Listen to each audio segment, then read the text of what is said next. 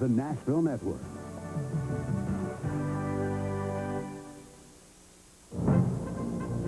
A coliseum of speed.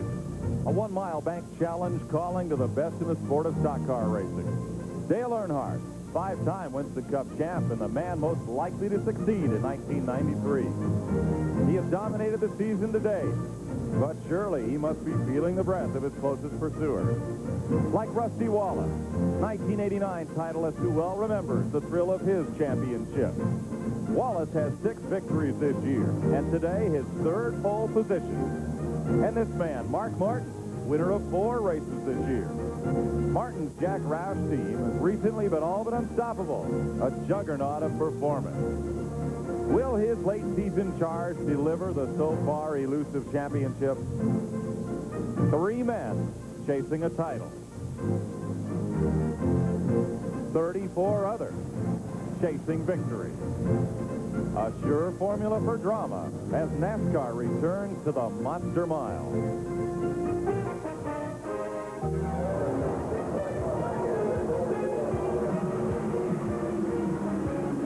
CNN Motorsports proudly presents live exclusive coverage of the SplitFire Spark Plug 500 presented by Pep Boys. From Dover, Delaware and the Monster Mile. This is the car that owns 6 victories and 3 pole positions in 1993. It's on the pole today, and with its driver, let's go trackside, and Glenn Jarrett. Well, Mike, throughout most of Rusty Wallace's racing career, he has been a Pontiac man. But recently, rumors have surfaced that he may switch to Ford next year. But like you said, he's won 6 races. He's on the pole for today's race. Your Pontiacs have been causing a lot of excitement, Rusty. You're really running well. I got a good Pontiac. I really enjoy being involved with the people, and I've had a lot of wins. I've probably had more wins than I could ever imagine with them. But unfortunately, it's not my decisions right now. It's in GM's decision whether they want us or not. Well, looking at today's race, though, you've been darn near unbeatable on 1 mile or less racetracks this year. Well, it's a long race today. We've had good handling all the time. We really pay a lot of attention to our engine combinations, our chassis programs, and stuff like that. But we're really ready for today's race. I think we are. I led this race a ton the first race, and then Mark and I got in a big wreck coming off at turn 3 there, and I wasn't able to finish it. But hey, we're on the front row today. This is the car I had at Bristol. It's a good car. I've won 4 or 5 times with this car so far, so I got a lot of confidence leading in today's event. Well, good luck to you. Here's Randy Pemberton. Well, folks, unless you've been doing the Rip Van Winkle thing over the last 4 weeks, you probably know that Mark Martin has been the hottest driver on the circuit. 4 Winston Cup wins in a row until last week at Richmond. Didn't have a bad run last week, Mark, but you're at a place, Dover, that it probably owes you one. You've done everything but win. Well, we're looking forward to today. You know, the Valvoline team's got a great car under me, and we're all pumped up. This is a racetrack where we've run, you know, really good at in the past and haven't won yet. So we got our fingers crossed today. We're looking forward to it. Good luck. Glenn Jarrett.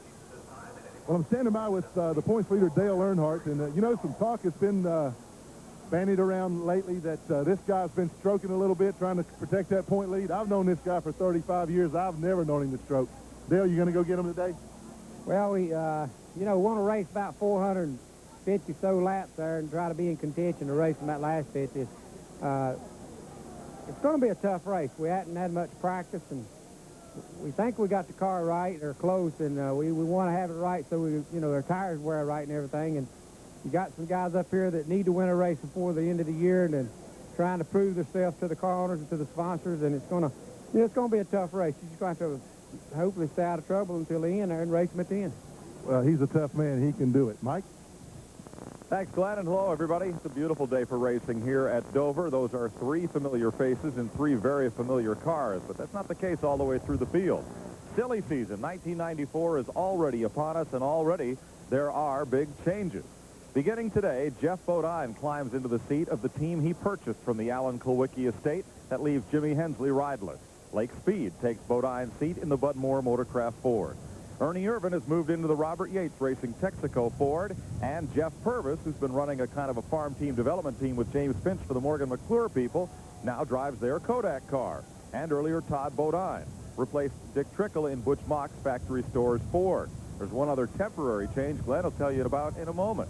But first, what is driving all of these mid-season changes? What's behind it? And what lies ahead? Let's go to my 2 broadcast partners, Neil Bonnet and Buddy Baker, for the answers. Here's Neil. when we start talking about driver change and the things happen internally in this garage area, just think back. You're looking at Jeff Gordon's car right now.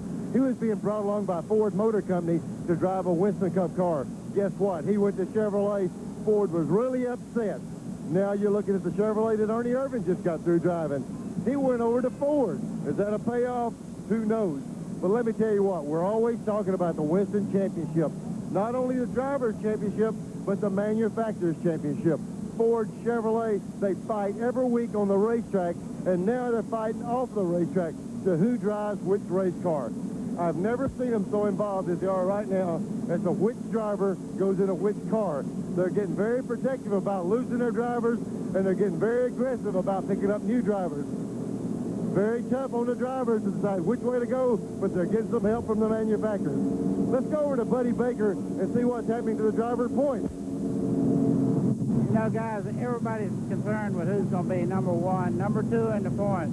But there's a race going on back in there from 4th place. $170,000. That's a lot of money. It drops. When you get the 14th spot in the points, you drop to $40,000. The difference of $130,000. Had years I didn't make that much. This is for the points, not counting what you're doing now. These guys are going to go after it the last part. There'll be no pulling over or anything else. It's going to be hard racing, and everybody wants to move up in the points. The 26 Quaker Straight Ford that you're looking at here is normally driven by Brett Bodine, who is in 14th place in the points. But Brett crashed hard in practice on Friday. The super sub of NASCAR this year, Dick Trickle, has taken over. He ran some of the fastest laps in practice yesterday. Dick, you got to feel good about your chances. This car's flying. Well, I'll tell you what, Kenny Bernstein has put a super team here together with Quaker State people. The car is quick, in only like 5 laps or so we were running a 23-second bracket. And, I'm just proud to be filling in for Brett. And, I know it's harder for him than it is me right now, but Brett, this is for you. Well, we have a report that Brett is okay. He's gone to Allentown, Pennsylvania hospital to have a cast fitted for his wrist, but he is okay. TNN Motorsports exclusive coverage of the SplitFire Spark Plug 500 is brought to you by Haviland Formula 3 Motor Oil. Add more life to your car. By cold filtered Miller Genuine Draft and Miller Genuine Draft Light, taking the country by storm. By Goodyear, #1 in tires. By Buick and your local Buick dealer. Remember Buick, the new symbol for quality in America. And by Pep Boys. For quality parts, accessories, and service, come to Pep Boys, America's Automotive Supercenter. It's a packed house and a perfect day for racing here in Dover, Delaware. Pre-race ceremonies continue. We'll be right back.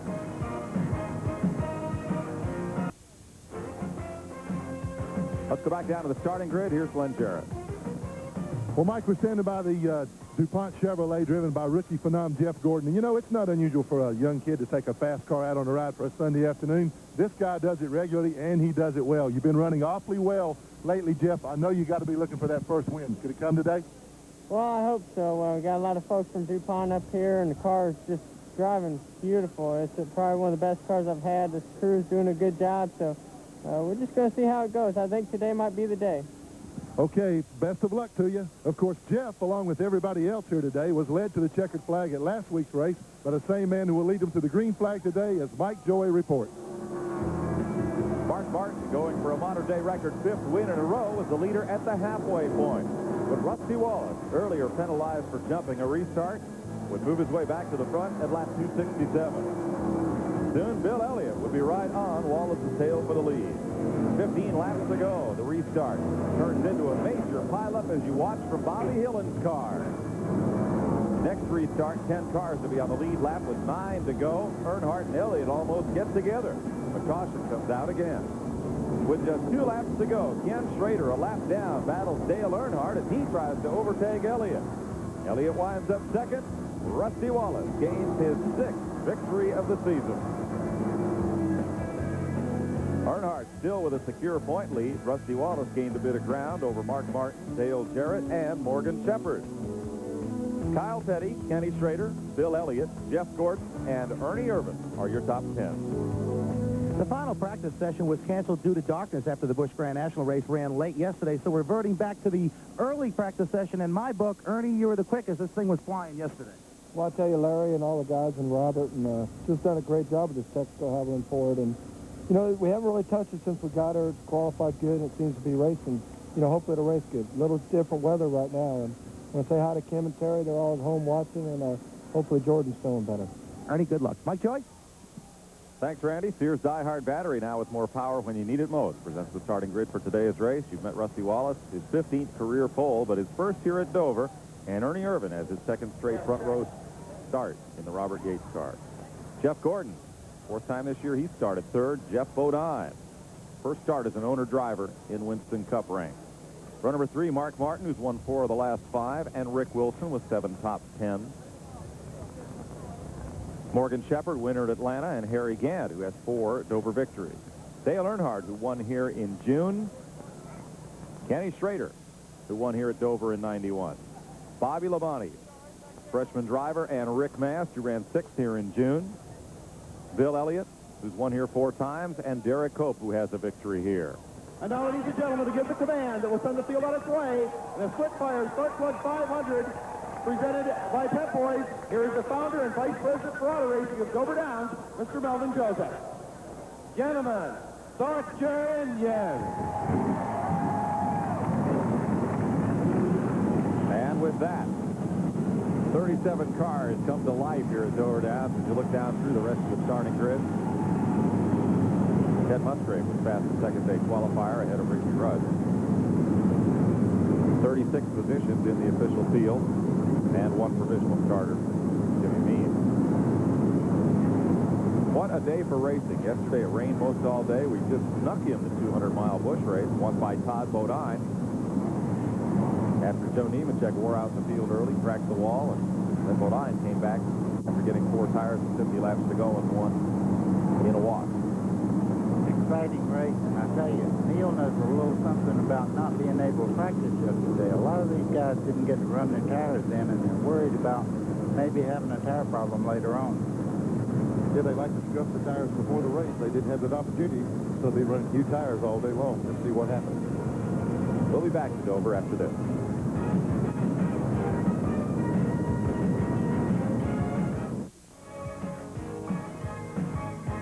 Getting ready to go racing on the Monster Mile. A bunch of TNN fans. A bunch of them here today. What a crowd. That's the new grandstand down in Turn 1 as the field rolls out for the first of what looks like will be 4 pace laps today.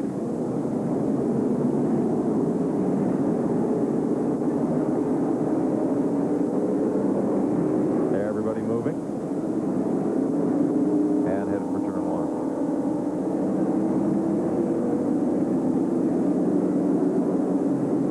We'll be riding along with Mark Martin in the Jack Roush Valvoline Ford today, winner of 4 of the last 5 races. We'll have 3 cameras on board of Mark's car. First, what Mark sees through the roof cam. That's as close to his view as we can show you. And the over-the-shoulder 360-degree pan and tilt race cam, and also we'll have the suspension cam on Mark's car up there in the right front, which TNN pioneered at Rockingham. In fact, was on Mark's car. Looks like one of his old favorite springs. It's been used a little bit. Just a bit. Look at the debris is generating off the right front tire there, just going around here now. That's why it's so slick the first couple of laps until you blow that way out of the groove. Well, he also will be riding with Jeff Gordon, leading rookie on the tour in the DuPont Finishes Chevrolet from the Rick Hendrick Racing Team. And there's a look at Jeff at work from the right windowsill over near the windshield post. And we've got a roof cam on Jeff's car, but it's looking out the back. And that's the view he hopes he has of the competition today. And also the standard race cam is mounted midpoint in the roll cage, just over Jeff's right shoulder. And you see him following the pole sitter, Rusty Wallace. Dover Downs, 1 mile, measured 15 feet up from the inside rail here. 24-degree turn, 9-degree bank in the straightaways. Short straightaways for a mile track, just 1,000 feet. It means a lot of corner as you look at it from the aerial view. And the harness racing track inside. of the Stock Car Oval. Couldn't ask for nicer fall weather here in the Mid-Atlantic states. There is the NASCAR weather radar painting essentially a blank screen. There's not a little bit of, I think there's a cloud down there past Martinsville, Virginia. Hopefully it'll be gone by next week. 69 degrees, 64% humidity. Winds out of the north. Stiff breeze there, 13 miles per hour. No chance of rain today. Here's Randy Pemberton. Here's an update on the tire situation, guys. They ran this tire here in the spring, and if you can remember back, a couple of guys did cut down some right fronts. Now, this is the tire that they've used at Bristol. They also brought it to Michigan, where they picked up a tremendous amount of speed at Michigan up there in the recent race. Now, in light of the tires cutting down at Dover here last time, Goodyear has recommended that they up the tire pressure. It's going to be 50 pounds recommended on the right front, 30 on the left sides, or excuse me, it's 50 on the right sides and 30 on the left sides. Now, most of these teams have around 40 to 50 tires. They want enough where they can change tires about every 50 laps if need be. So that's really the tire story. And depending on who you talk to, there may be a problem and there may not. We'll just have to watch and see. A couple of laps before we go racing, Randy. Look at all the tires mounted up for these teams. We'll be back to Dover Down for the start of this race in a moment. Polaroid wants to know if you think you know NASCAR racing. In a few seconds, we're going to show you a photo. I want you to spot the error and play the Polaroid Captiva photo fake-out game. They'll look for a green flag this time by. The field is in the backstretch in front of the horse race grandstand here at Dover Down.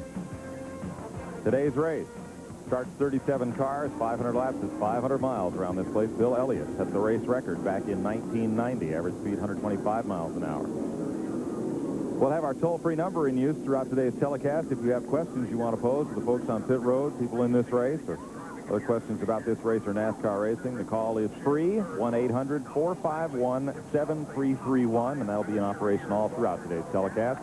Make a note of the number. We'll repeat it in just a bit as we get ready for a start here at Dover Down. 500 of the toughest miles anywhere in auto racing are set to begin. Chevy versus Ford on the front row. Harry Gant drops down low right there mid-pack at about the 6th row. Earnhardt behind him gets a good move. And the front three are single file coming off the corner.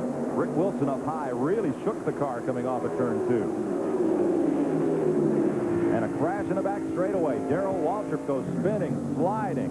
One car dives to the apron to miss him. And Dave Marcus is in the wall along with Bob Shack. Oh, what a tough break for Marcus. Southeast Technical Group, his primary sponsor today. There's Jimmy Means, who was involved in it. Darrell Waltrip just come by. He didn't hurt his car at all. He was up to full speed. And Bob Shack, the ARCA racer in the Queenstown Harbor Oldsmobile, pulls away with minor damage. Marcus's car is sponsored also today by a honeymooning couple. Got married yesterday. Alan Young from New Jersey called up Dave, said, what would it cost to get on that car? And Dave told him, and he sent him a check, and congratulations to them. Hope the marriage survives better than that quarter panel for the first lap.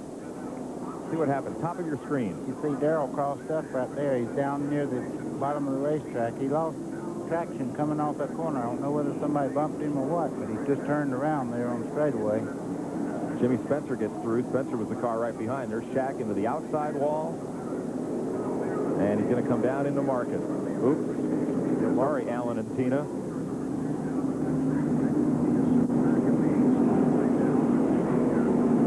Looked like Walter was either got loose or got a little bit of help getting loose up off that corner. Well, the first thing you see was the back end of the car break loose. Boy, Greg Sack just did miss him on the bottom side. That was the car that snuck past on the bottom. Good move for Sack. So caution out on the very first lap here.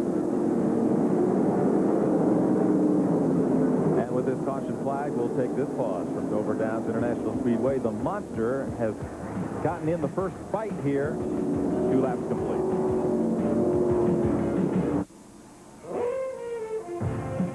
Still under the first caution of the day, Darrell Waltrip's car unscathed after that. Bob Shack, Dave Marcus, and Kenny Wallace were not so lucky. They each received damage in that accident toward the back of the field. Here's Randy Pemberton. Well, pilot Darrell Waltrip came over the radio, said the air pressure in his tires were just a little bit high, it was. So he said the car just came out from under him. Barry Dawson, the crew chief, also told me he thought there was a little dust. There's a gate that opens on the backstretch over there to let spectators across the racetrack, and he thought there was a little dust there that he hit, but it was a little air pressure problem. He thinks he'll be all right, but gave him a little scare back there. So there's Marcus. Rather, there's Waltrip, and that's not the way to start your honeymoon with a big dent in the quarter panel. But just married, it says on the back there. Now, Marcus says he's going to send his PR guy around to every city they're going to look at engagement notices and see if he can keep this deal going. Hasn't decided, though, how much he's going to charge for divorce notices on the quarter panel. Boy, you're touching on the gray area. Be quiet. Tell you. Line up somebody's divorce on the car, and the wife will want the whole car and the house and everything. We are going racing this time by. Here's the way they're running. Rusty Wallace, the race leader. Ernie Irvin running in second. In third is Jeff Gordon. In fourth, Jeff Bodine, and in fifth, get a quick, Mark Martin is running in the fifth spot. Morgan Shepherd is sixth. Rick Wilson is seventh. Harry Gant, eighth. Dale Earnhardt is ninth. Bobby Labonte, 10th. Mike, we just heard at the top of the show, they said they upped the air pressure to 50 pounds on the right side. That's a lot of air pressure for a track this size. That might be some of the deal Waltrip was feeling first in racing. A lot of air pressure for this size racetrack. 4 laps complete, 2 under green. Caution will end at lap 5 here. What is that, about 10 over what they normally run? Yeah, about 10 over. And what you got to keep in mind, if they run 50 in that tire there, the inner tire has 70 pounds in it. So pretty rigid amount on the ground right there. Started oil forward, showing them to hold it down, and now green flag waves, and Rusty Wallace brings them up through the gearbox and back down to turn 1. From Jeff Gordon's car in third place. There's that area they're talking about, the dust on the back straightaway. That's where you come across. We'll take a lap and get that out of the way. Up ahead, Rusty Wallace, Ernie Irvin in the Haviland car. Gordon is third, and right in his mirror, Jeff Bodine.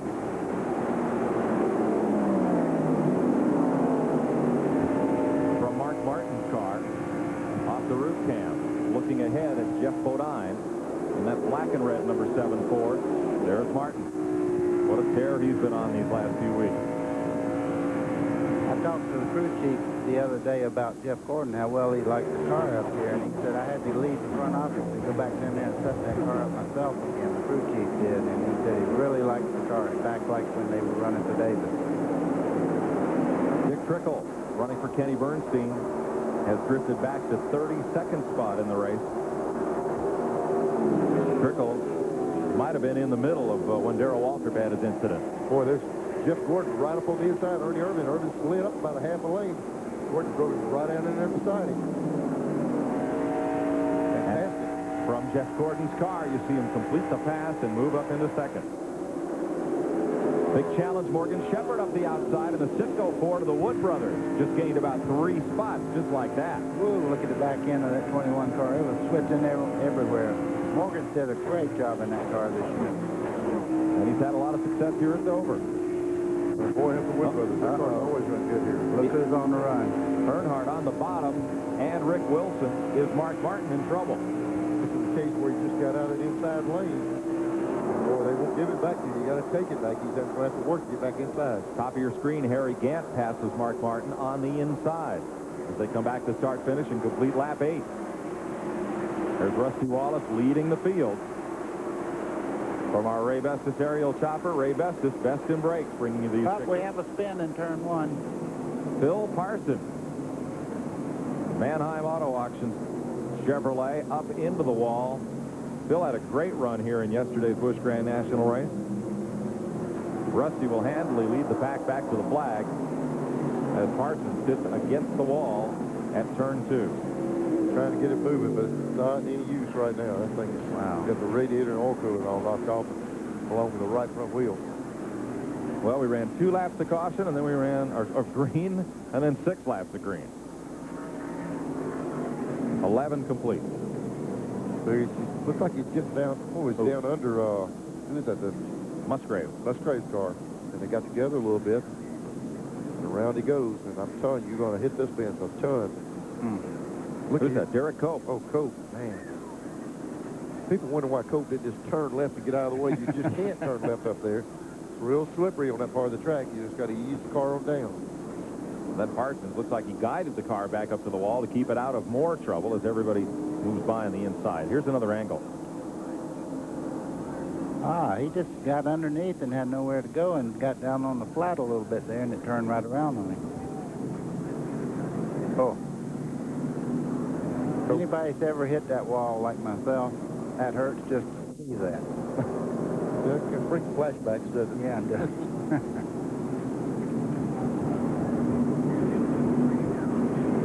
That car still rests up against the retaining wall where it stops.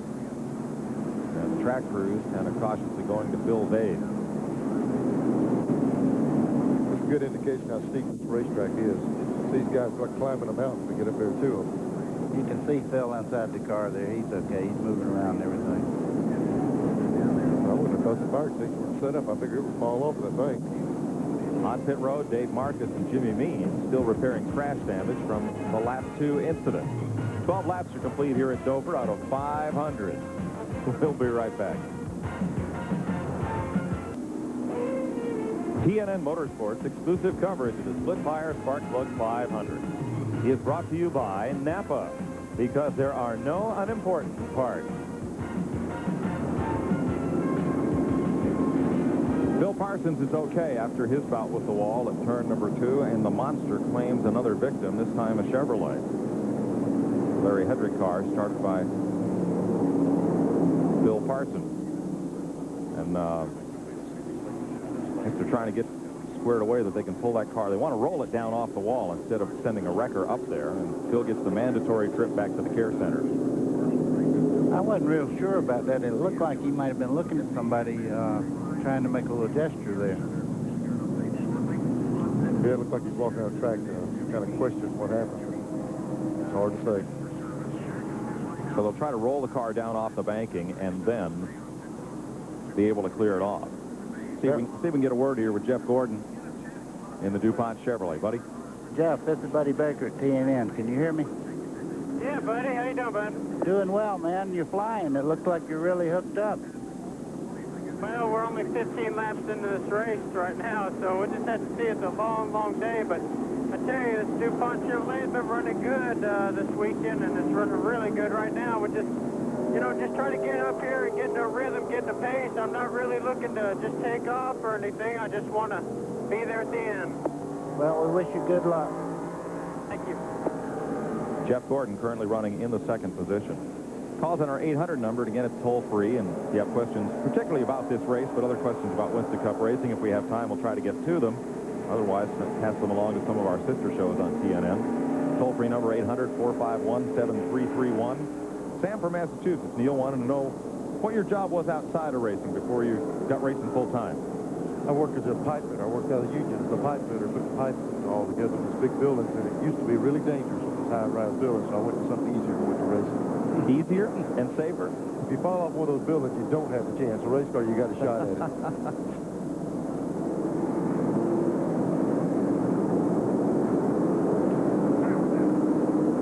get a word with Jeff Purvis here in the Morgan McClure Chevrolet. See if we can set up our in-car communication with him. Get all the right knobs in the right direction here, we'll do it. Much to it here. Jeff, this is TNN. Can you copy us? Hear you real good. Well, how's it going so far here? I know we're only 16 laps into this thing, but you didn't get much practice yesterday afternoon. How do you find the track today? The track feels pretty good. The car's feeling real good. I'm just trying to take my time and stay out of some of these accidents and try not to cause any of them. Okay, good luck today. Thank you. Purvis has had quite a relationship with the Morgan McClure team. His car owner, James Finch, has purchased cars and engines from Morgan and McClure team and Runt Pittman to run in ARCA. And so it was they had that natural relationship going. So when Ernie Irvin left, here was the driver that they had worked with. And so he and James got together. James Finch is going to run the Bush operation with Jeff as driver, and Jeff driving this car for at least the balance of this season. Yeah, James Finch and Purvis have been together for a long time. They used to win a lot of those big dirt races and all. James is a big racer, and I tell you what, good opportunity for Jeff Purvis to too good to sport car. Let's hope he can do well with it. His first trip up to Winston Cup racing met with less than success. He's a lot older, a lot wiser, and I think he'll do pretty well. Polaroid Captiva Photo Fakeout says if you know NASCAR racing, can you spot the error in the picture that we're about to show you?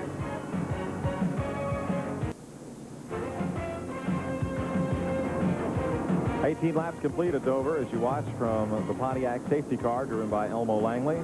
There's the turn 1 suites. And here's the big picture of the Monster Mile. Ray Bestis, Best in Break. Provide our aerial photos today. See the horse track in gray inside of the 1 mile stock car oval.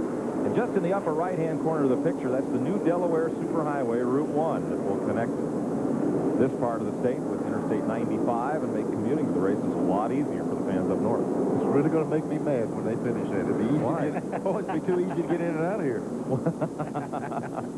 I've been waiting. I should go out there and help them finish it. Yeah, quickly, before next May. 2 cautions in these first 20 laps to dump the average speed back to a less than impressive 62 miles an hour. And I think Elmo's got the record in the pace car, 62. He has led the most laps so far. I wonder if he'll get 5 bonus points. What do you think?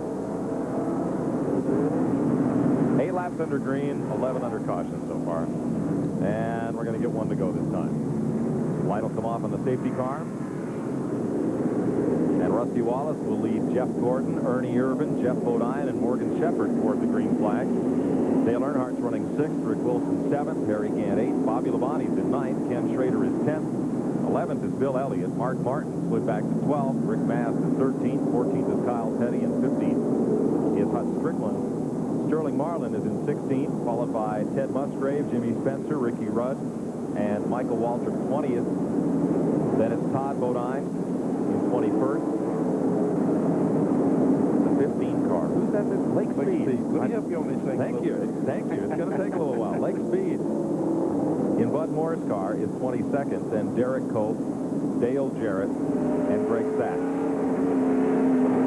That's the top 25.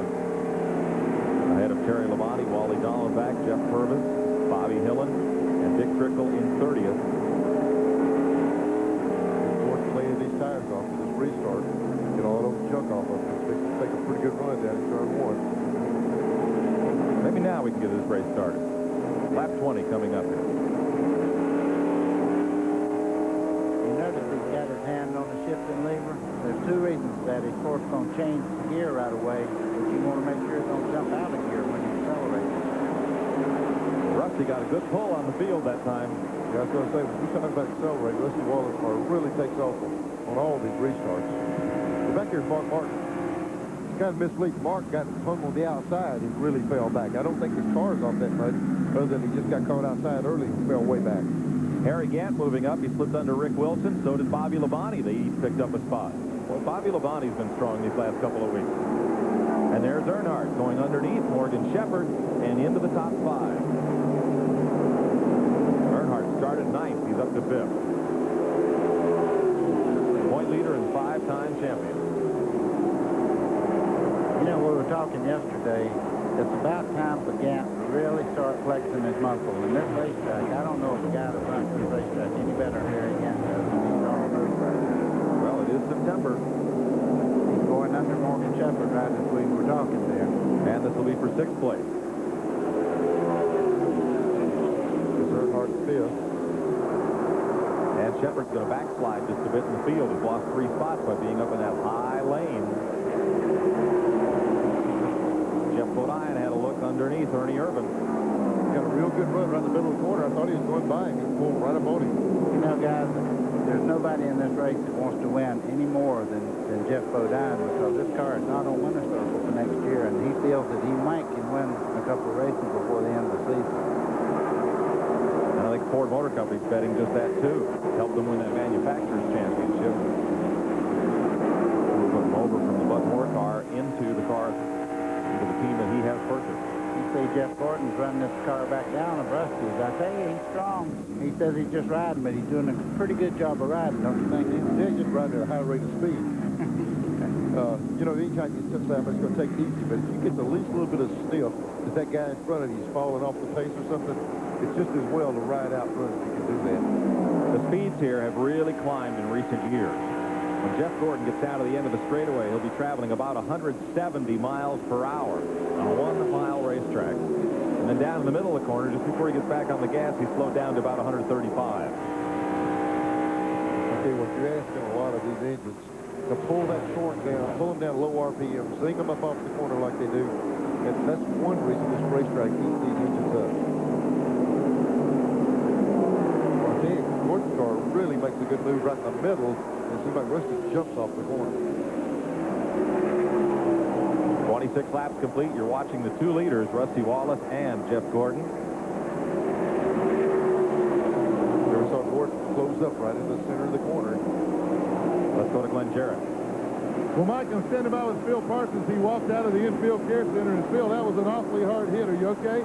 Yeah, I'm fine, Glenn. I got up beside the 55 car driving down in the corner, and I don't know if he thought he needed to block me this early in the race. He was holding me up. We had an awfully good car here today, and best car we've had in months, and he took us out. I don't know exactly why. It's a little bit early to be blocking, but he took us out. Well, we're glad to see you're okay. Better luck next time. Thanks.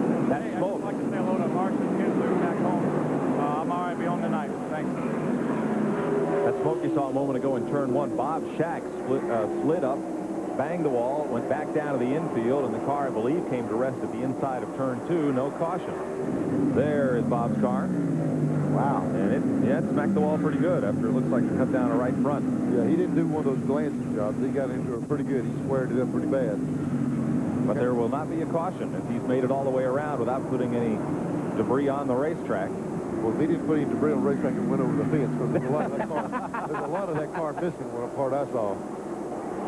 There he is limping around into the pit lane at turn 4 and behind the wall. Boy, Jeff Gordon's trying every straightaway to get by Rusty. I believe he's got a little advantage in the center of the corner. The car seems to turn a little bit better than Rusty right at this point in the race, and he's trying every way in the world to get by. But he's just riding, I told you. Yeah, right. It's just racing. That's what it's named. The game is racing. Very little riding goes on. And one reason why, there is Ernie Irvin moving in. The front 2 cars have broken away a bit on this restart, but Irvin is catching back in. There's the interval. Back as far as 5th place. As it's closing back up. There's Mr. Earnhardt. He's moving in to join the battle. And a long gap back to 6th place Harry Gant from there. There's been the least bit of concern about tires. Everybody's concerned. If you remember the last race, Earnhardt was the guy that kept wearing the right fronts. He busted down a couple of right fronts. So I would say he's probably the gauge. If they've got a tire problem, either that he's going to have to be careful to see what happens. But there's a little bit of concern about it. But too, Neil, I would imagine they have changed their chassis setup for this track a whole bunch from what they had here in June. We'll see. When I went through the garage this morning, they said, hey, we loosened the car more than he wants it probably, just so it works that right front over. So I guess they're going to have to just get the car balanced where it suits the tires more so than him right now. Mark Martin's moved back up to 8th as Rick Wilson slid up the groove. Bill Elliott and Kyle Petty drove past before Wilson gets back in line. Ken Schrader now sits to the inside of the STP Pontiac. Schrader going to take a look on the inside. And once you get that nose there, you have definitely got the right of way. That guy will give you that inside lane. You know, in the Busch race yesterday, they can do a little bit more side-by-side racing than you can for these Winston Cup cars. All this horsepower, you need that bottom lane to get a hold of that ground. So Schrader moves up and moves on. Up there at about 10th place. Up front, lapping by the Hurley limo Ford of Jimmy Means. The lead is really tightened up with that one little bit of traffic right there. There's your front 5. Wallace, you're riding with Gordon. Then it's Irvin, Jeff Bodine, and Earnhardt.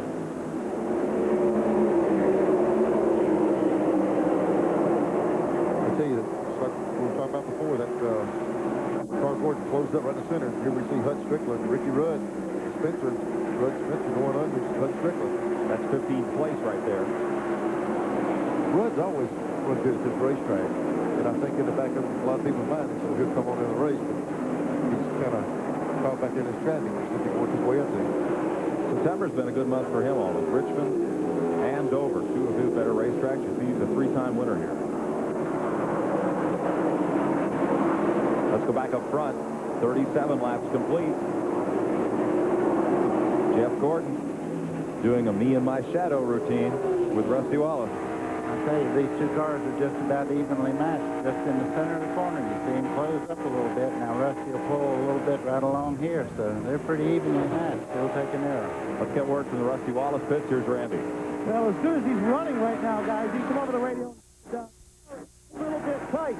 Now, what these crews don't want to do down here right now is go ahead and over-exaggerate this tightness this early in the race. You're only 38 laps on these set of tires, and that could very well loosen up for him. So he's complaining it's a little bit tight right now. I've seen a lot of guys up and down messing with this air pressure already. We're just going to have to see what these tires look like when they take them off. But the driver's got the, he's got the last say in it. So if he feels tight, he might make them change a few things. This seems to be one track where you chase the setup of the race car all day to keep the car up front. I'll tell you what, Mike, there's been occasions here you could be leading the race, and if you're not liberal enough to go ahead and change it, even though you're leading, you might have the best car, you better be willing to change it all day because the track's going to change. The leaders are going to have to be willing to make changes all day, or the other guys behind you make those changes pass right on by you. Front five continue in tight formation here. Rusty Wallace, Jeff Gordon, Ernie Irvin, Jeff Bodine, and Dale Earnhardt.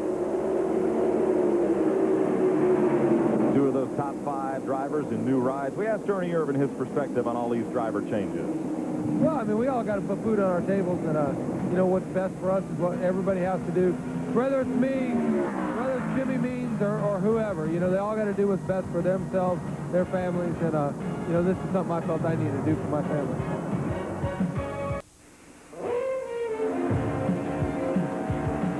The leaders were getting into traffic, and Buddy Baker, watching from the in-car camera, Jeff Gordon just grabbed the gear and downshifted for him. I mean, things got stacked up there pretty quick for a minute. There you see that pack of traffic. The leaders are running in. That's clear as Bobby Hillen just ahead, the Heilig Myers Ford of Judy Donlevy. We've got a new fourth-place car, too. Earnhardt just moved into fourth. There he is, having passed Jeff Bodine in the Family Channel Ford, number 7. Moving underneath, Bobby Hillen, teal-colored machine. Now, do you see the slower car goes to the outside here because the preferred line is the bottom, and that's a nice move for Hillen to get out of the way on the high side of the racetrack. Bodine moving underneath.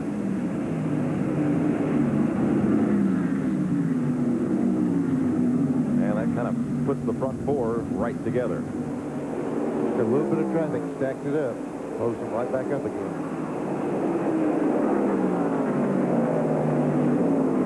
Taking back in the pack a bit, there's a battle for 13th position. There's Jimmy Spencer, Michael Waltrip, and Rick Wilson. 13th position here. There was the Morgan Shepherd. He really got off to a good start. He's back in this pack here. For some reason, his cars fell back. They've really been running good lately. And on the left of your screen, Michael Waltrip, the Pennzoil Pontiac, has come from 24th starting spot. You see Dale Jarrett in that group right there. His car really works well here. He runs second in the first race this year here, and his car really sticks to the bottom of the racetrack. Seemed to drive right on by Rick Mass there. 17th place for Jarrett now. The Interstate Battery Chevy of Joe Gibbs.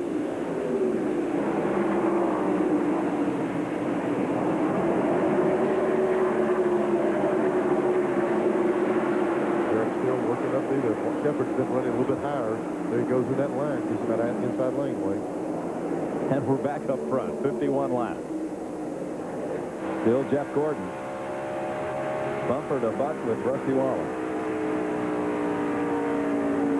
Well, Neil, we're getting close to the time they're going to start making pit stops if they're worried about the tires. Because Well, I think one thing that might have helped them, buddy, is they ran a little bit, they got the caution, they ran a little bit, they got the caution, and it enabled them to scuff those tires and put some heat in them. Every time you heat these tires up and cool them down, it's just like curing them. It hardens them and makes it even a little bit harder compound, so that probably played in their favor. Somebody's going to have to make that first move to go in and see what they look like. Here's your Napa Field standing update, brought to you by Napa, because there are no unimportant parts. Well, what happened here? This big gap all the time. Yeah, Rusty stretched it out here just in the last couple of laps. Morgan Shepherd has been dropping back in the field. Shepherd started this race in 7th position. He's currently posted in 20th.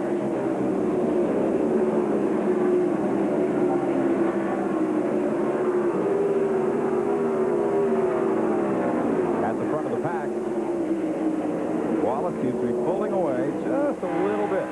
And Ernie Irvin is unable to gain on Jeff Gordon at this moment. What happened to Jeff Gordon was they were overlapped in the Keystone car of Wally Dallenbach, and he got caught on the outside in just one corner.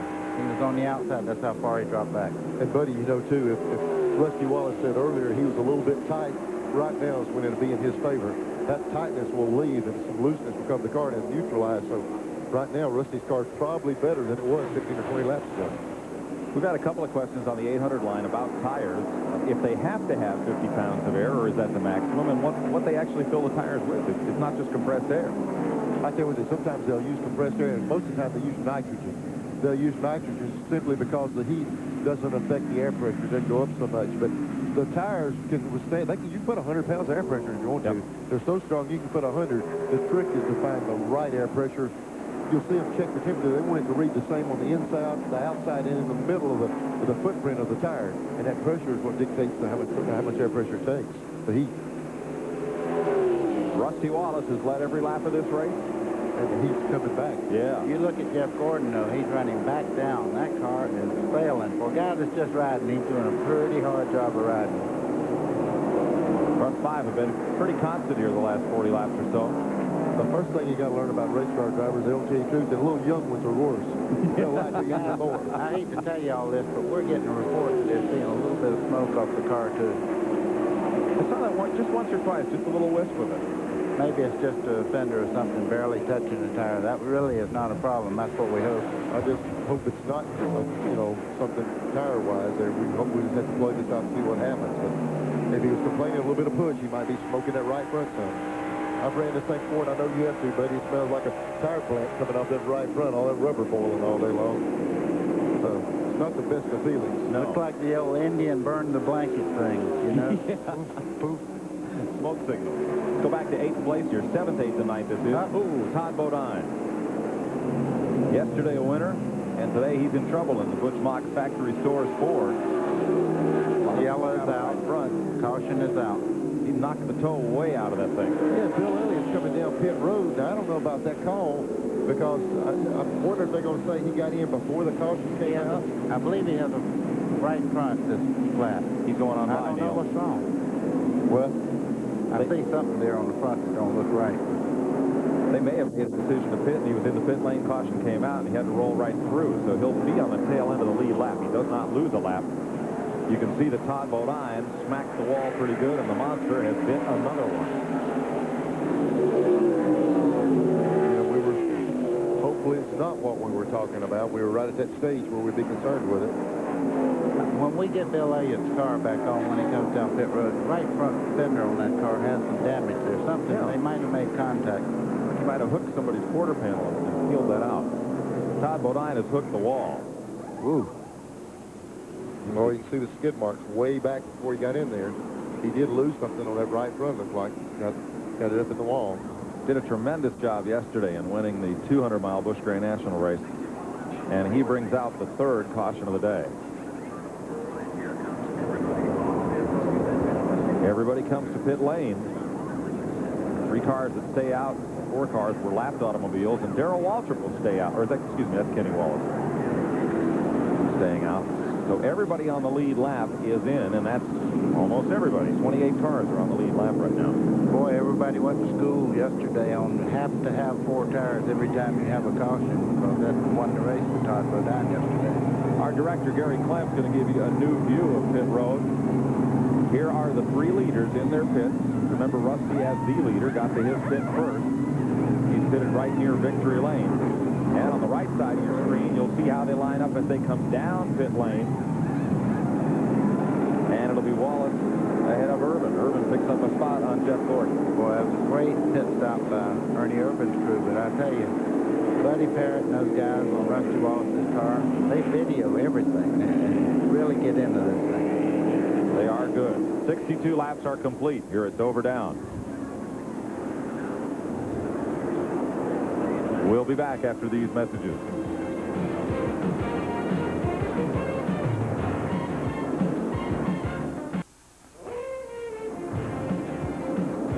We're back live at Dover Downs on the Nashville Network, bringing you Winston Cup stock car racing on a beautiful Sunday afternoon in September. Let's get down to the pits for an analysis on what happened during those stops. Here's Glenn. Well, Mike, I'm with Steve Mill, crew chief on Mark Martin's car, and you've had a chance to look at the tires over, Steve. What do they look like? Stuff looks good. We're too tight. We were wondering what the weather did to us yesterday. We started them a little bit looser than normal, but we're still showing 10 tight on pressure build-up, so we're working on it. We took a little wedge out, put a little air in the right rear on that stop, so it's only going to get tighter from here. The guy that started a little bit loose than us will be better, but we're working on it. But no problems out of the ordinary? No, Lord, no. Goodyear's got a good tire here. They had a little trouble here in the spring. People let too much air out, but we started recommended pressure. It'll be fine. Well, that tells that story. Bill Elliott, black flag for going above the line, coming into the pits above the white line. We also had a call for pits at the 75 and the 11 car. Bill Elliott did blow a tire, so I don't know what we got right there with that. The Todd Bodine cut down a tire before he went up into the wall. Yep. That's one of the things. And also Bill Elliott had tire problems. Could just be a coincidence. Flat. Let's see. Check in with Mark Martin here. Weaves the car back and forth. We'll get set to go to restart here shortly. Mark, this is TNN. Can you copy us up here? Yeah, I can hear you. Mark, how's it going? It looks like you got off to a real quick start and then found yourself a place to run back mid-pack there. Doing fine, just biding our time. Our racetrack's pretty treacherous right now, and we're just trying to, you know, run a few laps here and get everything going our way. We'll start moving up gradually as the laps go forward, I think. Okay, thanks. Good luck. He makes a good point. We're only 65 laps into this. There's only 435 laps to go. Too early to start wondering if your car is working right or maybe not working too well, or he thinks it'll come around to him. You sound like Eddie Wood. I used to run, seem like half a day, and he'd call, say, just 230 more to go. Never did like him when he gave you that call. As we get ready to go back to green, here's the way they're running. Wallace, Irvin, Gordon, Earnhardt, and Bodine. Now, for a second, Wallace had a pit stop of 18.2 seconds. Ernie Irvin was 19.7. Jeff Gordon was 21.5. That's why two of those three spots changed hands. Mark Martin, Harry Gant, Kyle Petty, Bobby Labonte, and Kenny Schrader running pretty much where they were when they came onto pit road after that caution flag. In the right lane for the restart, Wally Dallenbach, Kenny Wallace, Dave Marcus, cars that are one lap or more down.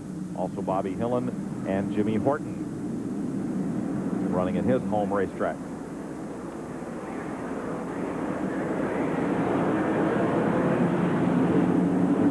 Racing this lap. There's a record coming down pit road with the car, but I guess he cleared. That'll be Bob Shax being hauled back to the garage area. Green flag.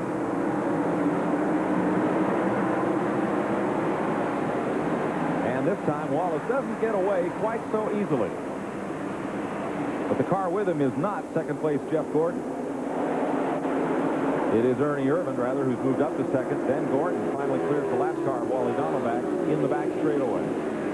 Wow, did you see Earnhardt then? He got in the side of the Keystone car there and just shot right straight up the racetrack. He was real lucky to catch that car.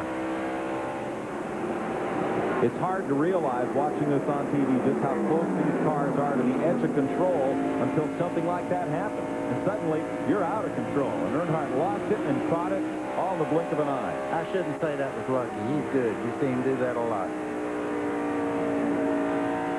We were all looking at the back of Jeff Gordon's car. After Earnhardt got around him, it looks like he's trying to get Gordon. Gordon's car had a lot of speed early in the race. You know, the trunk lid of that car is the only piece on it that's painted all one color. Yeah, the guy that paints that car earns his money. Yes. And often. And often. What people don't realize, they'll run one of these races. If you get out of this race without a scratch, they still have to take them back, virtually totally redo the cars, paint them and everything, because they got to look like a showpiece at every race. That's right. Here's Glenn. Well, Mike, we're down in the garage area. They're working on Todd Bodine's car, trying to get it ready to get it back out there. Todd, what happened? You think you ran over something? Yeah, I definitely could run over something, cut the tire down. The car was a little tight, but not bad, and I was babying the right front anyway, and just run over something and went up in the wall. I got it slowed down pretty good, so it's not too bad, but we're not going to make it back out. But you're okay. You had a really good day yesterday. Kind of tough to take having this happen so early. Well, you know, it's kind of like a deal like Bristol. We won in Bristol, and the next day we didn't even make the race, so, you know, that's racing. It's ups and downs, and you got to take everything in between. Okay, we had a lead change. Let's go back upstairs to Mike. That young fella could turn out to be the best of the Bodine brothers. Boy, I tell you what, he's got a lot of talent. He really does. Ernie Irvin Robert Yates, Haviland Ford out in front. A couple of calls on our 800 number about why that number might not be retired in honor of Davey Allison. In all of NASCAR racing, the car number belongs to the car owner, Robert Yates Racing, and they continue. And, you know, okay, it would have been nice to retire the number in Davey's memory, but you keep that number on the car, and the first thing people think of is Davey Allison, and isn't that a more fitting tribute? Absolutely. I don't know. I think so. Yeah. Yep. In that last shot, you can see Jeff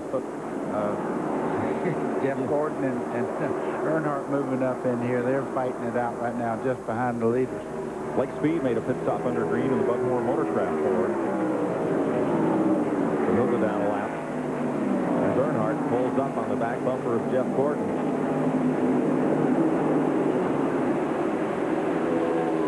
Third place.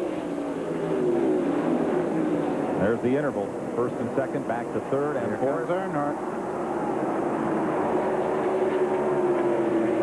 He's able to get around Gordon, really where it seems like Gordon's strong. He's right in the center of the corner.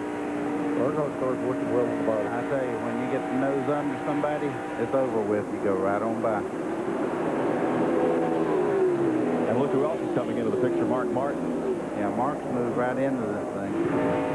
He wasn't kidding when he said he's going to just ease his way on up front. Well, when you're sitting in that car, you know how good it is. If you got one that's mediocre, you can pretty well run it to death all day long. When you got a really good race car, you can pace yourself and use your head a little bit more. The guy that's working real hard, he's got one that just won't keep up, and he's running a mile over his head all the time. Look at him gobble up Jeff Gordon. Wow, is he getting off into the corner? That car is really strong. He's right on that white line. You see him come out here. The car is really smooth. That's where you lose. If you're loose or anything, you'll see the car twitch around there. Buddy, we just got a call from the pits. They said this set of tires is a little bit tighter than the other set that's hurting him in the middle of the corner. So he must have lost some speed there. Go back to the battle for eighth, where Bobby Labonte in the Maxwell House Ford of Bill Davis trying to hold off Kenny Schrader. Kodiak Chevrolet. Schrader slides on through. Man runs 95 races a year. Man, I don't know how he does it. He's learned to sleep on an airplane, I can tell you that. Yes. Does it because he loves it. You know, you hear criticism about it, but I'm not so sure that's not a good idea. The more you race, the better you get at it. And Schrader really runs a lot of races, and I don't think it hurts him to get off of it himself. I think the determining factor is they get so much invested in these drivers in a Winston Cup team, they just don't want to risk them out there somewhere else. Look at Mark Martin pull up on coming out of the corner there. You talk about a car that's failing. We speculate a little at Richmond. Just what are they doing with that team that has made them so tough these last 5 or 6 weeks? Somebody who purports to know says, well, they're better on rougher tracks. The rougher, bumpier tracks, it is something in that makes them a tick better. Well, they've been together for a while now, and I think Steve Neal knows a lot about what he likes in the car, and you get to see the car. It works so well. 79 laps complete here at Dover Downs. Now it's Ernie Irvin being chased by Rusty Wallace. We'll be right back.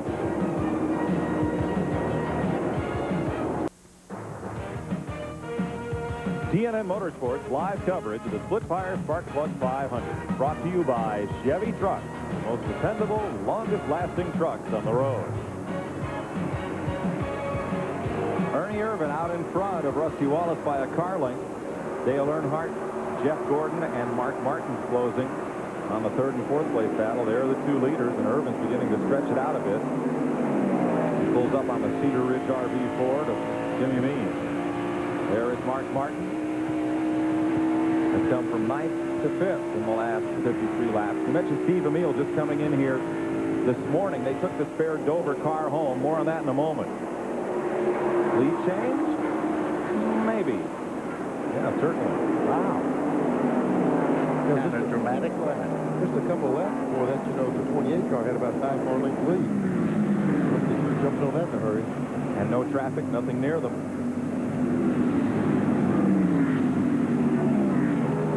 Think about that pass. It was over almost before it started. Irvin didn't fight it. Maybe a look in the mirror and said, well, if he wants to go, let him.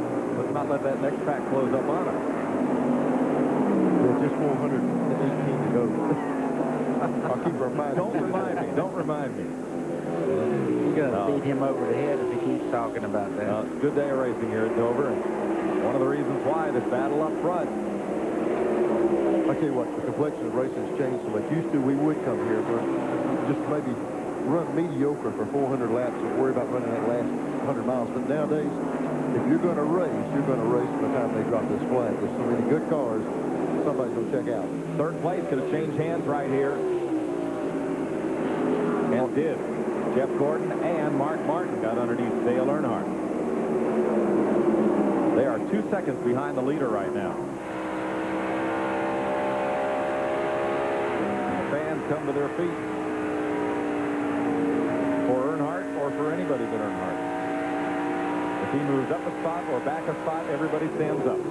You can't tell if he's doing good or bad because they get up any way he does.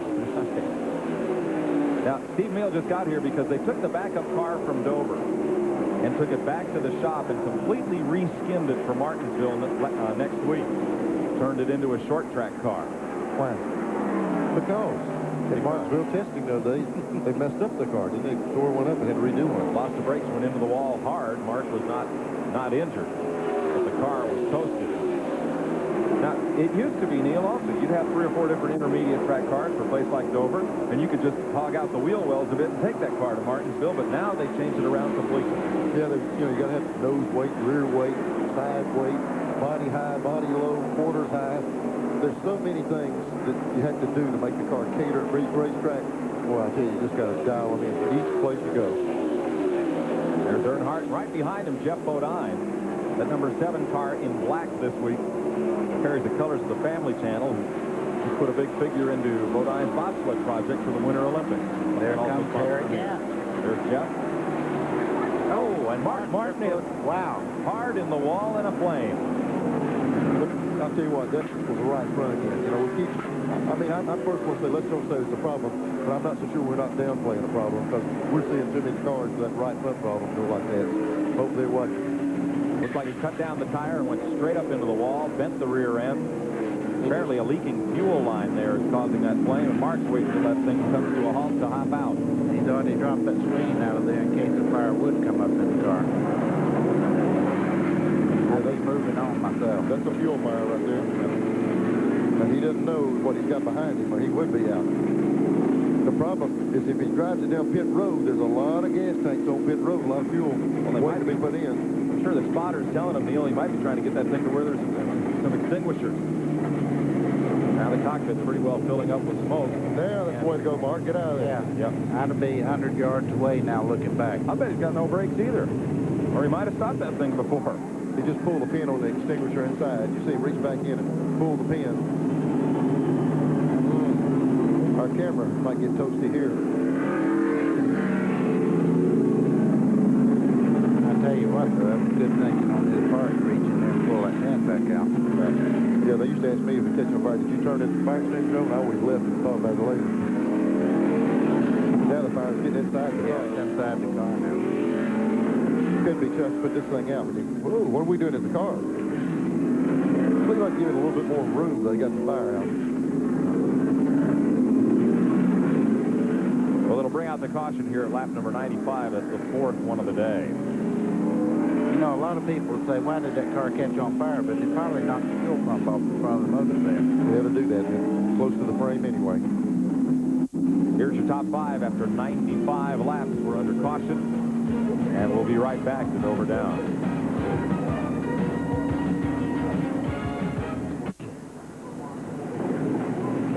We're back live at Dover Downs, and the tip of the CNN hat to Broadcast Sports Technology and Peter Larson and his group for building up a camera that would stand up to that kind of punishment. We do not have the view from suspension cam in the right front. Because with this camera system, there are 3 cameras in the car, but only 1 can transmit at a time, and we were on the 360-degree cam. I'll tell you what, Mark Martin's giving up on winning. He wants to get it back where they can get it where it can go. Look here, that's the tire, you know, man. That's a hard angle there. There's the fire. The bad problem with one of those is when you're in the bottom, you see you're going to wreck for a long time before you get there. Push is when you hit the wall and see the wreck. Right, Lenny? That's as close to seeing a draft as you'll ever see. See the air coming up and turning that fire into the back of the car? That's what, right. You exactly see what another car come up behind one, that's what you're in. Let's show you another angle, real time, full speed, watch and listen. And hang on. Oh.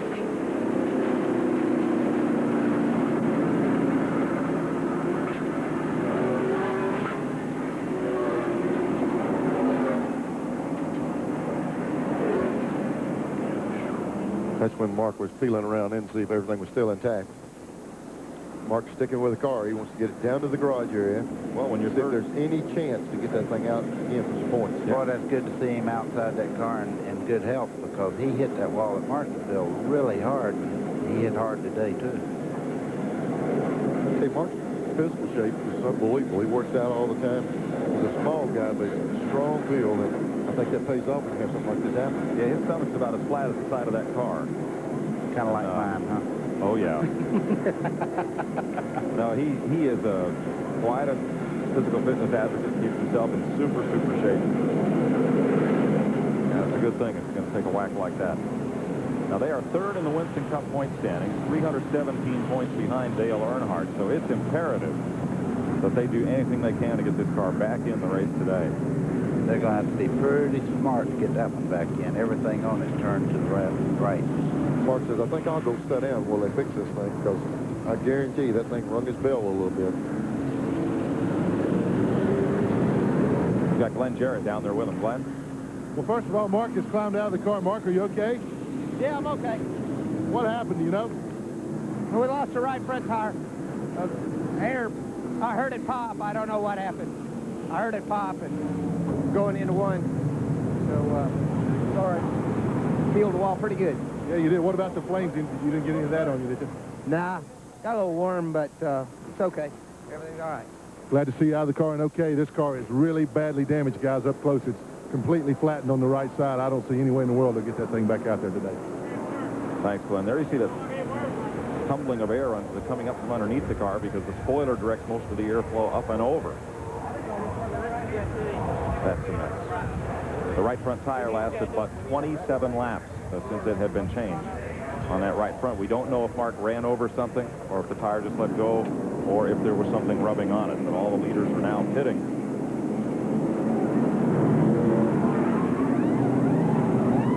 Rusty Wallace is one of the quickest bunches around. Look at the right front of that when it came on. Take a look at it. And Ernie Irvin's team. You know what we got to keep in mind is you're not going to get many of these guys on pit road to say, hey, there's, you know, the tire's doing this or it's doing that. And we are getting some behind the scenes talk that the tires are going to be questioned. Boy, look at this race down to Rusty just barely beat him down there. You think they don't honor the speed limit, though? They look like they took off and just stopped all of a sudden, you know. That's right, like they had the brakes on. Now, allow me a silly question. Did you ever, after you changed rides, did you ever see the pit board and come in and not stop at the right pit? Oh, yeah, I did that in Talladega leading the race. Stopped 3 different pits. They had the same color on. I didn't go down the pits before the race. And I started in. I didn't know where they were at. Oh, no. There's the tires that come off the 5 car, Ricky Rudd. No, so I'm sorry, that's off of right front 2. That's set 5. So that's off Rusty Wallace right there. They're checking them right now. They're looking at air pressure to see how much buildup they have. What concerns them is if the thing's getting a lot of buildup, you start with a lot of air pressure goes up and it just explodes the tire. So that's what they're checking. Some of these sponsors don't miss a trick. You saw a little Miller decal right there on the wheel even. You can't read that when he's going by at 140 miles an hour. Morgan Shepherd in trouble here. Wood Brothers team pushing the Citgo Ford along, trying to get him refired. 100 laps on the board. We asked Dale Earnhardt if he looks at Ernie Irvin any differently now. We did work together with Chevrolet drivers, probably at Talladega, places like that in the draft, and it's not really been a thing where you just, you know, all out and out teammates. It'll pretty much be about the same way now. If we could hook up and drag by another car to pass them or do better, I'm sure we'll still do that. Welcome back to Dover. From our in-car on Mark Martin's machine, we had helped to tell you a little bit about this public service program Valvoline's doing. You can GED it, encouraging people who have dropped out of high school to work on getting their graduate equivalency degree, equivalent to a high school diploma. You get that diploma, and then you can go out and do things like this. We're about to show you one more angle on what happened here. See him going right in the bottom of the racetrack, and then the car just makes that right. Mark said he heard the tire blow, and when it does, I'm telling you, on 4 of them sticking as good as they can, it's hard to make that curve. When you lose that right front, you're going. He noticed something, though. He did not lock the brakes up, so he didn't hit on a straight angle. He angled it in there. That's why he's walking around right now. Good point. Nice thing the Valvoline folks are doing, being involved in that. And, folks, there's no substitute for a good education, no matter what field of work you're in. We'll go down to Randy Pemberton. We got 28 crew over here talking to the crew, to Raymond Fox and Todd Parrott. Earnhardt just came over the radio and said, you know, let's face it, Goodyear is the tire maker here so far in the Winston Cup circuit. They're the best tire maker in the world, but the fact is they got to build them to go 500 miles here, or at least 50 miles, and they're having a tough time with this one. The problem is Earnhardt said, I don't care if you raise the pressure up, drop it down. We're looking at about a 50-lap run for these tires. So what happened is we've got Hoosier possibly coming into play next year, and it's causing maybe Goodyear to alter this tire. And, I mean, it's a very political statement to make, but we got to watch the tires the rest of this day. We're going to have 2 tire companies next year, and maybe this is the result of it already. Thanks, Randy. 103 laps are complete. We'll go racing next time. Jeff Purvis led 2 laps in the Morgan McClure Kodak Chevrolet. Then he pitted, and Rusty Wallace is back up front. I guess the end result of that tire deal, for $1,200, you want to go more than 26 laps. $1,200 a set, or somewhere around that number. So it's just something where they have to just continuously work on it, and Goodyear puts out a good effort. Hoosier does too. It's just a matter of catering to these cars and these tracks. A lot of speedy dry there in the back straightaway. Down low, out of the groove, as the field will come around this time and look for the green, lap 104 of 500.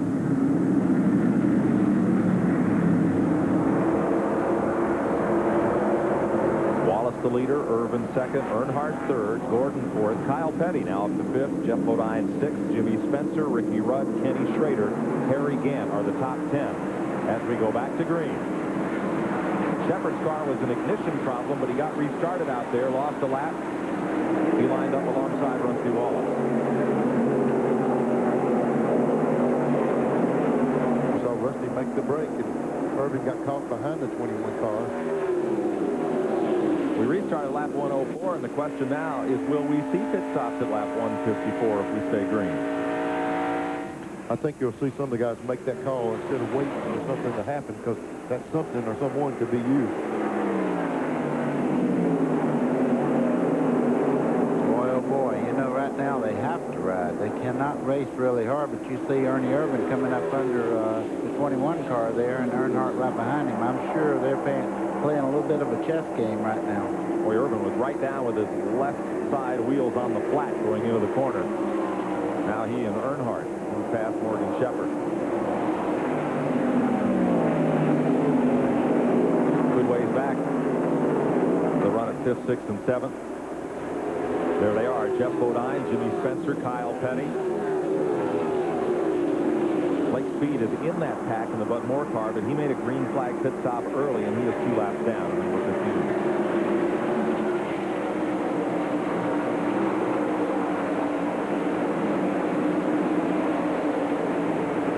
Bodine, Spencer, and Petty. You will see Irvin trying to reel in Rusty Wallace, and it's going to turn into how hard do I want to go? Yeah, exactly. I think they're going to have to, if their car, if these drivers are good enough, they can feel they're skating that right front tires. They run it too hard in the corner and slip the wheel a little bit. Well, they're going to probably run their car as good as it feels when it's stuck totally and not slip the tires. See him waving his hand right there. Clear the lap car. Covering the 21 car, you thank him for letting him by without holding up a lot.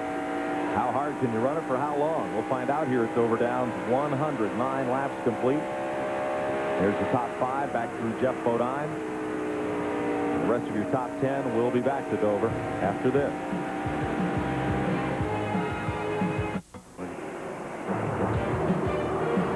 We're back live at Dover Downs.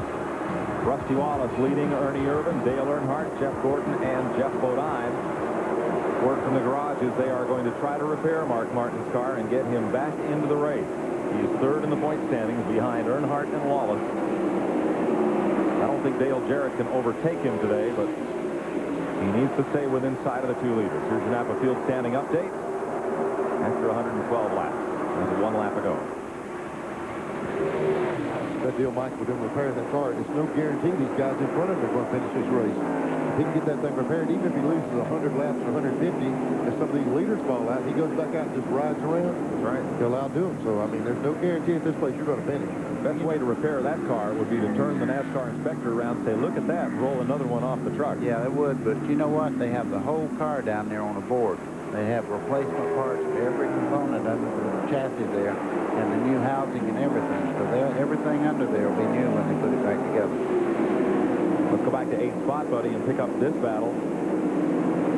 Dale Jarrett, Sterling Marlin in the Ray Vestas car, the number 8 Ford of the Stavola brothers. And Harry Gant in with them.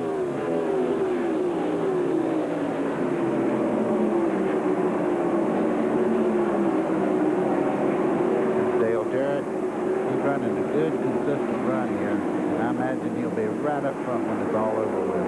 I'll tell you somebody that could be interesting. We're seeing Harry Gant right there, right behind the 8 car. Gant is really conservative on tires. That's why he's in a long run, so when it pays off for him, if they've got a little bit of a problem here, Gant could be a guy that really figures into things before the day's over. That's correct, Neil. It's a battle for 10. 10, 11, 12. Gant might have to get up in his own place up top, be a little bit closer to that wall. Well, it would hurt a lot less if you hit it from up there. You're right about that. There's just too much oil drive there right now. Yeah. All the wrecks. Speaking of oil drive, look at the back straightaway. It's covered up. Oh, Rick Wilson. And I don't think that was a tire. It looked like he and I think that was Ted Musgrave got a little close together there. Yeah. Wow. Looks like they hit. A lot of oil on the track where he came across.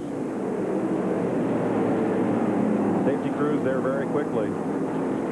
5th caution of the day. Elmo is going to lead the most laps today. You're right. I think so. And just as we were talking about, if Mark Martin can get his car running, he'll definitely finish ahead of this car. So that's why these guys try to get them back in shape, because this car can't keep going. All right, Rick Wilson is 26th in the point standings, driving for Richard Petty. Let's see what happened here. This is going down in turn 3. Boys, he's loose right there. Yeah. They didn't make contact. He just lost control right there. Yeah, he lost to get down in that corner. He knows he's gone now. But there's not enough brakes in the world to stop him before it hits this piece of concrete. Once you start up this banking, you're going for a ride. Now, when you hit the left rear that hard, what's the chance you seed the frame and bent the right front? Well, real good news. Favors if you're going to bend it. I tell you, that car is going somewhere and has the chassis fixed next week. When you hit it on an angle, like you're talking about, like you see backing in on an angle, it causes what they say diamond. It puts the 2 frame rails out of alignment, and the only way to repair it is cut the nose and the rear clip off the car. It's usually the only thing they leave is the driver's compartment, well, the front and rear clips on them. So we're under the 5th caution of the day. 119 laps have been complete. Here's a look at your top 10 as we go to break. We'll be back after this.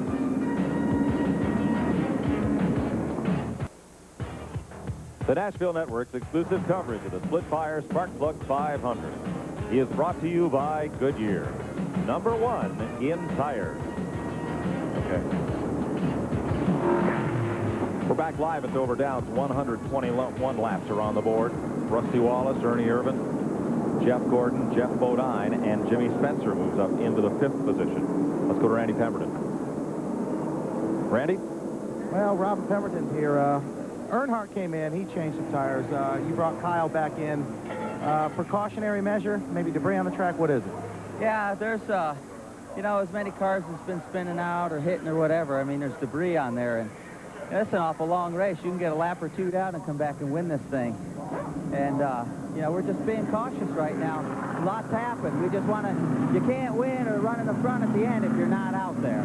The question was, can you put those tires back on the car later? Are they now scuffed? Can you use them again? No, they saw their best life when they went out across the wall. Well, Jarrett? Well, Randy, I'm in Dale Earnhardt's pit, and I talked to Andy Petrie, and I asked him if they took those tires off to use them as scuffs, because a lot of times, you know, we talked on break there, Neil said they might try to run scuffs.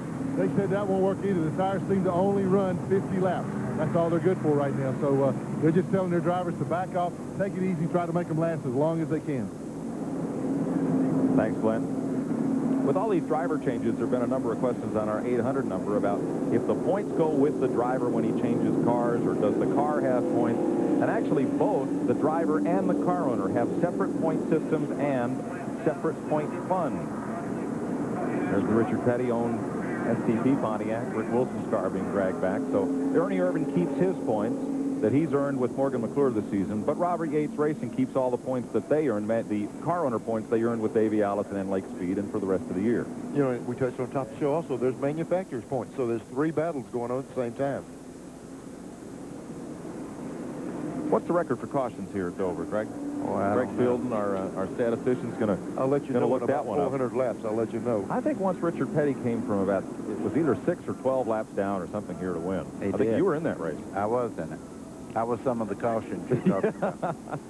You folks were talking during one of the breaks about an incident at Charlotte that happened, a race at Charlotte where we had these kind of difficulties. Well, that's back when we had 2 tire companies in there, and Neil went by me, and I called my crew, and I said, I think he's run a little too hard, and I passed him. He was in the wall. In a few minutes, Harry Gant went by me, and I said, hey, he's running too fast. He's going to smack the wall. And sure enough, he got in the wall, and I said, I got a good pace. Boom. Into the wall I went. So I didn't guess right either.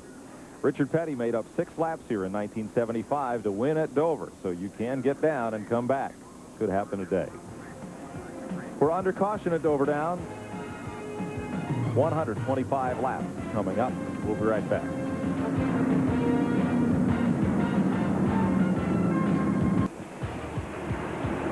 They just waved the green flag to restart this race as they come down the front straightaway at Dover Down.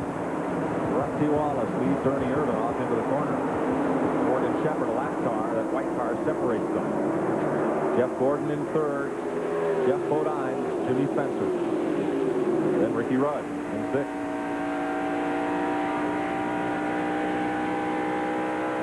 Bodine and Spencer side by side. Trying to get those front Jimmy Horton in front of him there.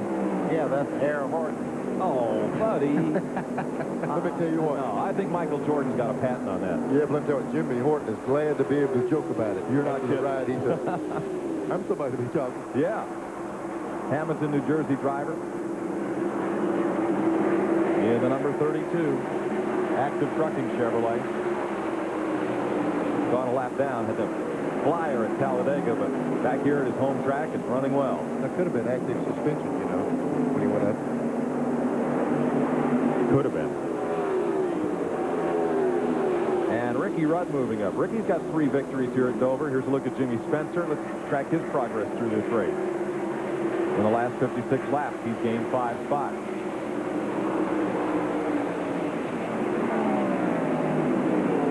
You know, when you race under situations, like Buddy was talking about Charlotte, I remember being that day at Charlotte, and it's kind of like seeing a guy walk across a minefield and step on one and say, hey, there's more mines, but I got to go across there too.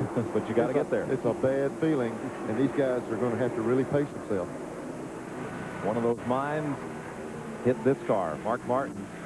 Steve Mill down there with a welding machine. These cars are put in big, fancy, nice jigs, but right now they're down to probably a measured tape and a square and some welding rods trying to put it back together. And it's not just a matter of getting some kind of suspension and putting a wheel on it. They have to run a minimum speed, or NASCAR won't let them stay out there. What used to kill me about that, you'd be at Daytona Talladega, you wreck, they say, go out there and ride slow. Well, slow is 150. And you just take an average car and go out there with a front end jumping and bouncing and hopping, try to ride around 150 miles an hour. It's not easy. Record for most caution flags here, 14. We've had 5 already in the first 100 miles. Record for caution laps, 88 instead of 1986. You see Dale Earnhardt working up through the traffic there. He's being really careful. You know, normally he would go off in that corner and look like he's going to wreck in every corner. He's real smooth on those tires right now. Pulling up on Dick Trickle. If you joined us late, Brett Bodine crashed Friday, broke his wrist. Say hi to Brett, who's up in Allentown, Pennsylvania, awaiting Dr. Terry Trammell's surgeons to set that wrist, put it in a cast, so he could drive next week at Martinsville. Boy, thank goodness it's just the wrist that's giving him a problem. Yes. The lick he took, it could have been a lot worse. What did race car drivers do before Trammell?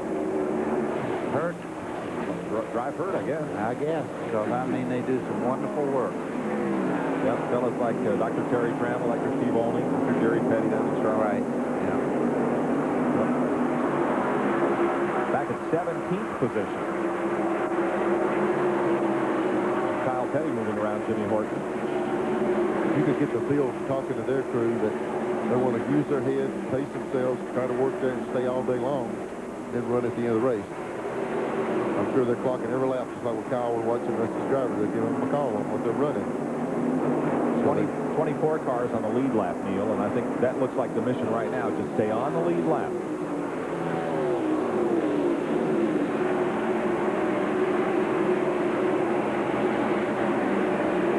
How do you tell a race driver that, though? Just ride. Because that was, you know, I know that was one of my problems. It's like the times I've known there's a problem on the racetrack.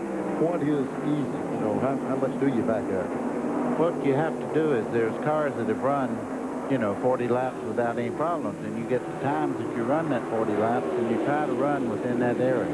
You know, they'll call them out 2480, 2490. All of a sudden you run 2390, and they say, that's a little quick, you better back her down. Yeah, but one thing that always concerned me about that, too, the thing you entered into it, buddy, you know yourself, too, is Mark Martin said his car was just a little bit tight, but not bad.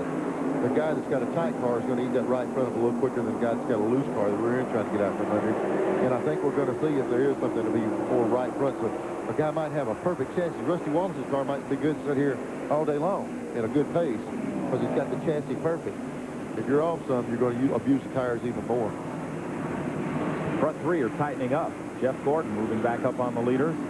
Jeff Gordon's working his way right back in there. You're riding with him.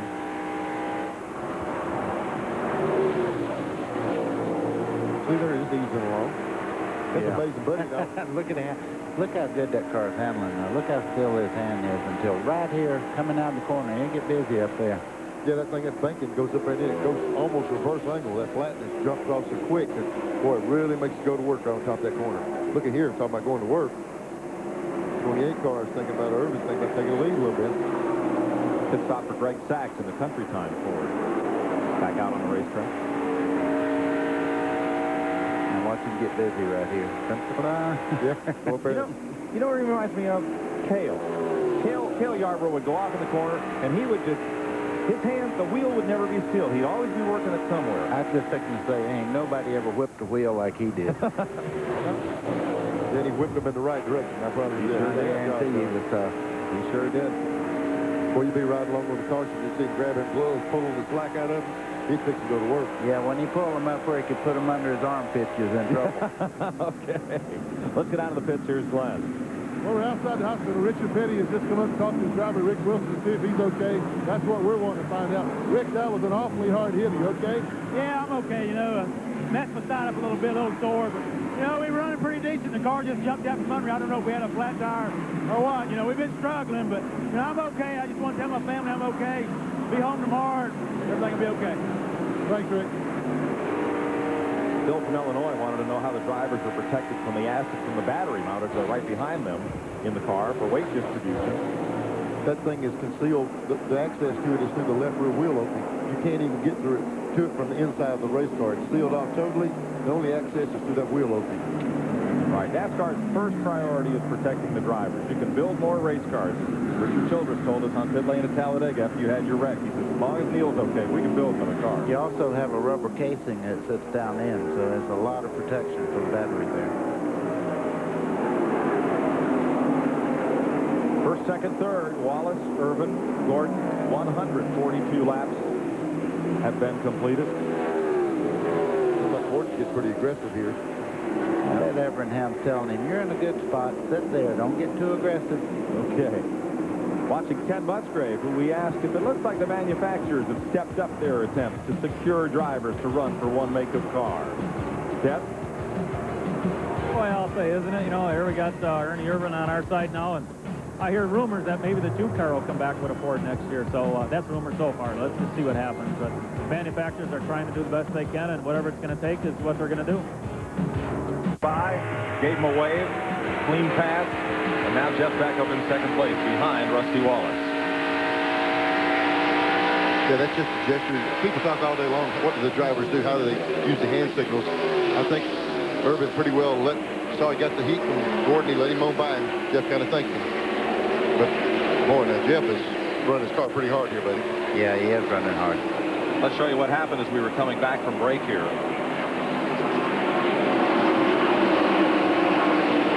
Looks like Ernie pushed just a little bit right there. He's coming back in the low part. They're coming off the corner. Might have loosened him up just a little bit there. He's got him right up beside him, and they're not going to contest him going in the corner once you get on that inside. You know, too, it looked like Jeff Gordon went into that corner up high, and then, as road racers would say, late apex the corner, shot down low to come out on the bottom. Oh, is that what you guys say? What I learned at Buck Baker Driving School, right? We don't teach late apex, I can tell you that. That's for sure. Looks like Gordon's saying, hey, the heck with this tire, questionable stuff going on. I'm going to see if I can get take the lead. Kenny Wallace just ahead, the Dirt Devil Pontiac of Felix Sabates. The question right here is, if Gordon is going to be this aggressive, is Rusty going to, fight him really hard, or kind of give him his range and let him go right here?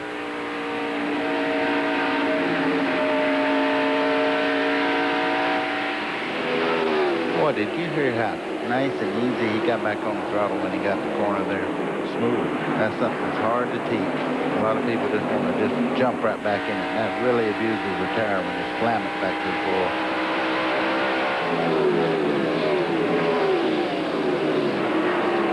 There he goes. We saw Gordon's car in the middle of the corner be strong. There he goes, closing it up again.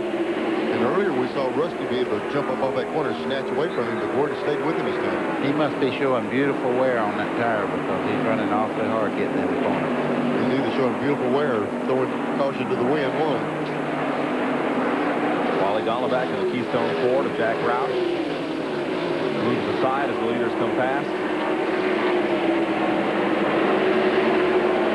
154 laps complete. Ernie Irvin back in third. Jimmy Spencer fourth. Jeff Bodine fifth. We'll take you all the way back through the field here. You see how fast Jeff Gordon run back up on Rusty in that one corner? He's right back up on the back of the bumper. He was 10 car lengths back. He's really driving hard in the corner. Bill Elliott, last car on the lead lap, just ahead of the leaders. He is in 23rd position. Here's your fifth place battle. Now, Dale Jarrett started deep in the field in 26th spot. There. That group. Let's check with Randy Pemberton. Jimmy just leaned down, wanted to make sure he could hear me. He's just had a great run, Jimmy. Is he being careful out there? Well, yeah, it's still real early, This place come up and bite you in a hurry, so you got to take it easy a little bit. But we don't want to let the leaders get away either. A little concerned, with tire problems some people have been having. We haven't had any ourselves, but, there's a few things that are in the back of our minds. But the car's working pretty good. We have to make a few more adjustments before the end of the race, but I think we'll be okay. Much joy. Thanks, Jimmy Makar, crew chief for Dale Jarrett, currently the sixth place car. Almost had a lead change there. Yeah, he got all the way up beside him, but Rusty pulled, he had the preferred line. He pulled right back down on him. He couldn't make the pass. We'll look on the bottom again, and then Wallace comes right back down to the white line. Rusty's doing that late apex you were talking about. Rusty gets the car around, really cuts the car down right up off the corner. Looks like Gordon makes a run in the center corner at him. Yeah. This is about as close a run as he had and getting down to the corner. Let's see if he can do anything with it. Traffic ahead. It's going to pass. It's going to have to go on that flat part. Rusty's car is working good right on the inside also. We talked about Cale Yarborough. That's his car just ahead of the race leader. Derek Cope aboard the Bojangles Ford. Yeah, now the tail end of the lead lap. Yeah, just a few seconds ago they overlapped Bill Elliott. So he's the lap down now. 22nd place car of Derek Cope. Here goes Gordon. He's got the opening. He's got the lead. Did you see Rusty just back off and let him go? They used that lap traffic. Rusty was going to go around the lap traffic. Gordon followed it, and once Rusty saw him there, he opened the door and let him on through. 11th race that the rookie has led this year.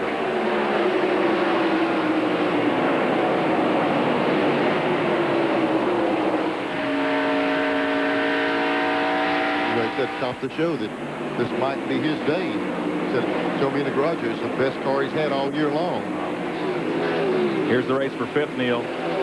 Jeff Bodine and Dale Jarrett. Jarrett in 6th place. And after Jeff Bodine just took over driving his own race car, the car that he bought from Alan Quickie, the Alan Quickie team, it'd be a great run for him here if he could finish up front. Jeff did a lot in the modifieds driving his own car and essentially crew chiefing the car he drove for Billy Taylor and for Dick Armstrong.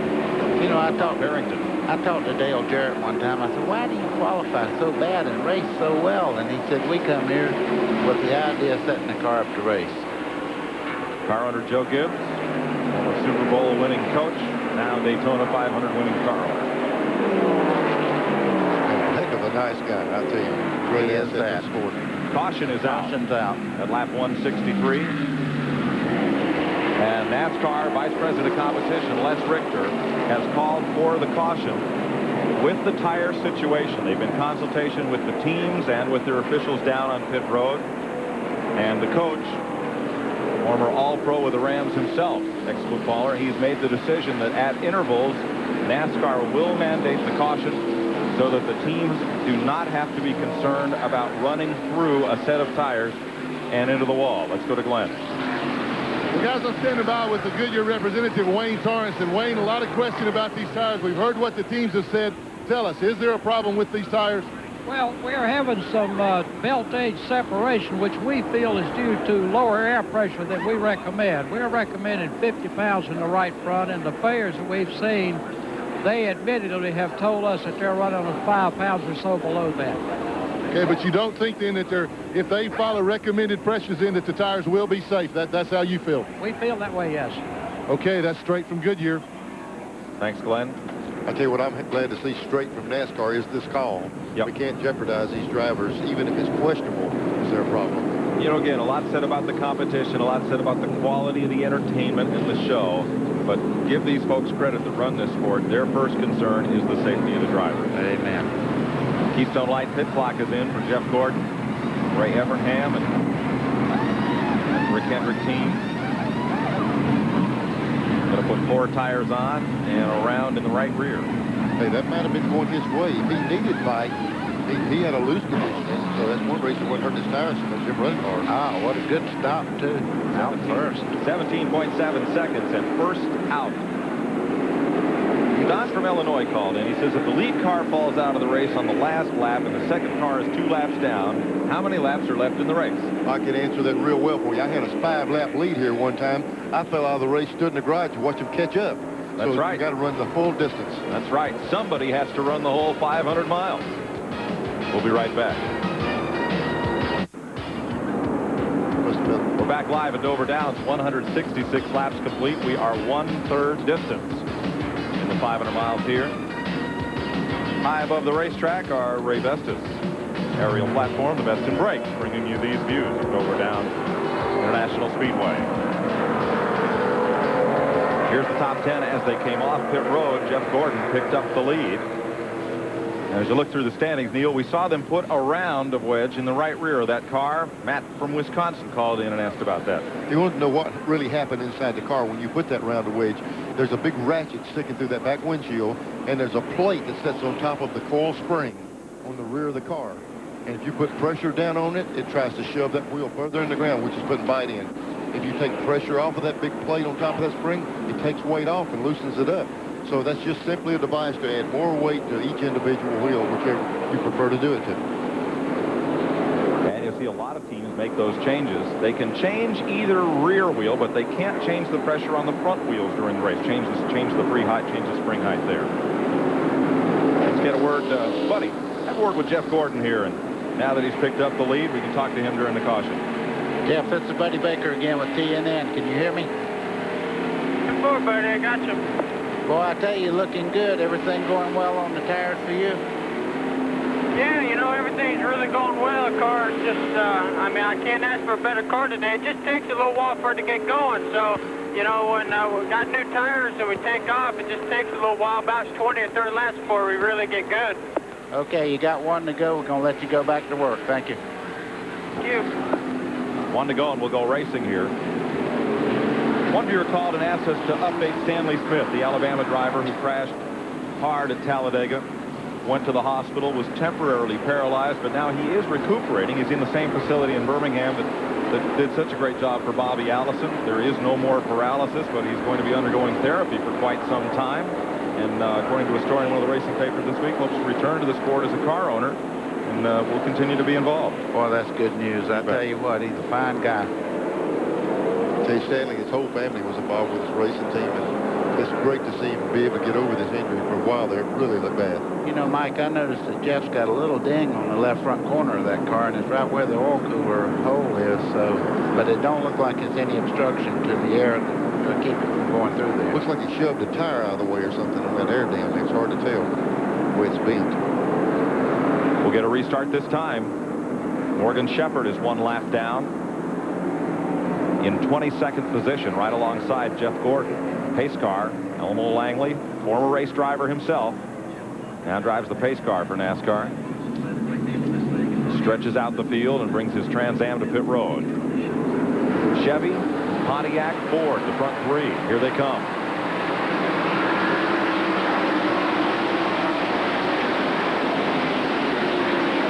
Ford just told us that when his tires were brand new, he couldn't go like he wanted to. We'll see if he can hold Rusty Wallace off here.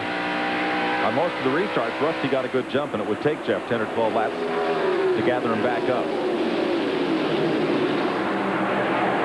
And here we see Rusty right up on him. You know, I really like the race that the 28 car is running right now. I tell you, it's just what it's going to take. He's just sitting there biding his time in third place. And Ernie Irvin is a very aggressive driver. I'm sure he could run faster if he wanted to. And who else, buddy, whose fortunes I like at this point is Ricky Rudd. He is not a driver apt to much abuse the car. He's running fifth. Change of lead. Put Wallace right back in front. Maybe Gordon told us just the way things go. If it plays out like he said, 8 or 10 or maybe 12 laps from now, maybe Gordon can work on Rusty again. But he said it took him a while for his car to come around. Ernie Irvin in third has dispensed with lap traffic. Now to Ricky Rudd has got by the lap cars. He's up to fourth. Dale Jarrett is now fifth.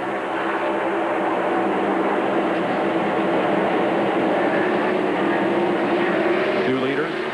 And here's Rudd diving under Jimmy Horton, a lap car. And then Dale Jarrett now in fifth position, just ahead of Jeff Bodine.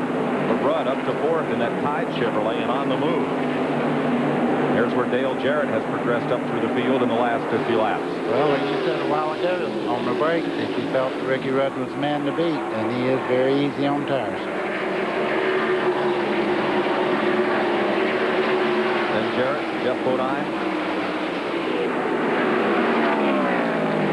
Fifth and sixth. Jimmy Spencer in seventh. Sterling Marlin's up to eighth. Bobby Labonte is ninth, and Dale Earnhardt running in 10th. The rest of the cars on the lead lap.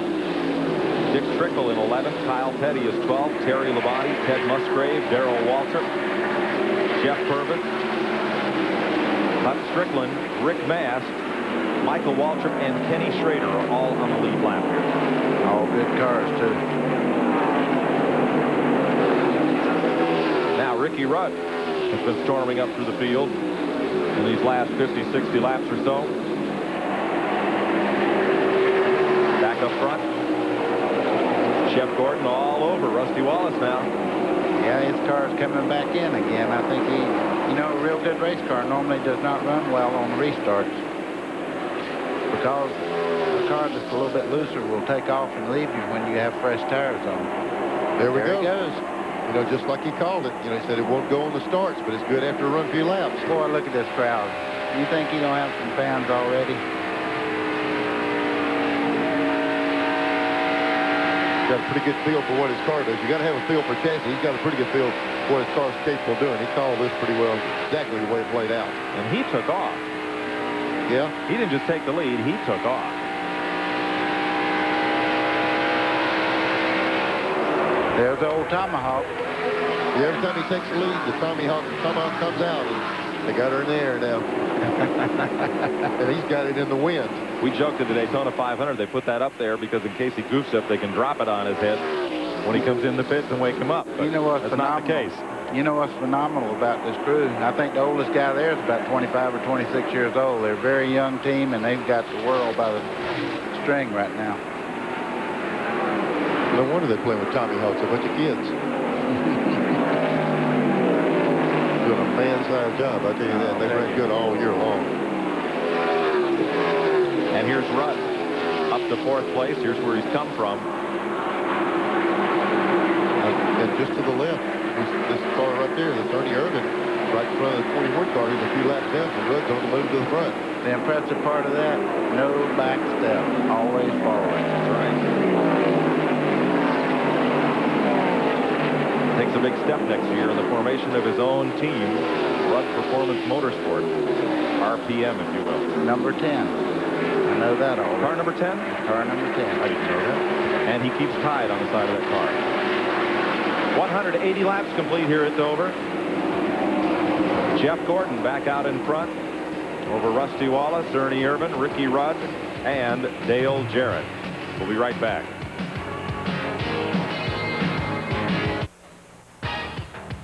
TNN Motorsports exclusive coverage of the SplitFire Spark Plug 500 is brought to you by Napa, because there are no unimportant parts. 186 laps complete. Jeff Gordon out in front. Jimmy Spencer just got together there with Sterling Marlin. That brought the fans to their feet as they were battling for 7th place. There's Marlin in the Ray Bestis car, just ahead of Bobby Labonte now.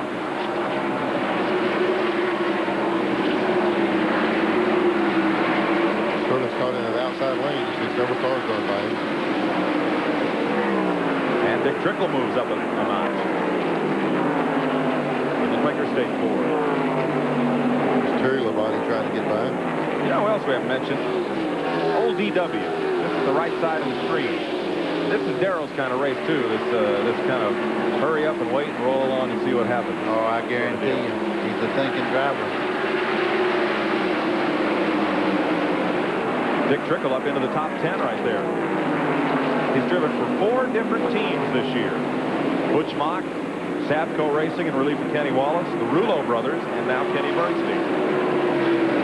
There's Sterling Marlin, Terry Labonte, and Darrell Walton. That race is for 12th. You know, Darrell had one of the quickest cars in practice. Every time we clocked him, and he's probably just using his head. He's seeing some problems out there. He's going to take his time. He stays in that lead lap. He could be something to handle at the end. Harry Gant and Kenny Schrader right with them. I don't make these up, folks. Eric from Florida calls in, says, don't announce the winner of the IndyCar race. Okay, Eric, we won't. You talked us into it. Well, that's because some other network carries that tape delayed later on, and he doesn't want to spoil it. Of course, on TNN, you see your NASCAR racing live. Woo. 190 laps. Walter drops to the inside on Harry Gant. Just breeze the car a little. See Schrader sitting right behind DW there. Right, DW? I know you've seen that commercial. Yep. Not but 40 times.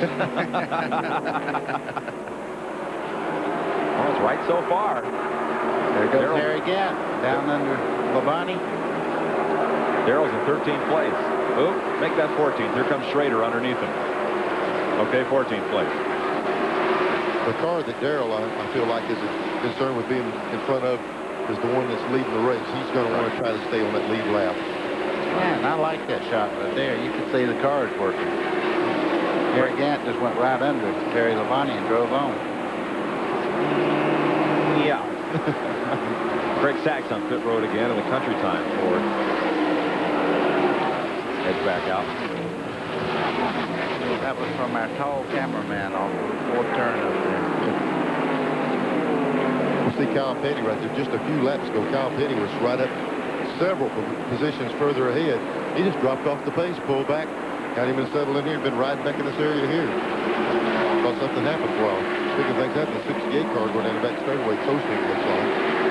And he's back up to speed. Now, he had just come out of the pit after making a long stop there on the green. And put straight back in 34. So I thought he'd shifted gears. What the heck? I thought he was slowing down. Mark Martin has spent the last 100 laps in the garage area. They're still trying to get the Valvoline Ford back out here because there are still 300 laps to go. Sterling Marlin in the Ray Bestis car, the Kodiak Chevrolet of Kenny Schrader. Harry Gant underneath. And then Schrader. That camera angle looked like it might have got a little close there, but it wasn't anything there. Gant just passed him a couple or 3 at the same time once he got under by that whole group of cars.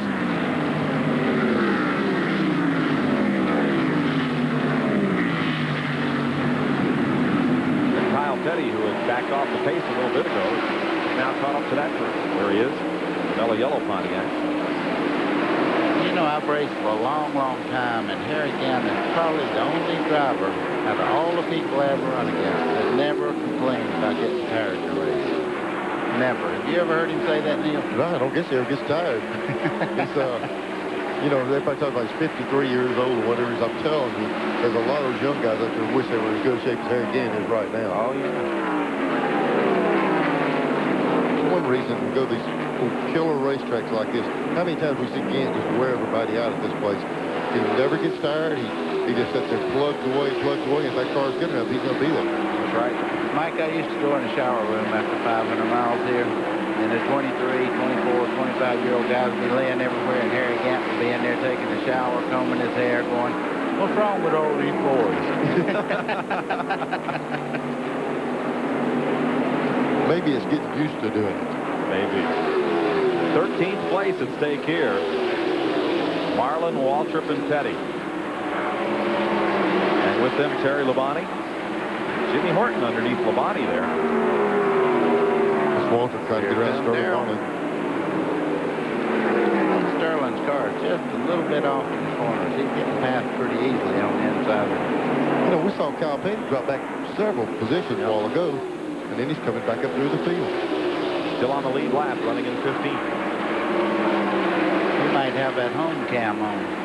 Home cam? Home cam. When he got out, when he won Pocono, he had his own camera. Oh, with that's him, right. started taking the people in the grandstand. I thought you meant home shopping cam. 6.8 seconds away from being lapped, this group here. No wonder they're picking the pace up. Well, there's Kyle pulling over the inside. Jimmy Horton must have bolted on some tires because he's just sliced through this pack of cars. Yeah, he's gone. He's 2 laps down.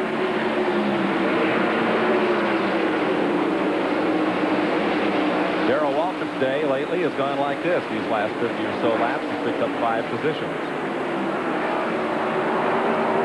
Does that look like the face of a guy that cares? He's in good shape. I guarantee you, he's looking in the mirror. He says, well, old DW better pick it up a little. Yep. Or he might be doing the car owner thing. Yeah, got to keep the car owner happy. There's Jeff Gordon, and he has a lead now of 2.8 seconds on Rusty Wallace as he puts a lap on Michael Waltrip's Pennzoil Pontiac. Ernie Irvin is 3rd, Ricky Rudd 4th, and Dale Jarrett 5th. We'll be right back.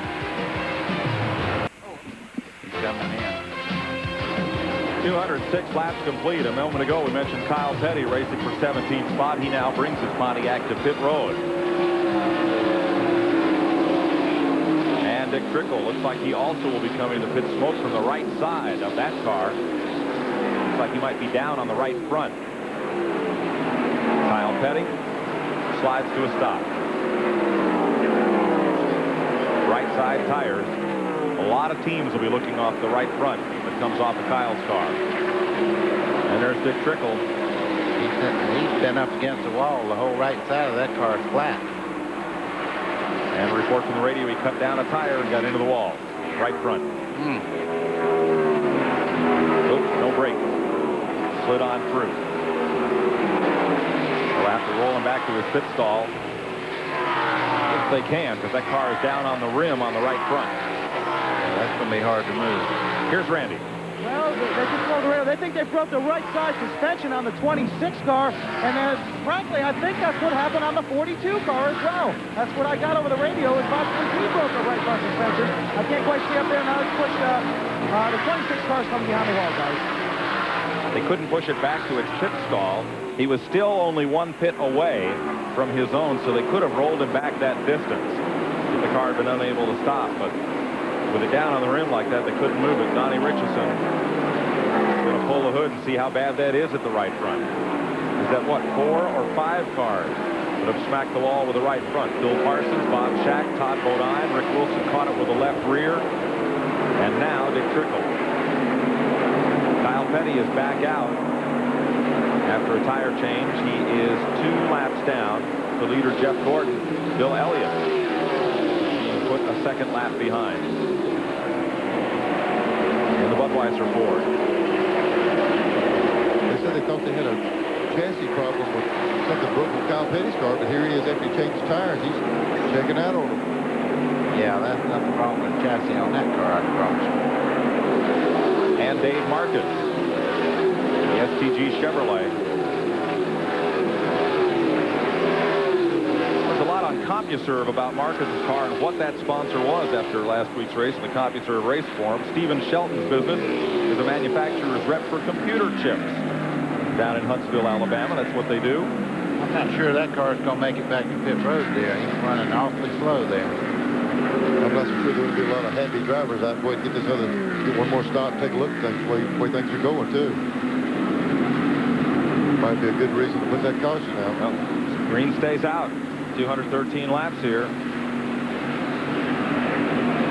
He's just barely rolling along. Well, he's got to the part now where I don't know if he's going to make it there or not. No, I don't think he can possibly roll it. If he comes just a little bit more, it starts getting downhill. Now, if he's idling along and not coasting, I think he'd be all right. We'll see. That's not even fun riding along at that speed. No. They're going to have to put the caution out. He's there it is. Now. Yellow flag. Comes out of lap 215 for Dave Marcus, whose car has stopped down on the apron between turns 3 and 4. Here's Randy. Nick, what happened? Well, what a perfect Sunday afternoon. We the blew a right front tire, but the boys are telling we broke the rotor up on the right front. That just exploded everything. We were a little tight off the start, but each pit stop we're getting better. You know, this is really a good team, really a good car, and I was hoping for Brett that we'd keep the car in the points and all that, but you know, we just broke a rotor or something. Just, you know, I was catching the leaders there and just going to pass Earnhardt there and maybe probably another 10 laps. But this car really runs. Thanks, Dick. My choice. Tough break for Dick Trickle. Behind the wall, though they are trying to make repairs on the Quaker State Ford. Caution is out once again. It's the 7th one of the day. We'll be right back.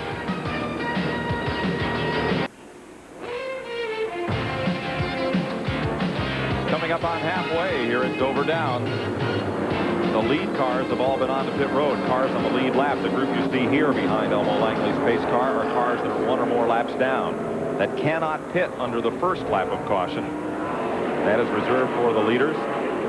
Jeff Gordon is out, and Dale Earnhardt moves up to second, or third rather, behind Rusty Wallace and Jeff Gordon, because Earnhardt had a 17.2 second pit stop.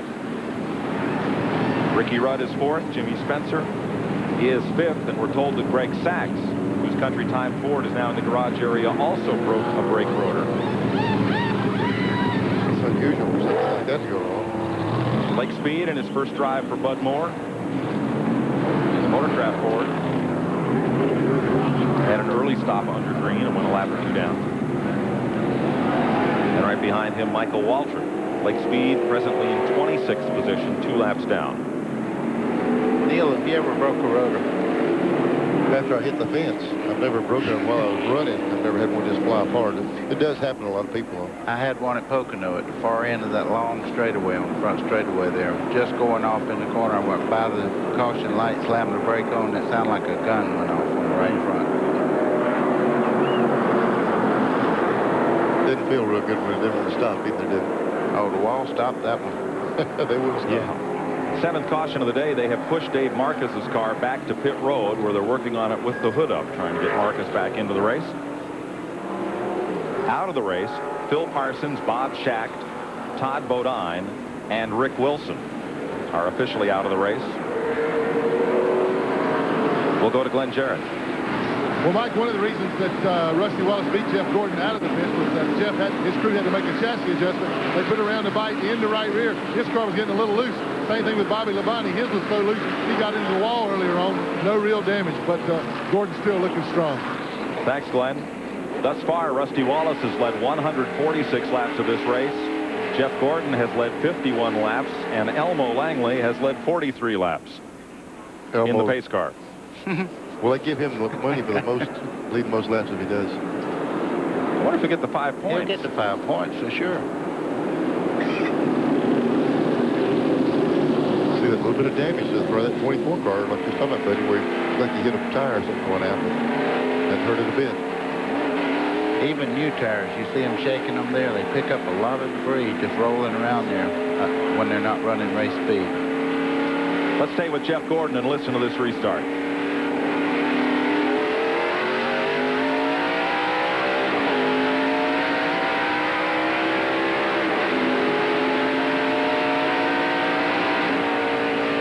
Drives in there hard before he lifts his foot off that gas. I finally seen the smoke they were talking about on Rusty's car. So left rear quarter panel just touching the sidewall just a little bit. The minute that tire gets worn down just a little bit to where it's rubbing, you won't see it anymore.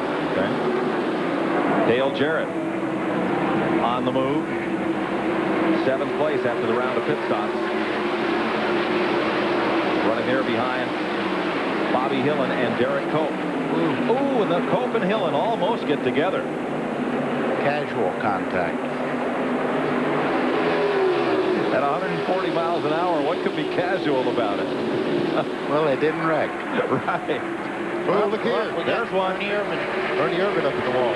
With the right rear. Now that car just got out of the groove just a little bit, and away it took off. Look at fuel coming out of the back of the car. Yeah. Fuel cells ripped wide open. Well, he's got to be careful here. Don't try to re-crank it. Boy. And Irvin 10th in the points. Brings out the 8th caution of the day at lap 222. Everybody eases past. Nobody's going to get a lap back from Rusty Wallace. And they come back around to the caution flag. Boy, that's fuel running across the track. I'm hoping one of these other cars doesn't light it off coming by. You know, we're having a little laugh about Elmo Langley, but he just might be in line for first place money. Oh, he's a major player, I'll tell you that. Ernie is okay. Oh, that's good to see. Didn't really hit the wall that hard. It slid up and caught up first with the right rear and then the right front. I say that hard compared to some we've seen today. You're right. Yes. We're under caution. Imagine that. We'll be right back to Dover Downs. Rusty Wallace leading Dale Earnhardt and Jeff Gordon.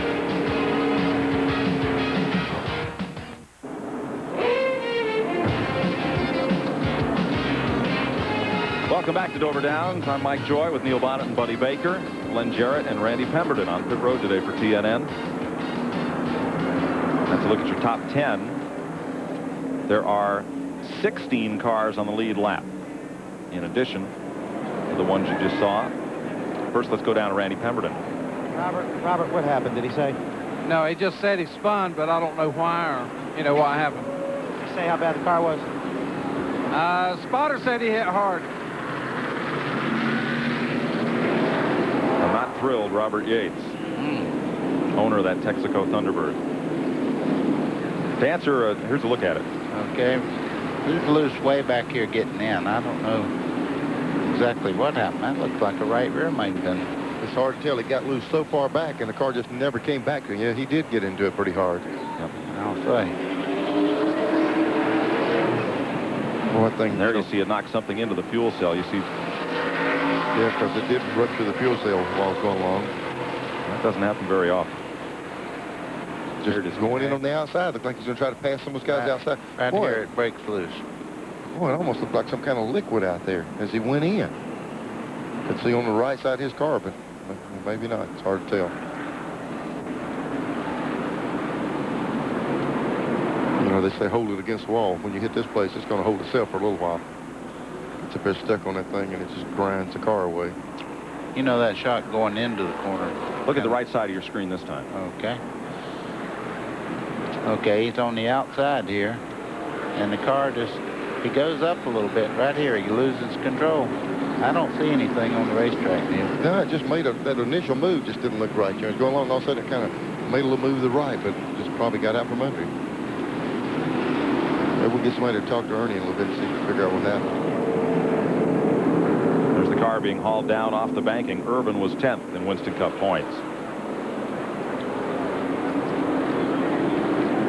Look back from the pace car. Here's Glenn.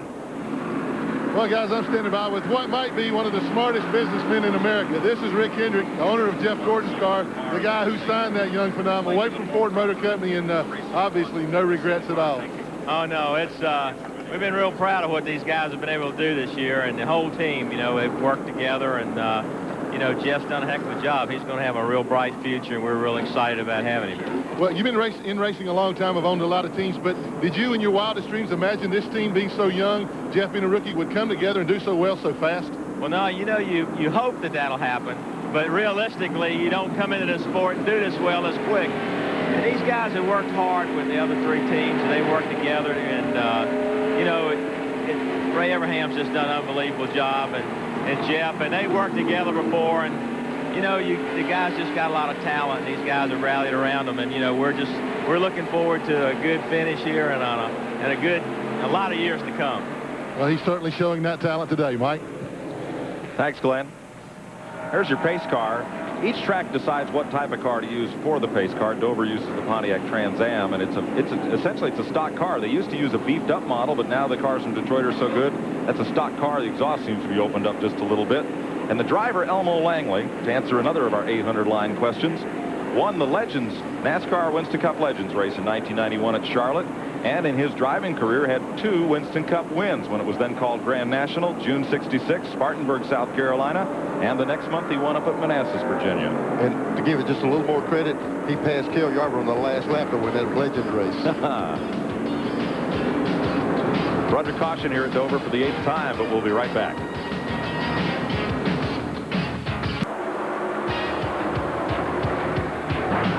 Exclusive coverage of the SplitFire Sparkplug 500 on the Nashville Network is brought to you by Ford and your local Ford dealer. Have you driven a Ford lately? They've just thrown the green flag for the restart. Rusty Wallace out in front of Jeff Gordon, Dale Earnhardt, Ricky Rudd, Jimmy Spencer. The top 5. Spencer now in front of Rudd.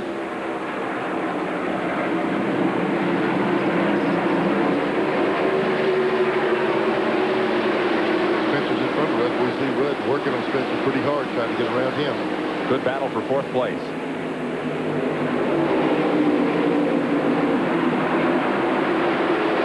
You know, the more rubber they put on this track, the better chance they got of the tires lasting longer. So maybe it will help for the this continuous runs we're having. Yeah, I'm right behind them, Jeff. Yellow Dine's right in there, too. I want to make sure on that. They got so many of these cars that are black on the front. And with so many cars with new paint jobs, and so many old paint jobs with new drivers. It's hard to remember who climbed in the window before the race started.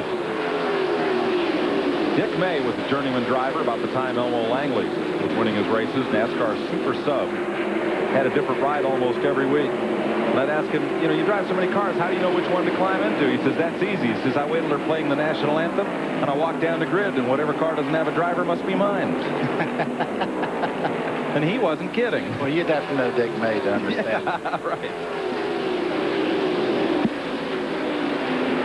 Dick May, once at this racetrack, drove 7 different cars in one day. And each one fell out from under him. He came within 4 laps of finishing the race. Boy, look at you. Talk about getting in the corner.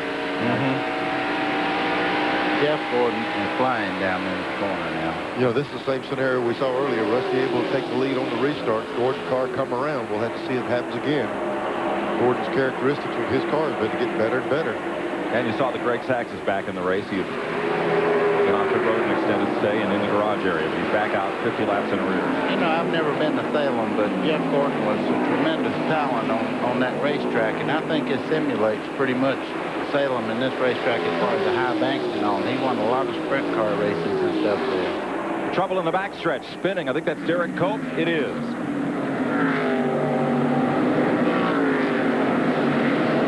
Spanaway Washington driver and Cale Yarborough's Bojangles Ford gets into the wall. Yeah, it looked like off turn 2. He got out of the wall. Cope was running in 22nd position, 2 laps down. Former Daytona 500 winner. As this group came by down the front straightaway, they were in a big pack, and everybody in the grandstands was standing up looking. There was a lot of shuffling going on. Well, let's see right here. He's pretty well. There's a group of cars coming up off the corner right here. There he is. Ooh.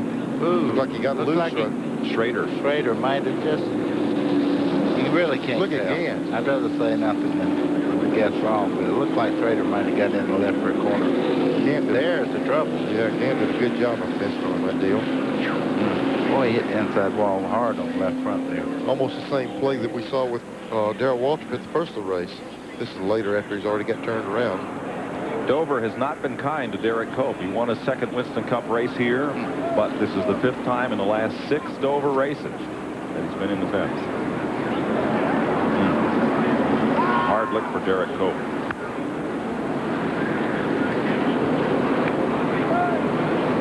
Pit road is open. Bobby Labonte, Rick Mast, and Sterling Marlin, along with Lake Speed on pit road, and the hood up on Rick Mast and Lake Speed's cars. Jeff Purvis on pit road. Yep.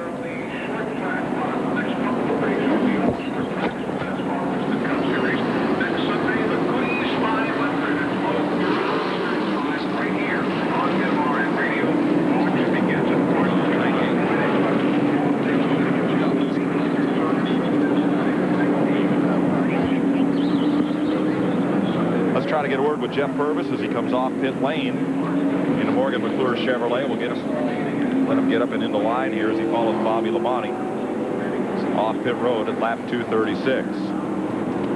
Jeff, this is TNN. How's the day going for you? Yeah, I'll tell you what, this Kodak car's really running good. We stayed in the lead lap all day and trying to get running a little bit better as we go here. I tell you what, I'd like to say hi to my wife Susan and my kids Thomas and Clay. You're new to this race car, but many folks don't know that you've been working with the Morgan McClure folks and with engine builder Ron Pittman for some time now. Hey, they've been working with me for about the last year and gave me the opportunity to drive this car, and I'm trying to take full advantage of it. This is really a good race car right here. Okay, good luck to you. Thanks, TNN. Jeff Purvis is on the lead lap. He's in 15th place right now. Looks like the trick today is to stay out of trouble. Here's another look at... Oh, they touched way back in the corner there. Yeah, no, this is... That Bill Elliott and the 4-car touch, that was almost a trigger wreck there. Yeah. Well, I'll be darned. Who said it wouldn't roll again? I did. You know... There he goes. I think we take the Miller Genuine Draft Pick Crew of the Race Award, and let's just give it to Steve Meal now to get that car back into the race at all. And it looks like a car. 1 hour, 23 minutes. Look at that patch job on the right front there. That's kind of like your pipe fitting, Neil. Yeah, if the tape doesn't fall off, they're in business here. Folks, in a few seconds, we're going to show you a photo and want you to spot the error in the Polaroid Captiva photo fake-out game. The winner from each game wins a trip for 2 to Captiva Island, Florida, including airfare, a hotel, and $500 spending money. So watch carefully.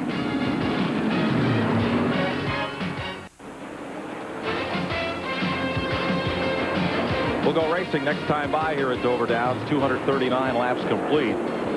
Jerry from Oregon called into our 800 number, toll-free 800-451-7331 with a question about Jeff Purvis. If a rookie starts in mid-season, does he get to run for rookie points next season?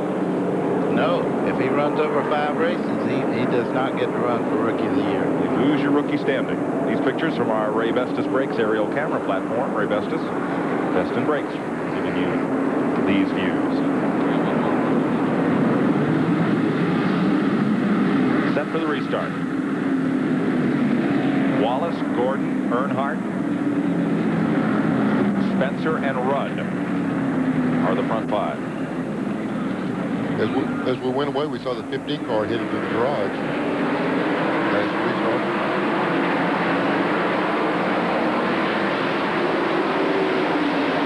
Wallace with the lead. Gordon moves around the outside of Morgan Shepherd, and Dale Earnhardt is right there in 3rd. I'll tell you, that car is strong.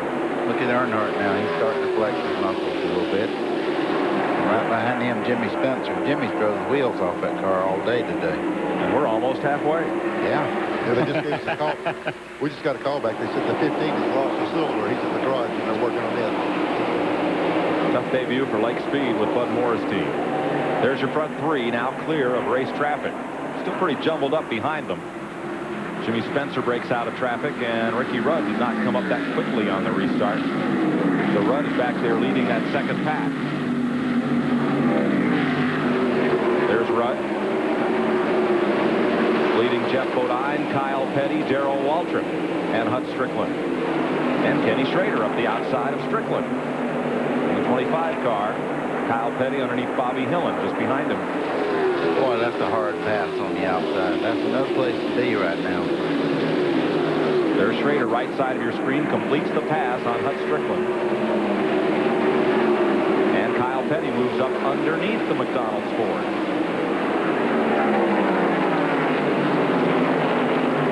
And they are free of race traffic. Derek Cope is still in this race after that bout with the wall. And here's Kyle. Boy, Kyle's car is fast, too. Did you see him just pull out and pass and pull back in line before he ever got to the corner? Of course you've seen it.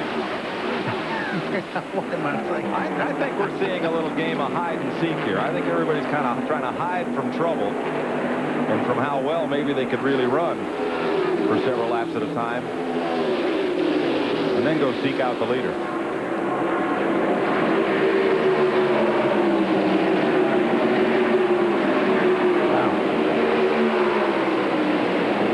Jarrett to the outside, Kenny Schrader to the inside, and Jeff Bodine underneath Jimmy Horton there.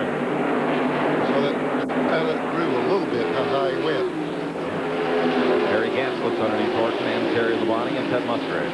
They just had a call from Rusty Wallace's crew up to Jeff Gordon's and said, we've got everybody covered. We need to hook up and get away from everybody. I wonder. It's awful early in this race to make those claims. I don't know why they made the call. They've been doing it anyway. Except for Jeff Gordon, you're right. Those two have been the quickest cars most all afternoon. Another Napa Field standing update as we come up on halfway. And as you watch this, we'll tell you the first 16 cars are on the lead lap. 9 caution flags thus far. We did hear a little bit of rumbling. They might make a call again for one of these cautions later after they make a long run. Look at the tires. We'll just have to see how that plays out also. Darrell Waltrip up in 7th place right now. Dale Jarrett having a look down low and Schrader looking even lower.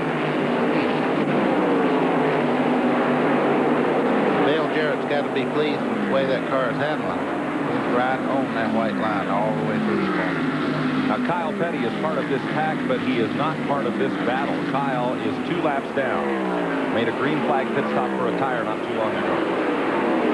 Yeah, that's going to be hard to make up today, don't you think, Jim? Yeah, you'd have to run so hard to do it. You'd be flirting with some problems. So, looks like Kyle's just going to have to ride this thing out and hope some of the guys in front of him fall out. We are halfway at Dover Downs. Rusty Wallace leading, Jeff Gordon, Dale Earnhardt, Jimmy Spencer, and Ricky Rudd. You know, Kyle must be having some kind of problem because he was ahead of this whole group and pulling away, and now he's falling back again. I'm not sure whether he might be having ignition trouble or maybe something's wrong with the carburetor or something. But he drops back, and then he runs up and drops back. It's hard to figure. Darrell Waltrip just ran up the racetrack and lost 2 spots in the process.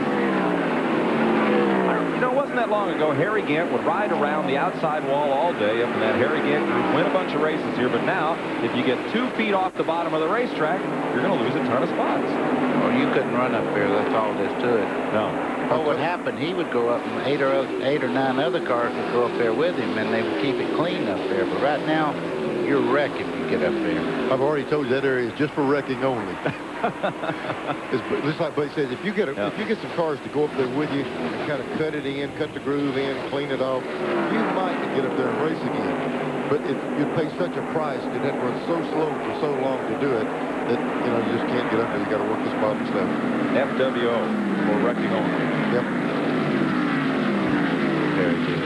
I'm telling you, they put grandstands up in this section, just blew the wall on down.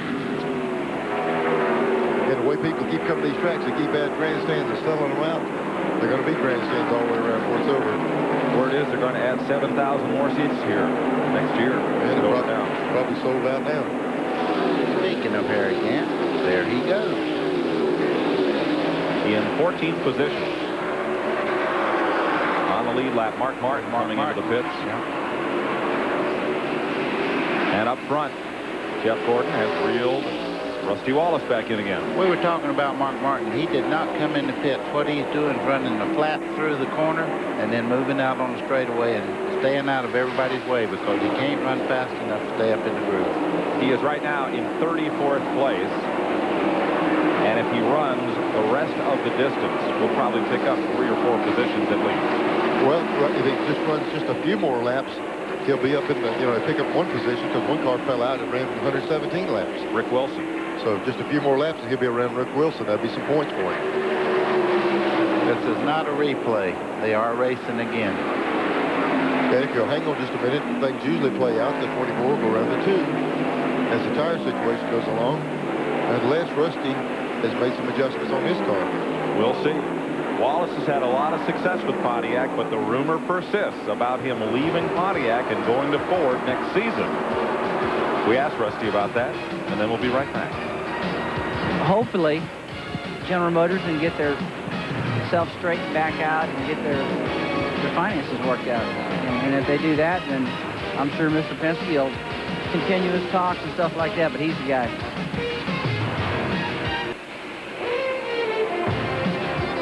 Welcome back to Dover Downs. There is the lead battle.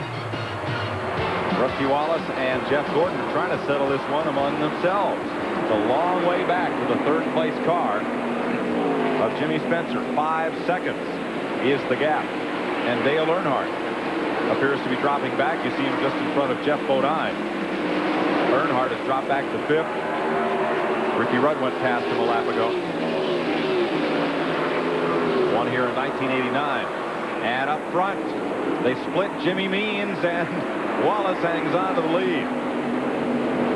For these 2 guys, this has got to be fun racing. Oh, yeah, they're having a ball right now. Both cars are working well. 2 very competitive race car drivers.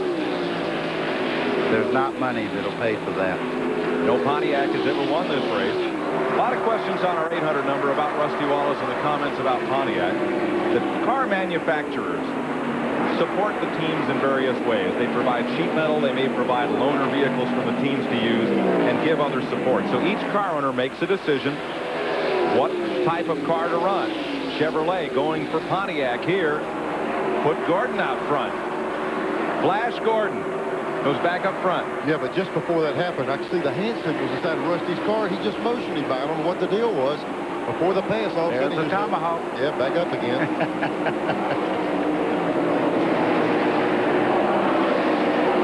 Past Kenny Wallace in the Pontiac. But to finish that story, it appears to be just a question of negotiation between the manufacturer Pontiac and the managing partner of that team, who is Roger Penske, whether or not they'll run Pontiac next season or whether they will switch to Ford. Let's go to Randy. Well, guys, Rusty Wallace and their crew has been talking to Jeff Gordon's crew. Rusty came on the radio and said, how many laps do I have to lead until I have that extra 5 points locked up for leading the most laps? And quite frankly, I think they miscommunicated, and Rusty got bad information or the wrong information, and he pulled over and let Jeff by. But he needs about another 30 laps to lock it up, so we might see him try to take Jeff on again here. Here are the numbers. Rusty Wallace has led 195 laps today. Jeff Gordon has led 51. So Gordon could end up with a 5 extra bonus points. Remember, Wallace is locked in that battle with Earnhardt and Mark Martin for the Winston Cup Championship, and those 5 points could mean a lot. Watch right here. Watch Rusty inside the car. The hand signals. He just waved. See him waving his hand, motioning him over to the inside.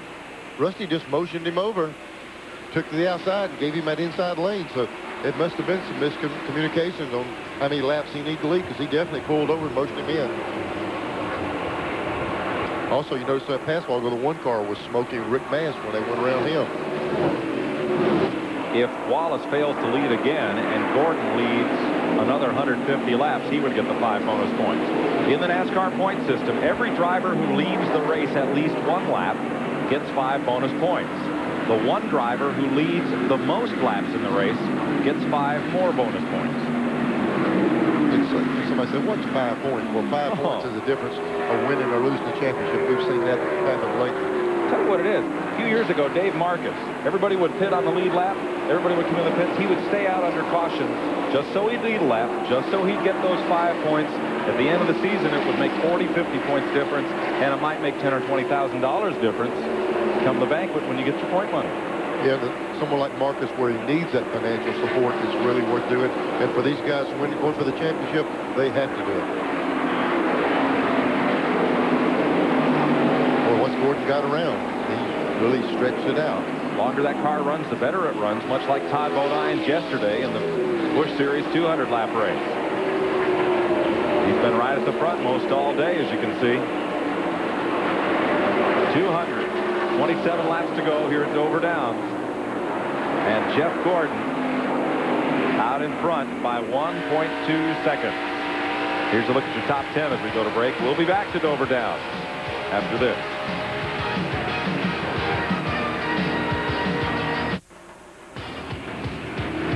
Mark Martin running down on the apron and on to pit road as he tries to preserve third in the Winston Cup point standings. That's for Mark Martin's roof cam. Still ticking. That suspension cam. Wow. A few new parts bolted on there. And this is meltdown cam inside the car. It's amazing it's still running, but it looks like it melted the lens. Garage. Went back to the garage. I'll tell you what, they might be looking at the number of laps they needed to run, what they can pick up here. They've got to go 100 and something laps to pick up on the next guy now. Good point, Neil. He ran enough laps to get past Rick Wilson, who's out of the race. That moves him up to 33rd. But to gain one more position, he would have to run another 81 laps. Jeff Bodine on pit road, so is Greg Sachs. The Family Channel Ford for Bodine. 40 car, Kenny Wallace in. Pit position number 1 accorded the Winston Cup Championship team, which this still is for the rest of the season. Even though Jeff Bodine has purchased it and is now driving the car, it is still the Winston Cup Championship team for 1993.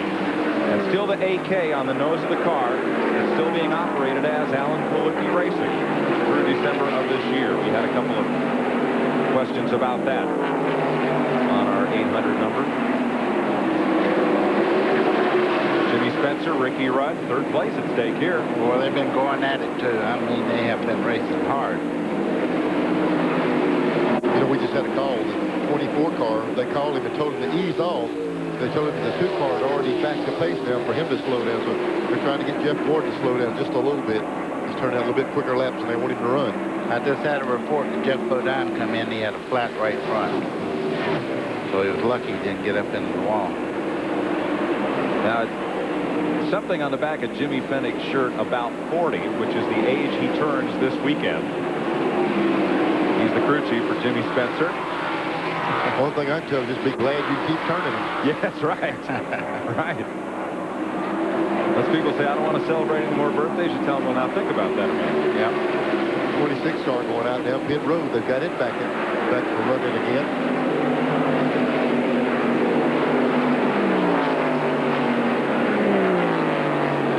There's a look at Spencer.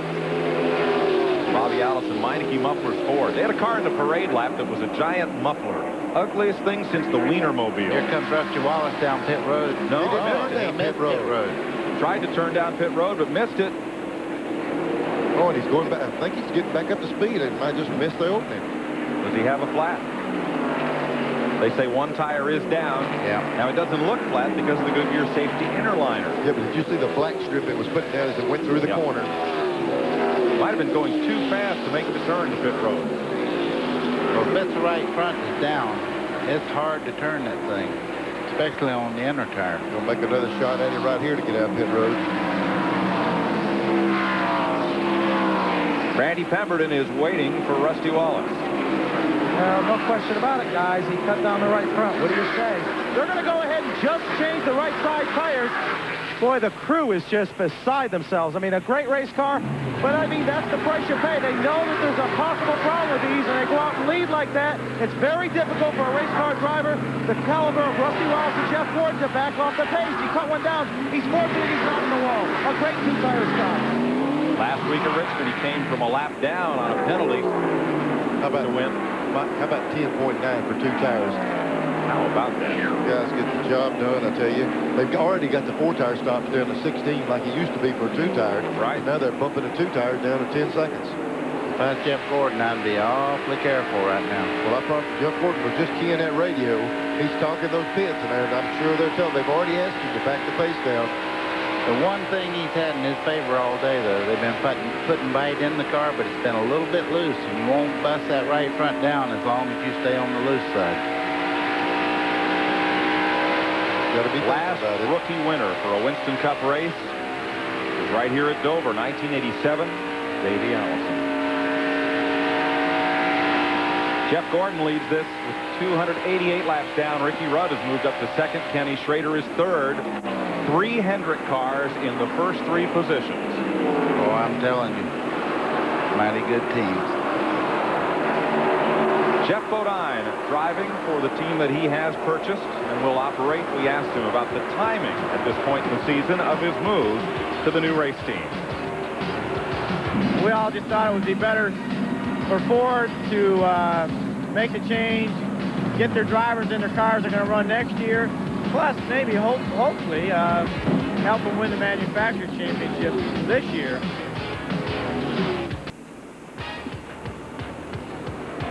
You see Michael TNN Motorsports coverage of the SplitFire Spark Plug 500 is brought to you by Keystone, Keystone Light, and Keystone Dry.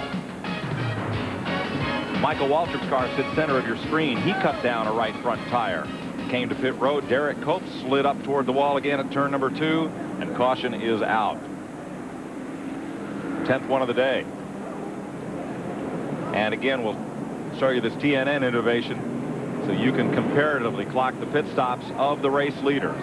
The 3 Rick Hendrick cars come into the pits in first, second, and third position. And on the right side, you'll see them move down the pit lane after their service is completed. Ricky Rudd's pit is furthest up pit road toward the entrance, so he gets stopped first, then Schrader, then Gordon. Champion picks his pit first, and then you pick in order the way you qualify. That's why they're in the positions they're in. Wipe of the windshield on Rudd, finishing up the left sides. Now he gets out in 23 seconds, but he's got a long way to come down pit road. Looks like you're having trouble on Jeff Gordon's left rear there. And he gets out just behind Dale Jarrett there. Just behind Jimmy Spencer before he got in line. Wow.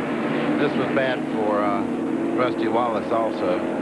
Having to stop on the green, and then the caution comes out just a little bit later. It'll be hard to make those laps up. And it also puts him a lap out of sequence. He has to pit on the second lap now because it's a lap down. That's right. He won't be able to pit with the race leaders. Wallace, in fact, is 2 laps down after that green flag pit stop. As you watch from the safety car. I seen Michael Waltrip go to the garage area just then. It looked like the suspension broke on the right front of that car. Yeah, they said he lost the tires and got in the wall and they damaged the car. Here are the cars a lap or more down, led by Rusty Wallace coming on to pit lane.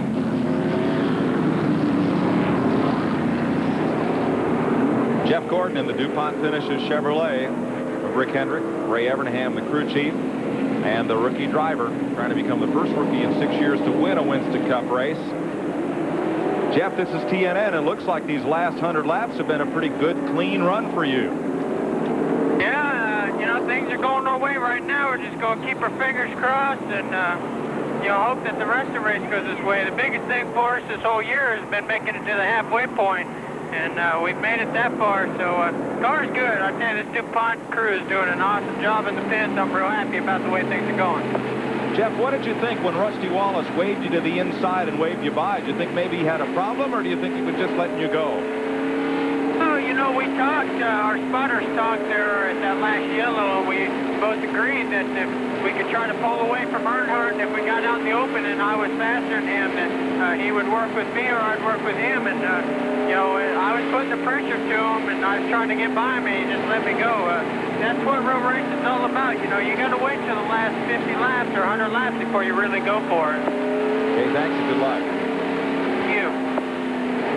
Jeff Gordon currently running third behind Kenny Schrader and Dale Jarrett. Jimmy Spencer is fourth. Jerry Labonte up in the 5th spot. We'll be right back.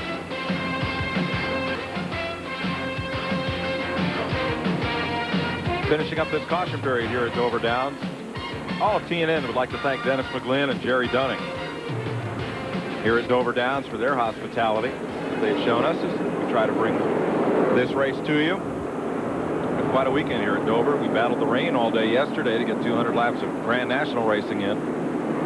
And here today, just perfect weather. And Kent Schrader out in front. Dale Jarrett, Jeff Gordon, Jimmy Spencer, Terry Labonte. Ricky Rudd was in the top 3, but came out of the pits in 7th. But still, counting Jarrett, that's 3 Hendrick power plants in the front 3 positions right now. You said a mouthful. Kenny Schrader is a dominant figure on this racetrack. You remember when he won here a couple of years ago. I mean, he just drove right in the corner harder than anyone. Green flag at lap 298. Here goes Rusty trying to get one of those laps back. He's out front now. He's got to catch a caution. Wallace made a green flag pit stop, tried to get down pit road with a cut tire, could not make the turn, and went 2 laps down in the process. So now he is 1 lap and distance down to Ken Schrader, the new leader. First time Schrader has led today. The 13th race he has led this year.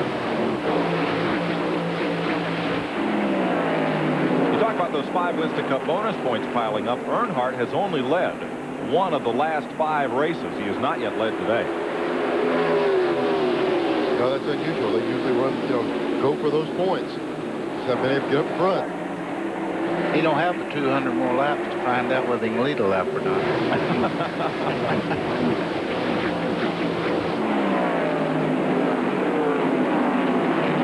So Wallace is in front, but he is not the leader. He's a lap and distance, almost 2 laps down. Don, I would think Rusty tries to question, does he just stay in front of the leader and hope for a caution, or does he really try to stretch it out and risk creating the problem he had earlier by having to run too hard?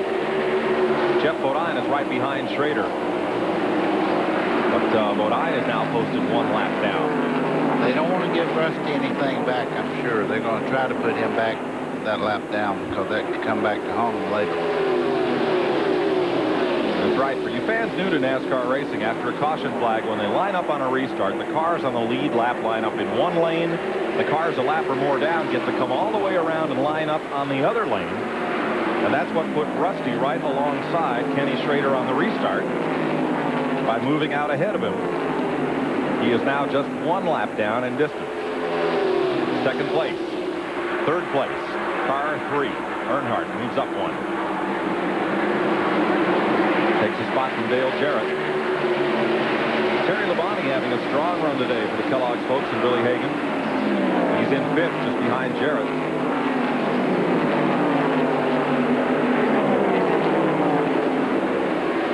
Schrader's day has looked like this. When it circles. Well, we have this graphic to show you. I'm telling you, it looks like this. He's been going round and round. Here it is. He's moved up from 7th to 1st over the last 53 laps.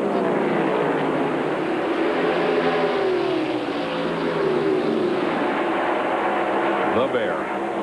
The Bear. That's the Bear if you're in Chicago. You got it. Labonte and Bodine. Yeah, Labonte and Bodine got together.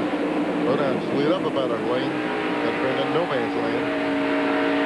There's Jeff Gordon watching that action right in front of him. And he's got to be really patient not to make a mistake coming up through this traffic. That's so easy to do when you have a dominant car to make a mental error, you know. And here's where you see this young fella's experience. Jeff Gordon. He's going to make the moves where he can. He gets underneath Terry Labonte. Even though he's a rookie on this circuit, you're right, buddy. If he takes his time, he's not going to bust his way to the front. Right. My car is just as smooth. Look at the back of that car. It never wiggles. It's just as straight as an arrow off the corner. That puts Jeff Gordon up into 5th place.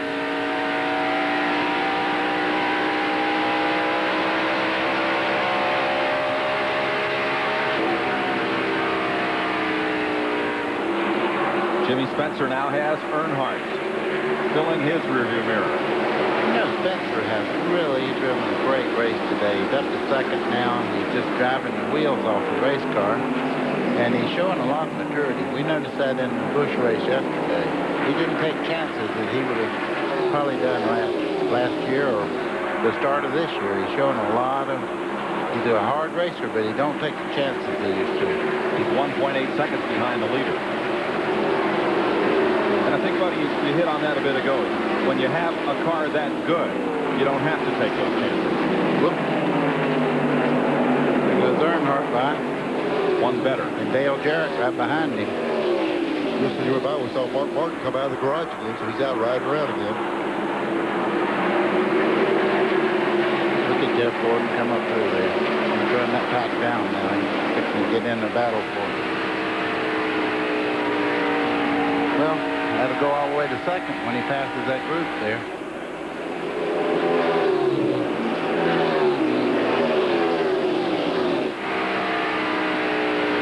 Dale Jarrett just ahead.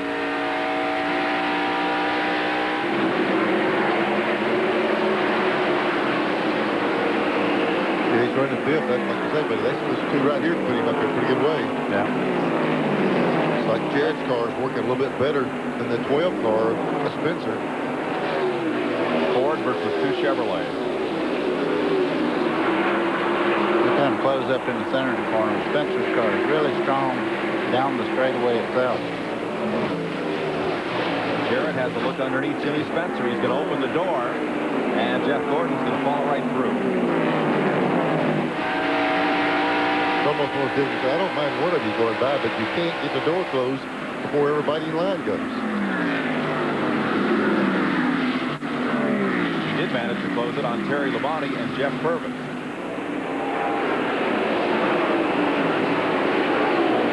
Purvis in the Kodak car now in 13th, one lap down.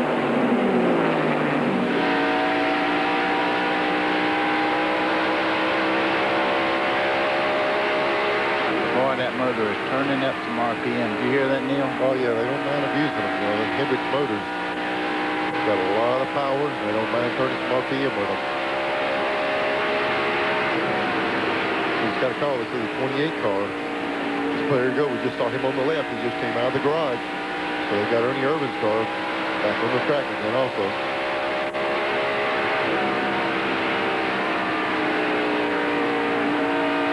And he's only 100 laps down. But Irvin needs 12 laps to pick up a position on Lake Speed. You know, Rusty had a good bit of room a while ago. Schrader in the last few laps has really closed back in on him. I'm sure he'd like to get that two-car lap down. He'll keep he's within one of getting it back now. Like to put that other lap back on him if all possible.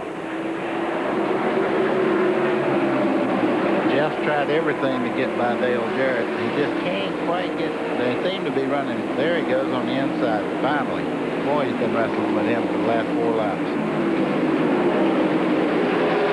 Once you get that inside, the wrestling's over. Yep. Dale Jarrett's marched through the field over the last 60 laps.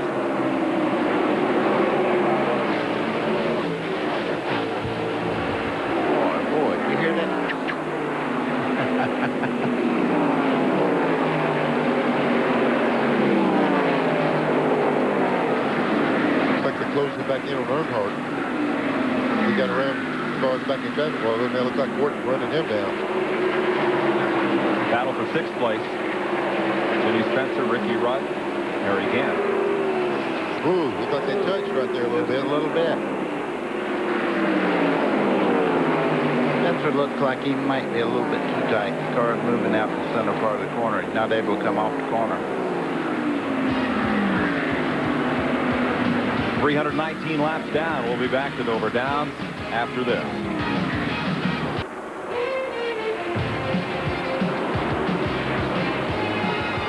The Nashville Network back with you live at Dover Downs.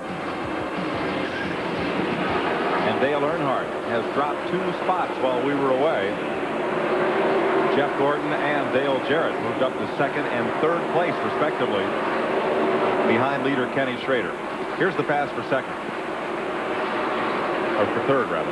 Go down turn 1. Just like you see it all day long. Get that inside lane. It's yours once you do that.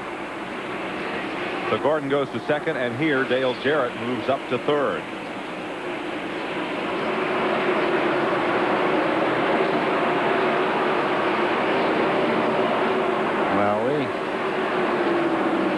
And here's Harry Gant closing in for 4th place. He passed Ricky Rudd just as we went to commercial.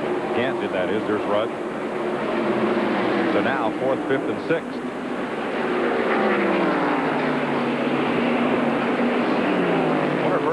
the problem, or maybe he's run a few laps on this set of tires and he's taking it easy. Not taking it easy. Terry Labonte, Jimmy Spencer battling. Ted Musgrave, the Jasper Engines U.S. Air car in 9th.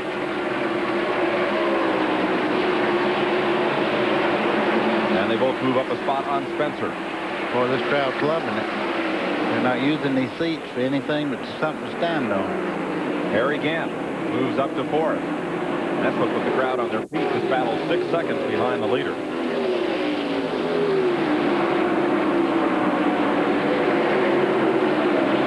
Gant's just kind of been plugging along at it all day. Seems like the longer they run, the better it gets.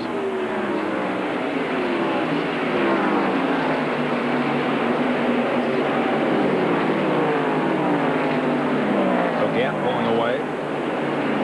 Moves around the outside of Kenny Wallace.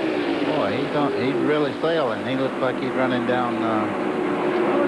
He's catching Glenn Jarrett. Oh, Glenn, listen to that. Dale Jarrett.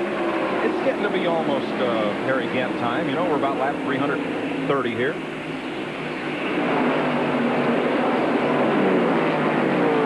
Looks like Jarrett's back out in the 28 car. Let's go to Randy. Richard Childress, he's backed off. Any problem? Now, you know, we just try and take a little bit easy on the chassis right there. You know, we just, car ain't working like we want to right now. Richard Childress is a thinker and a planner. He's got a way to fix that car. They're just waiting for the next pit stop to do it.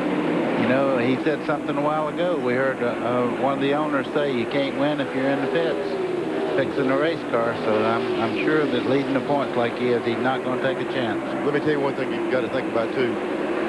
Earnhardt is as tough a guy there is on the right front tire, and they pretty well pull the reins back on that thing. And, you know, I can't help but think when you see him pull over and people come by, that they're sitting there, you know, this championship thing's on the line. And I'm just thinking that, you know, they know if anybody's going to pop one of them tires, they're a good candidate for it. That's right.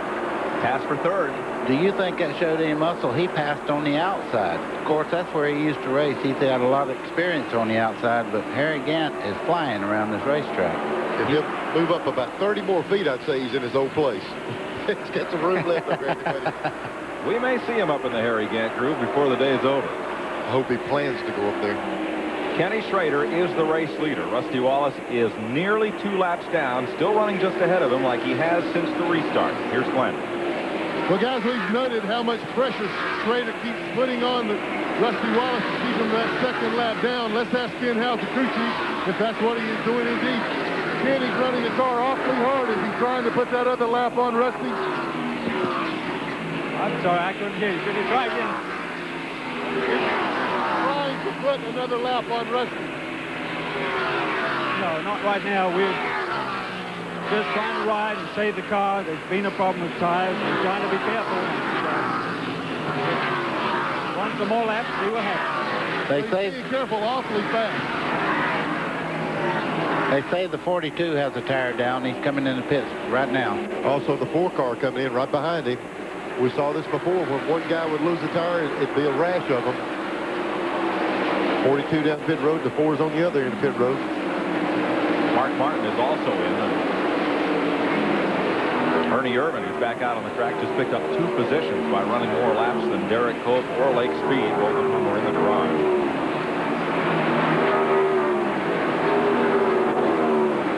Boy, I'll tell you what, the air reaches are getting to work out today. Those tire changes are putting in a day's work. Jeff Purvis on pit road. Ricky Rudd had passed Dale Earnhardt, and that puts the Tide Chevrolet back up on the leaderboard in 5th. So at 335 laps, it looks like this. Kenny Schrader, the leader.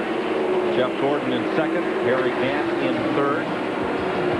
Dale Jarrett in 4th. And Ricky Rudd now up to 5th. There's the rest of your top 10. We'll be right back.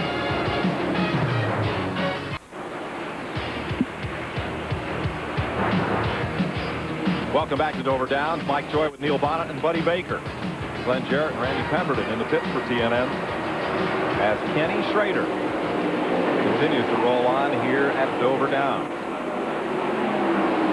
We are told that NASCAR will be bringing the caution out at lap 345, 5 laps from now. They have informed the team that is as far as they want to go on this run of tires, that they will have a caution flag so everybody can come in and change. And let me tell you, it's within the realms. You see, Rusty Wallace is really critical. We're just 4 laps away from that caution. If he stays out there, he's going to get one of them back. And then if he can do it again, 45 more laps, he gets another one back. Boy, look here, of all things, right here with 4 laps to go, they get in this traffic right here. When I say 4 to go, I'm talking about to this mandatory caution. It's critical that Rusty Wallace stay out there. And Sterling Martin get exciting, boys. Sterling's looking for a hole to crawl into as he's holding up the race leader. Now he is battling Wallace, who is just now 2 laps down. Sterling is trying to keep from going. Would you believe? A lap down. Boy, I don't think there would have been a problem for Rusty to keep that, get that lap back, or they ran up on that lap car. But you can't blame Sterling. He's trying to stay in the lead lap as hard as Rusty is. You're exactly right. Harry Gant slowing down, we're told. Oh, man. When he was running those real quick laps, that was one of our concerns. How much was he abusing? He's sitting there waiting for that caution. He knows if he's got a problem, he can hang on for 2 more laps. He'll take advantage of that mandatory caution they're going to throw out.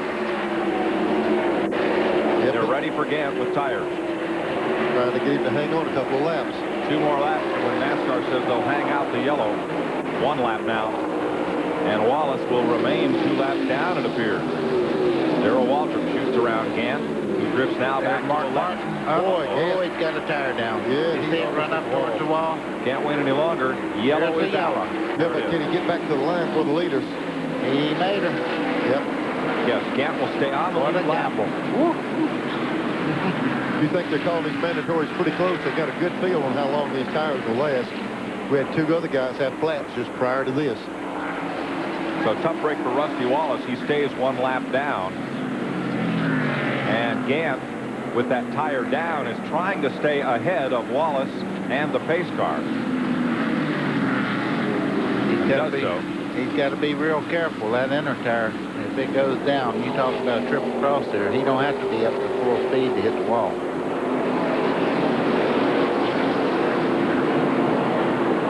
$155 laps to go. Let me see. How many stops will that be? 2 more.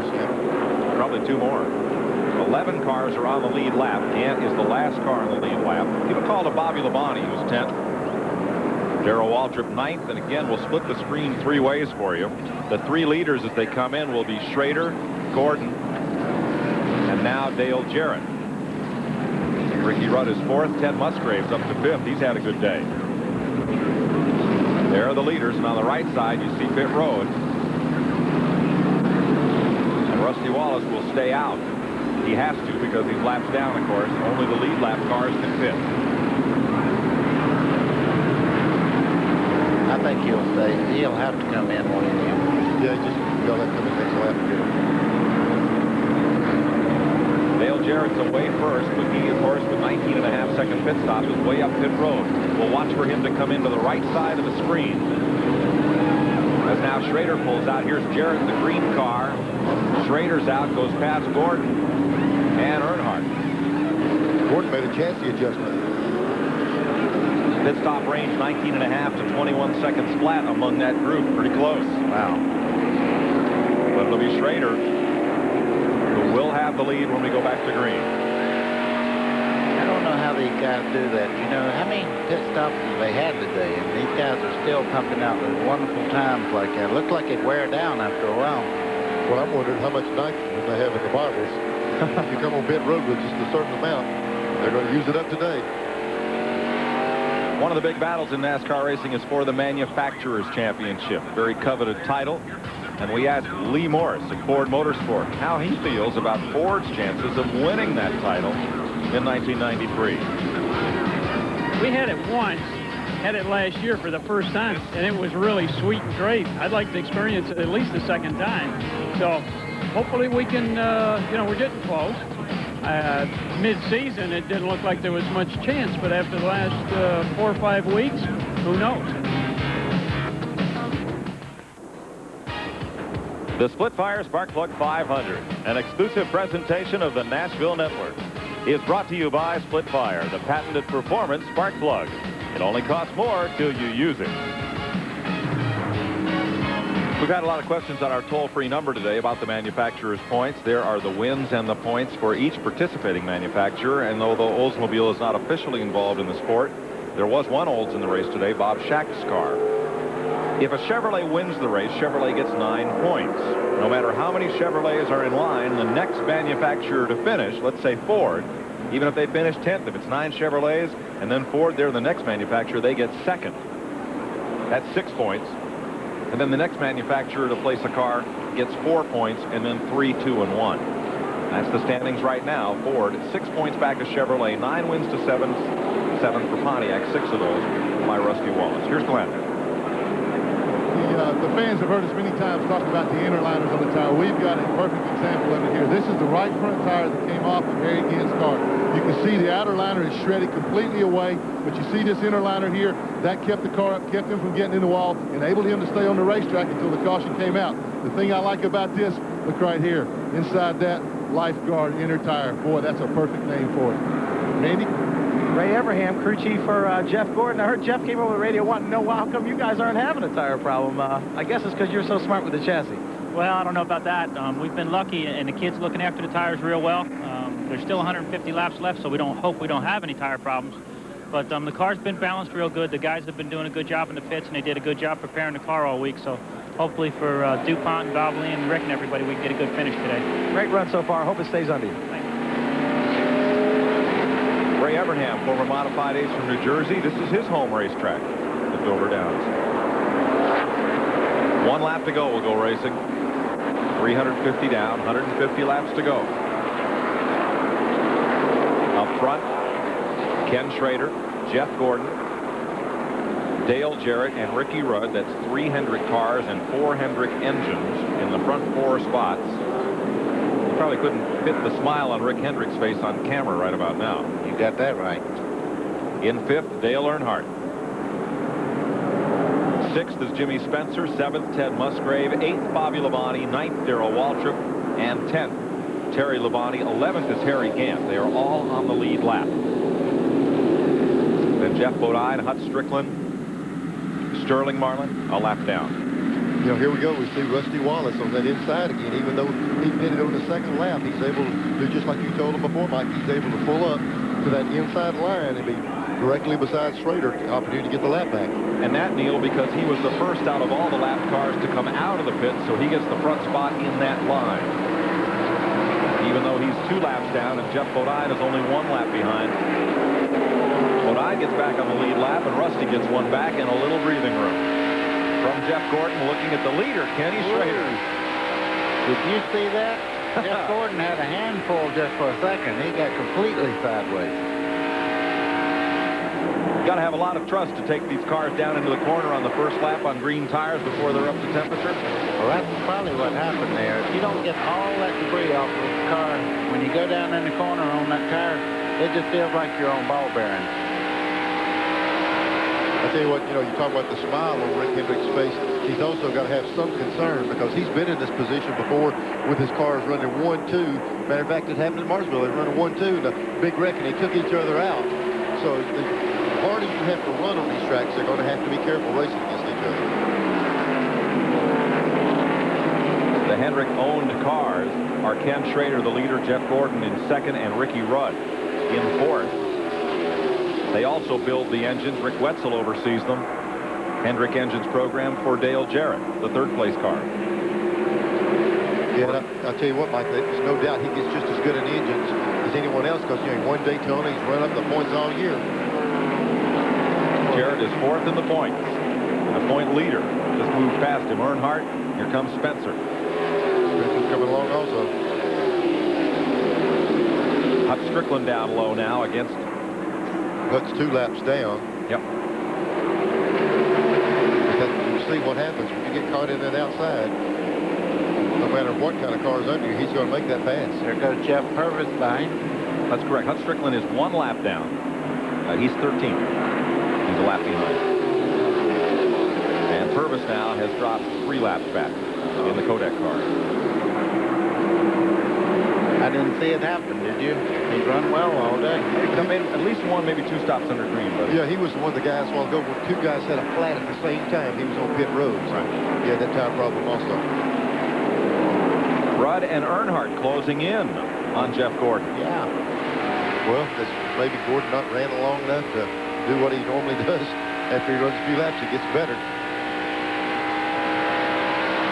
But I tell you what, they've been working on that car every stop. I've been watching. They've been putting a little bit of chassis to him. Looks like they've been working on that right rear every time he came in on the spring, changing a little bit. Oh, there's something on the racetrack. Looks like a piece of hose or something. The ductwork. I couldn't get a good view of it.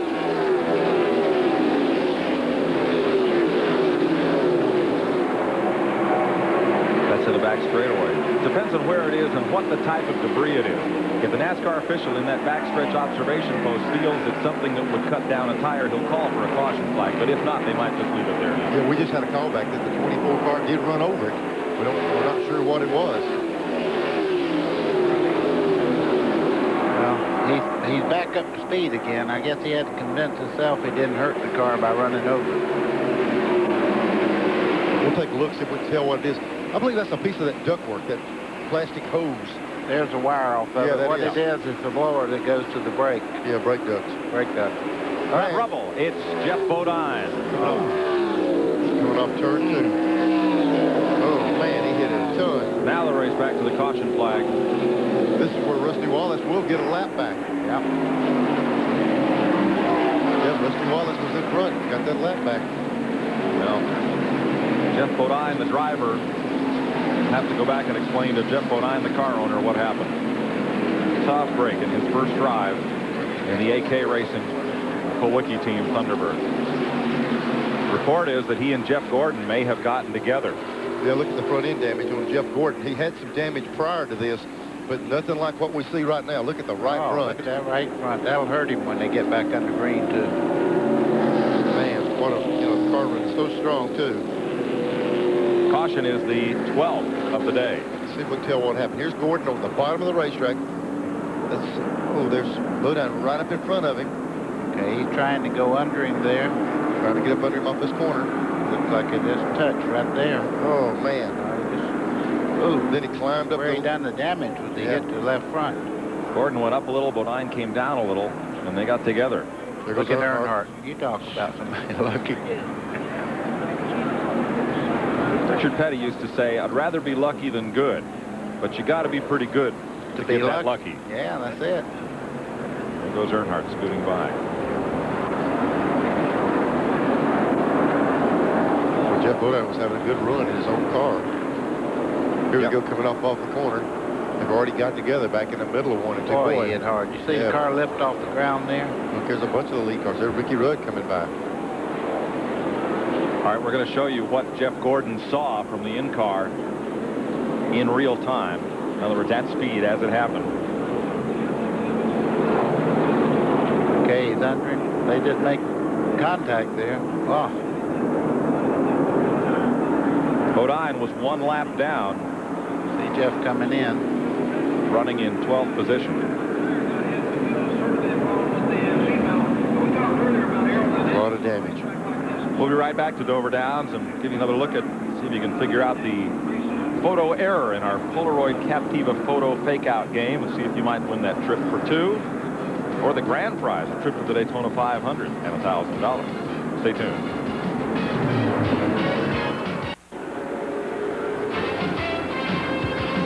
After the accident with Jeff Bodine, you see Jeff Gordon's car, and there's the Bodine Family Channel Ford being hauled back to the garage area. Now the damage to the right front on Jeff Gordon's car, they have taped it up. There you see it there. What's it going to do to that car when we get back to speed?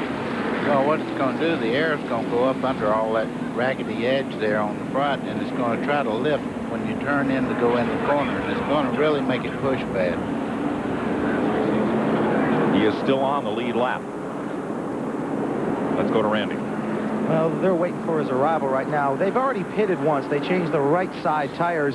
They wanted to keep him on the lead lap if possible. Of course, beyond the cosmetic damage that you see at the front of the car that's going to cause an aerodynamic problem, they're talking about a toe-in problem. And the way these tires have to be absolutely perfect today, you definitely don't want that towing running inside and out. So now they're going to say go ahead and stay out. So they come back in the second time. They change the left side tires. They strung they put a string from the rear tires to the front. They've checked the toe in. There is a little bit of a toe in problem, and they're also saying it could be a bent tie rod, and they would have trouble replacing that. So right now they're going to stay out, but Ray Abraham is still checking with NASCAR to see how long this costs him. They may bring him back in. Randy, I think that Ray is being informed by the NASCAR official that their team is being assessed a 5-lap penalty for the collision with Jeff Bodine. We'll follow up on that here in a moment.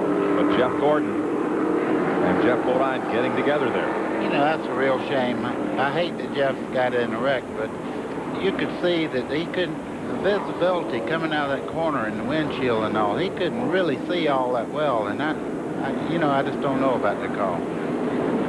When you exit turn 2 here at this time of day in that banking, you are facing straight into the sun where those two cars got together. You'll see Gordon come down to pit road. Well, it's in this area we're looking at right now, Mike. Yep. You know, coming up off of here, sun right in your eyes. You know, you drive along with, you know, if you got an engine room before you, it's okay. And that's about what it takes. And if you slip a little bit, you get into someone. So they're going to bring him in. They're going to set him down for 5 laps.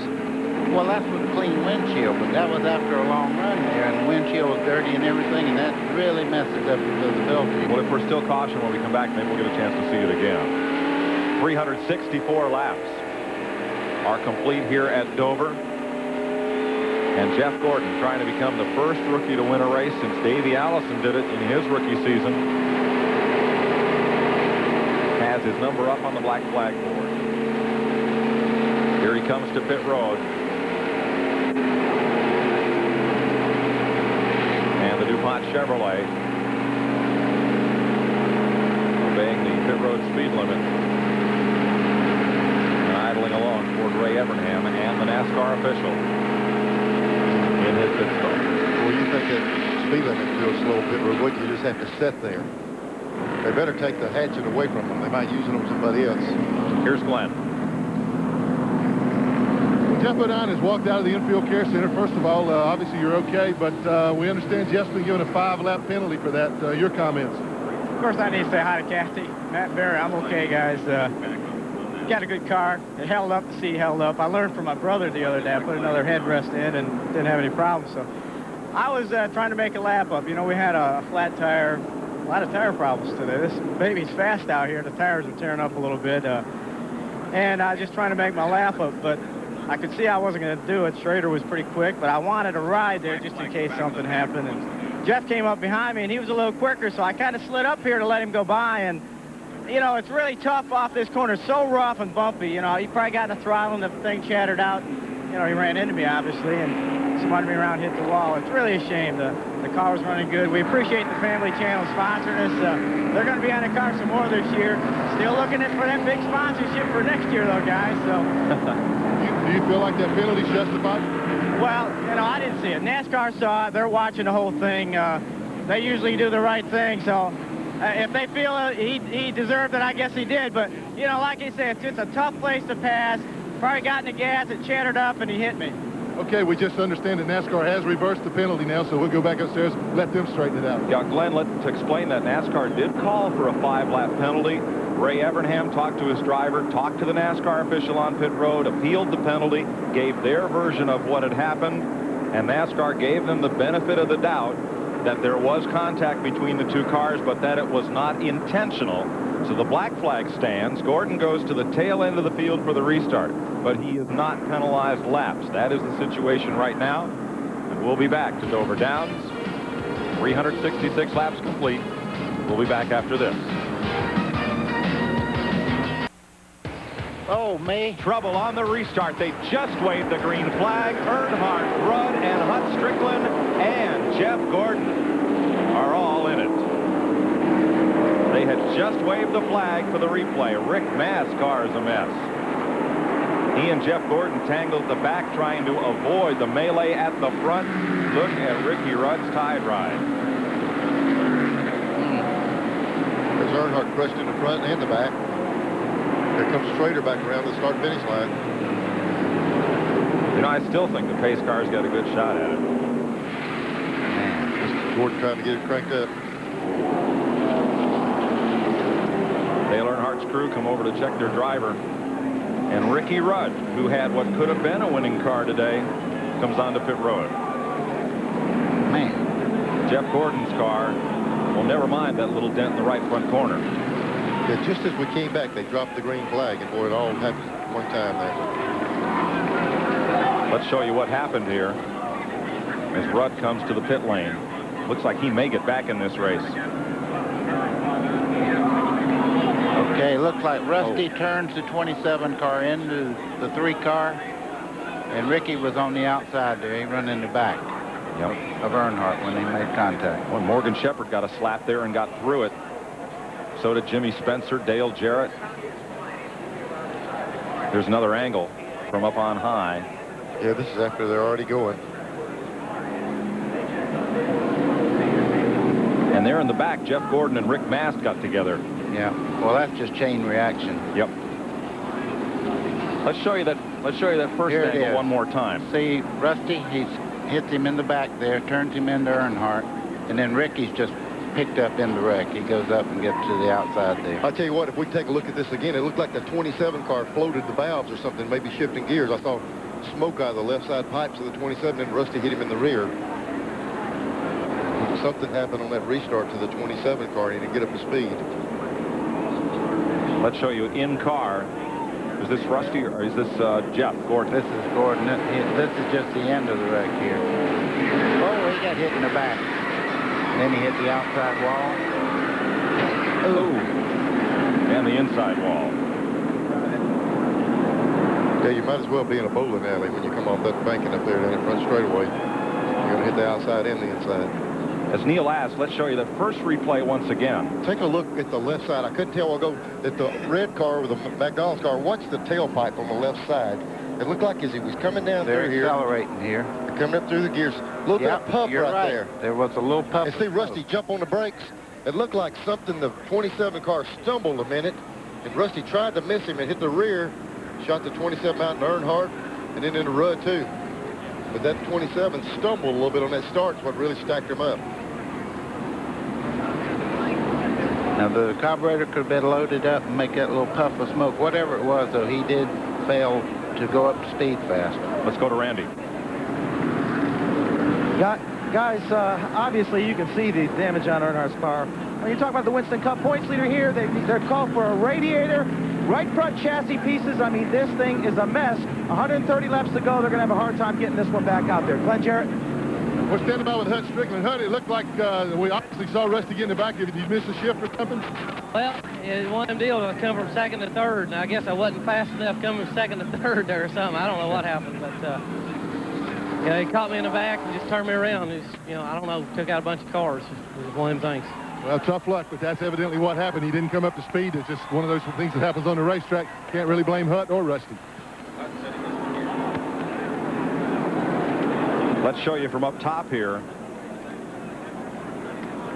From the Ray Bestis Brakes aerial platform. Watch the right side of your screen. And the left side, every side, because there's going to be a big mess here. See him start bouncing off that inside wall.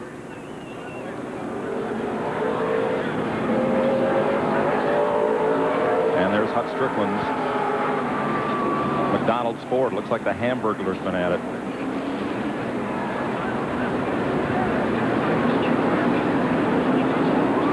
And Jeff Gordon's DuPont Chevrolet, another potential winning car today. Dale Earnhardt's would-be championship Chevrolet. One shy of the race record for cautions. Leader Ken Schrader was out ahead of this. Morgan Shepherd squeaked through with minor damage to the left side. Jimmy Spencer went past unscathed, so did Dale Jarrett. Here's the wave they're running. And another rookie moves into the top 5, Bobby Labonte. We'll be right back.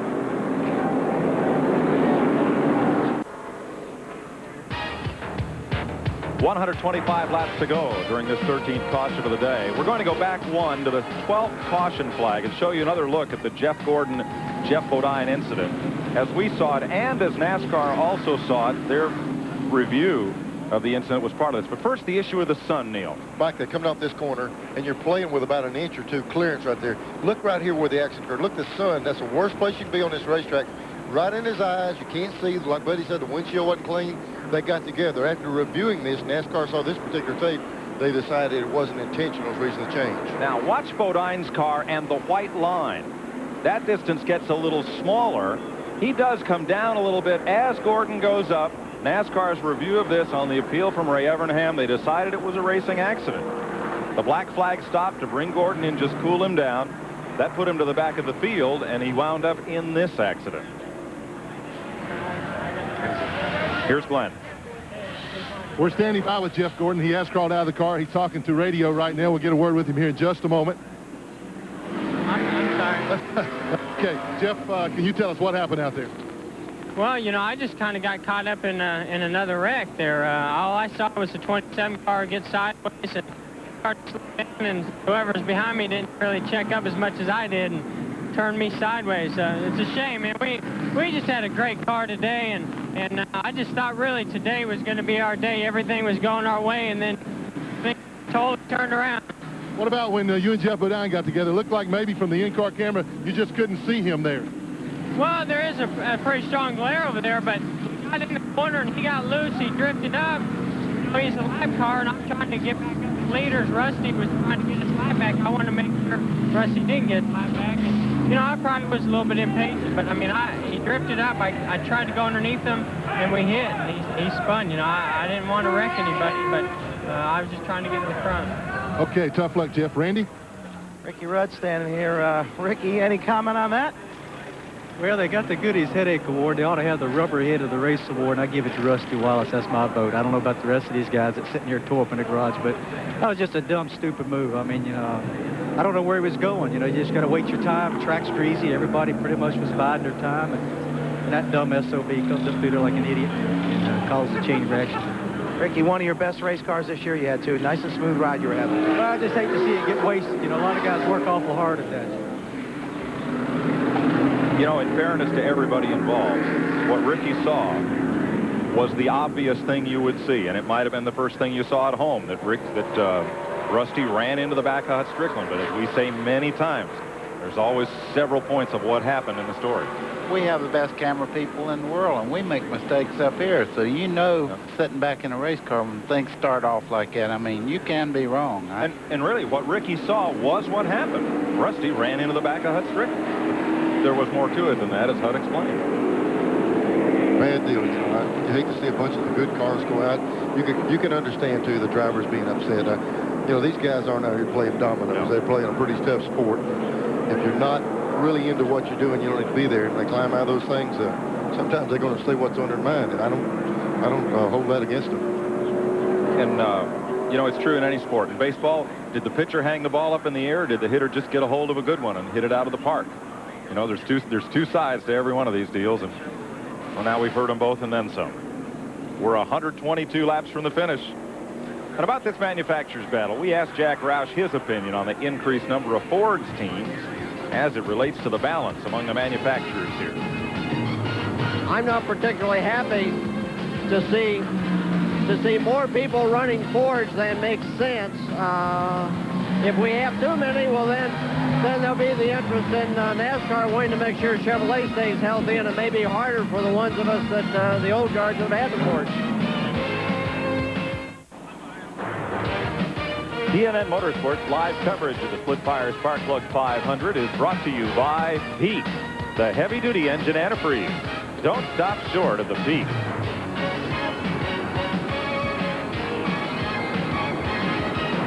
Well, in case you're wondering, here's the top 10, and look who's on top of the leaderboard. Right, DW? Well, it's 120 laps to go. Ted Musgrave, Harry Gant, Dale Jarrett, and Kenny Schrader. Jimmy Spencer, Bobby and Terry Labonte. Then Rusty Wallace and Sterling Marlin. Double check on the lap count.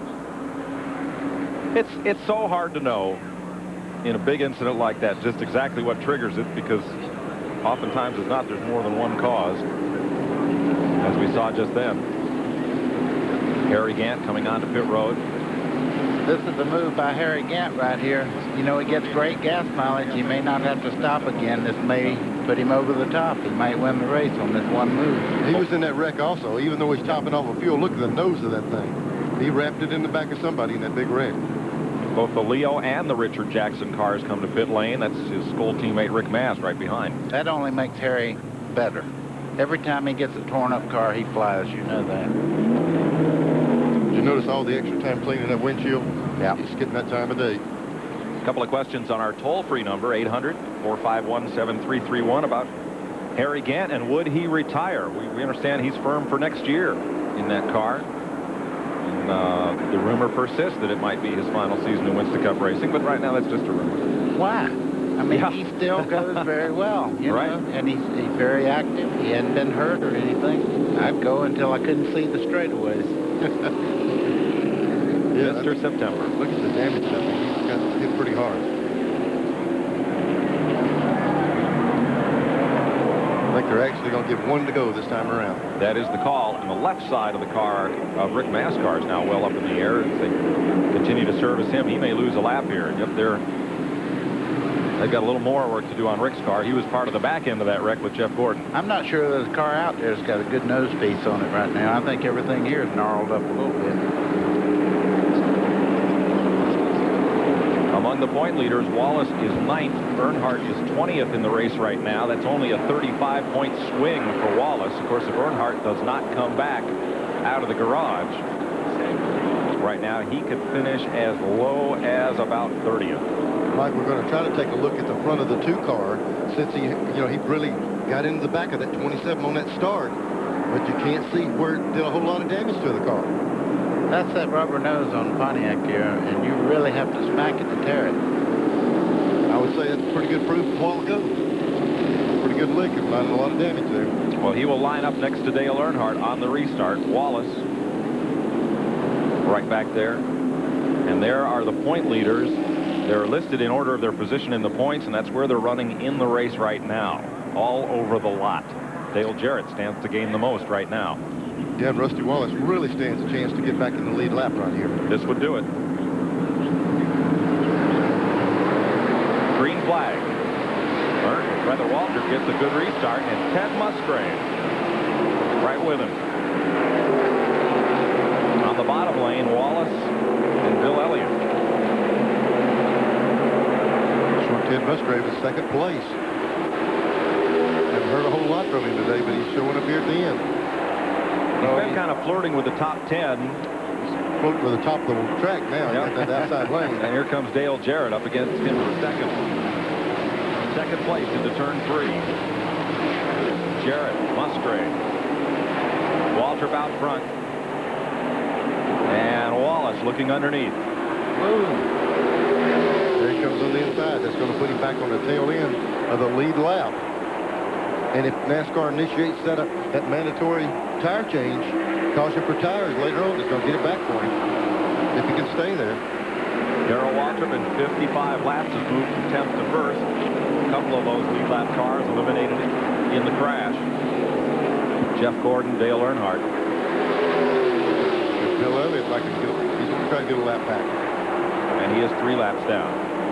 Dale Earnhardt supervising repairs on his Goodwrench Chevrolet. They've been in the pits now for 14 minutes, or in the garage rather.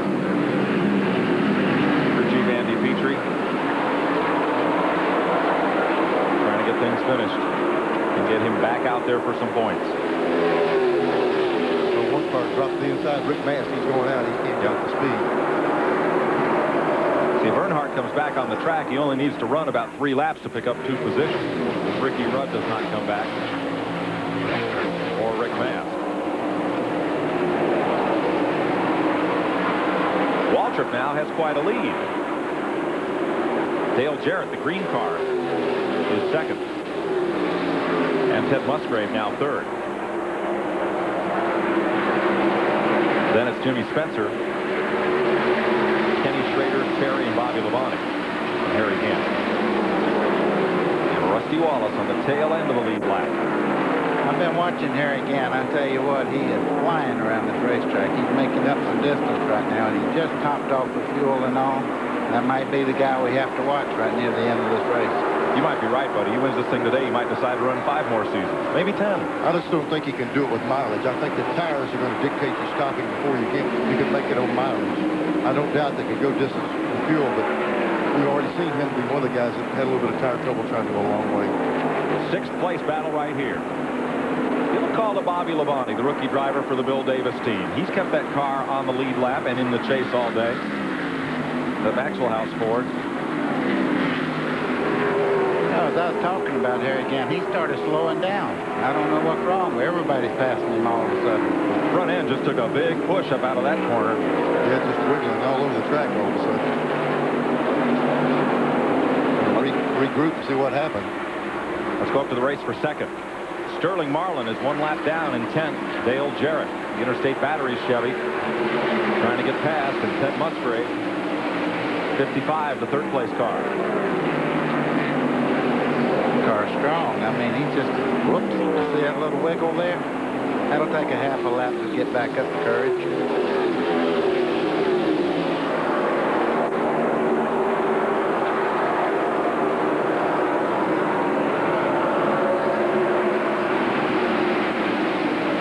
Sterling's a lap down, but he seems to be running a pretty good pace. Yeah, he's running quite well. Here comes Spencer again. Of course, on Musgrave, take a look down the side. Here we go. He's got a run on him on the inside. Got a run on Sterling Marlin to the inside. 55 car will probably take advantage of that also. Go with him. And the 12. Yeah, Spencer's on the move right now.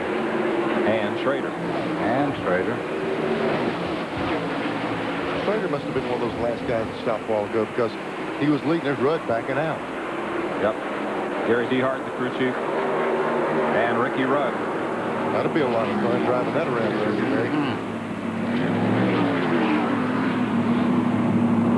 Well, he can move up in the points as well. He is 13th in the standings right now.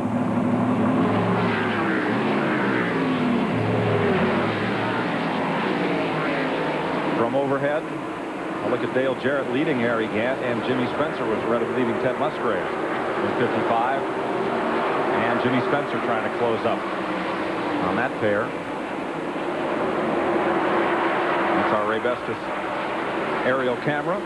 The best in brakes. Bringing you these aerial pictures. I hate to tell everybody this, but there was just a report that the 55 car has a fluid leak. We heard that from the scanner here. Keep an eye for that. 2nd through 5th right here. Chevrolet, Ford, and Chevy. If there's a fluid leak here, Spencer will be the first guy to know it. Yeah. Back behind this group, Bobby Labonte, Terry Labonte, and this man, Harry Gant. Here's Glenn. Well, the problem with Harry Gant's car is one that every race driver hates to have, Mike. The throttle sticks wide open when he runs it full throttle down into the corners. It won't release, so therefore he's afraid to run it wide open, and I don't blame him here. So he has to just ease into the throttle, run it about half throttle. He can't use all the engine. At the first opportunity, they're going to bring the car in, try to adjust it, fix it. But right now, he's just kind of stuck running half throttle. I tell you one thing that caused that. You see this hood bent down on this car in those fender areas? That hood fits flush on top of the air cleaner. In turn, the air cleaner doesn't clear the throttle linkage but about a 16th or an 8th of an inch because they want to get full maximum distance between the air cleaner and also that little bit of damage to that hood might have that air cleaner shoved down against that throttle linkage. Good point, Neil. You see Schrader got by Spencer there, and he's moving up on the back of the 55 car, rather. And Jeff Gordon is back in the race. He is 9th in the Winston Cup point standings and the leading rookie. He's back out to put some laps on the board. 102 laps to go. There's Gordon. He's got a handful just riding on the apron. Yeah, that thing looks bad. That's slow. 3rd gear. I don't know about 3rd gear, but I know he's got 3 hands full. Yeah, he's coming in, Mike. You're right. He's gearing it down. He's back in. Well, they bring it out here to pit road where maybe they'll string it. Doesn't sound good either. Said the rear end's running around on the back end, which means the rear track bar is broken loose, and it won't stay centered up. It's floating back and forth, so they'll have to fix that. So Gordon got back on the racetrack. Ricky Rudd is back in the race. Dale Earnhardt is not. You see he's still out of the car in his white Simpson suit. That's Andy Petrie standing next to Earnhardt talking to him. They've been there now for 20 minutes. Not an eternity as far as this race is concerned. Yeah, I seen that cutting torch there. They're fixing to lay it on it. Mark Martin was in the pits for over an hour, or in the garage, came back out. There is the race for second. 100 miles to go. Oh, there goes Musgrave. Oh. There's that fluid leak we was talking about. Yeah. Now we can see it. Leaking all over the headers. And putting a ton of smoke in the air. And they did put caution right there. Yep. That will be a caution. My old spotter Curly's pretty tough, I'll tell you what. He knows things way back before they happen. They put number 2 back on the lead lap. He got his lap back. That's correct. So Rusty Wallace is back on the lead. How'd that go? Rusty's back in town? Yeah, Rusty's back in the race. You've seen that commercial where he drives around and blows up the speedway and everything? Yeah. Somebody called in and said, who did the stunt driving for Rusty in the commercial on our 800? He drove that himself. They got the dark visor so you can't tell, but that was Rusty. This is Ted Musgrave, 55. This ties the record number of cautions for this race. We could be going. I didn't know we were going for the record. I think we just got her right there. The average speed of this race is now 98 miles per hour. The last super speedway race to be run at less than 100 miles an hour average. Only Greg Fieldman knows this stuff. 1977 at Rockingham when Richard Petty averaged 97.8. Another record we're going for today. 97.8. Right. I think I averaged 99.6 that particular race. He beat me. I'll tell you another record that's going to be in jeopardy today is us getting to the airport when this is over. Yeah. On a nice day. Yep. Clear the freeways. We're coming. Dale Jarrett, second place car on pit road. Darrell Waltrip, the race leader. I guarantee you this bunch here did not see Rusty Wallace get back in that lead lap. Definitely not.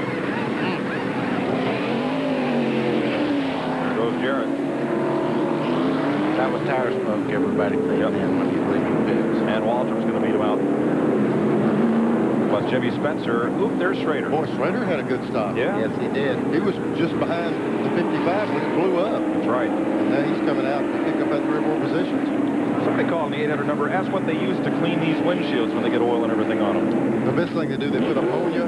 They usually just use plain ammonia. If the driver says, I got oil on the windshield, they'll pour a little bit of lacquer thinner in there also. And they could care less how much it eats the paint up. They'll just dump it on there and let it run. So Waltrip leads. Jarrett is second. Schrader is third. Fourth is Spencer, and fifth, Terry Labonte. We'll be right back.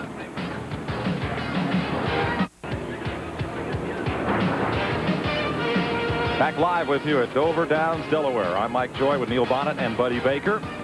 Glenn Jarrett and Randy Pemberton in the pits. 96 laps to go. Here's Randy. Well, Steve, believe it or not, Miller Pit Crew Award of the race. That goes to you. We're going to break it up in little pieces. There's so many guys that worked hard today, but you guys were back in the garage here really early, and you got that car back out here. Yeah, we're definitely the dirtiest here. I don't know if we're the best. We appreciate the award. All the guys dug in. We're counting laps right now to see how many spots we can get. Looks like only a couple. It took a long time to fix it. It hurt pretty bad. A lot of stuff was burned off, but we're proud of this, and we'll be back next week. Randy, according to our figures, you can tell Steve in 20 more laps he'll pick up 2 positions, and that's probably all he's going to get today. But they sure gave it a valiant effort to get back out there. Stein from British Columbia called in. What drivers lost the most races?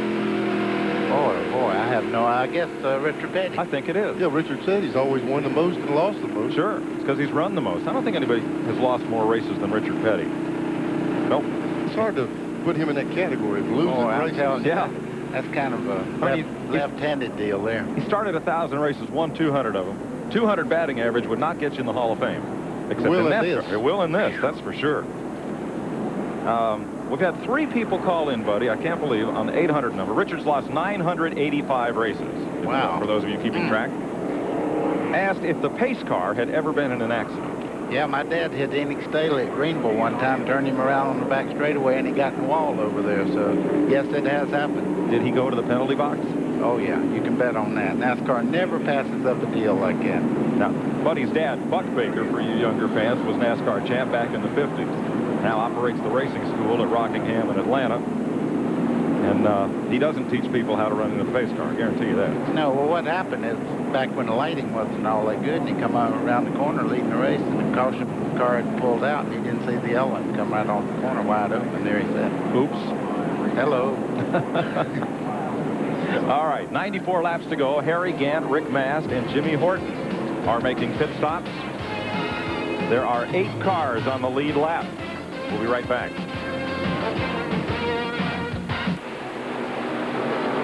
As they wave the green flag, Kenny Schrader behind Darrell Waltrip. They haul the field off into turn number 1. Clean restart. Dale Jarrett is 3rd. Jimmy Spencer is 4th. Terry Labonte is 5th, followed by Bobby Labonte, Rusty Wallace, and Harry Gant. They are on the lead lap, ahead of Sterling Marlin, Morgan Shepherd, and Bill Elliott. Bobby Hillen up to 11th, 2 laps down. Yeah, we just got a call, Mike. They said the 12 car has a broken motor mount. Means the motor, every time he stands in the throttle, it'll rear up and down. So he's got a problem he's going to have to deal with. Did you see Sterling Marlin's car off the corner just then? Here comes Schrader. Walter lead race. Schrader's going to turn right up under him here. Every time I see a race car get sideways like that, I want to kiss this chair that I'm sitting in.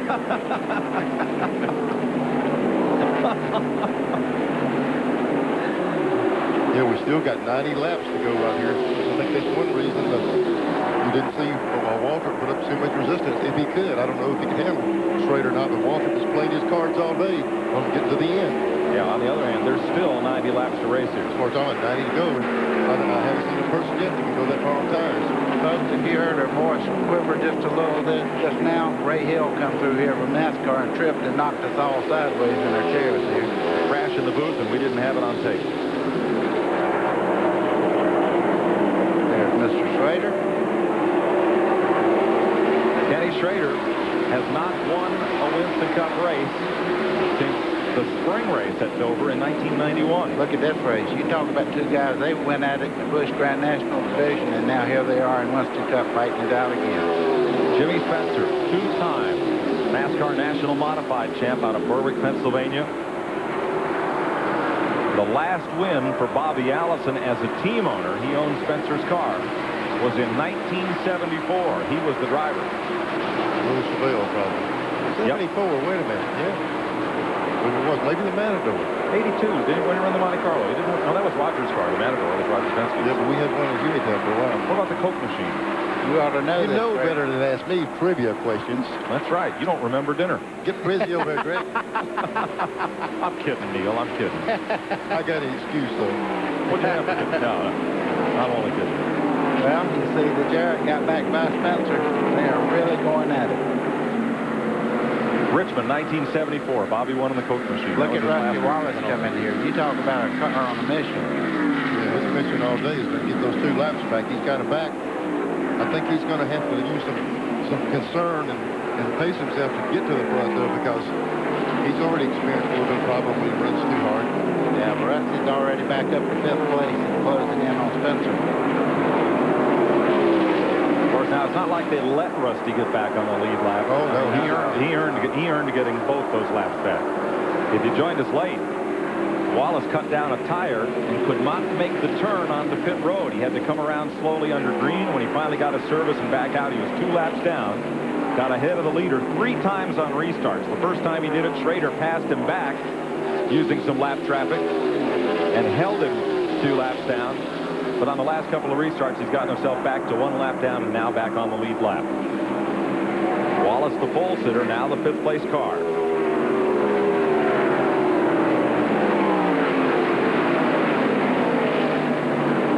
You know somebody we never even talked about, Terry Labonte, and he's running quite well today. He's right there behind Rusty Wallace right now. He's running a very good race.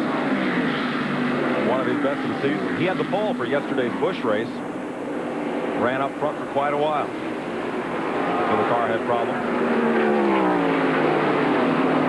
Dale Jarrett had his car run up on the wall coming off turn 4 that time. He's running really hard.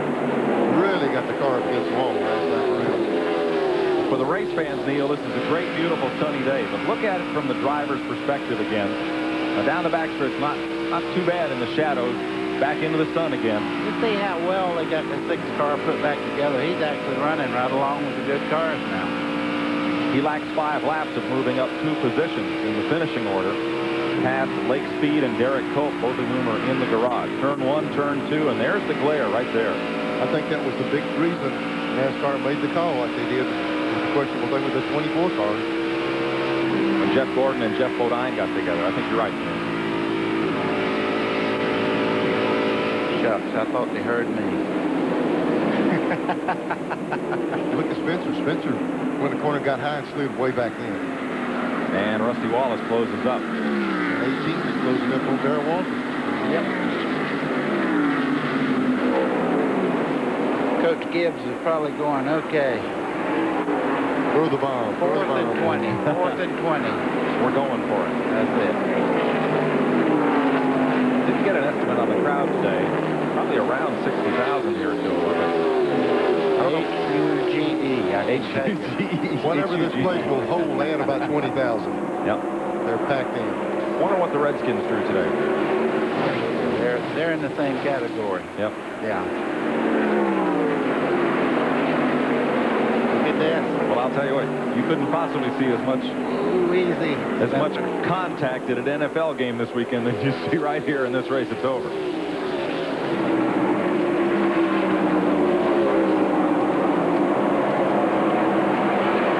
They got Mike Walker back out. He's going on trying to finish up with some good points. All right, he's 28.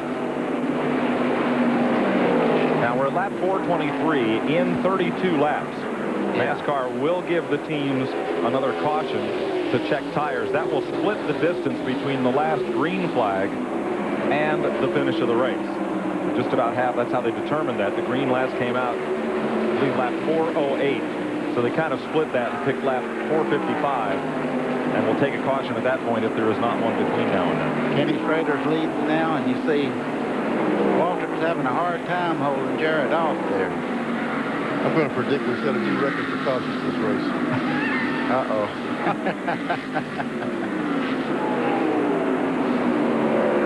I tell you what, you wonder why these guys are running so hard. They know there's a caution coming. If they can just stay right where they're at. Other than track position being so critical, they might want to be in front. Be the first guy to pit road, first guy. This guy here doesn't have to worry where he's at. When he pits, he's probably going to come out first. As the pole sitter, he had second choice at pit positions after the Kowicki team, Jeff Bodine. There's where Wallace has progressed. He's gained 5 spots in the last 56 laps. And, of course, he led over 150 laps today. He will, 195 laps he has led.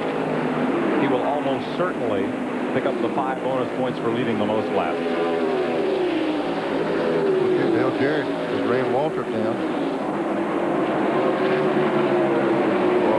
Car's handling well. I don't know whether he's holding something for the glass a little bit here or not, but that car is like it's on a string going around here. And Rusty Wallace has clinched the 5 bonus points for leading the most laps. Not necessarily by leading anymore, but by some of the other guys falling out, had a chance to run him down. Right, he's really pushing Jimmy Spencer right now. And Terry Labonte coming up.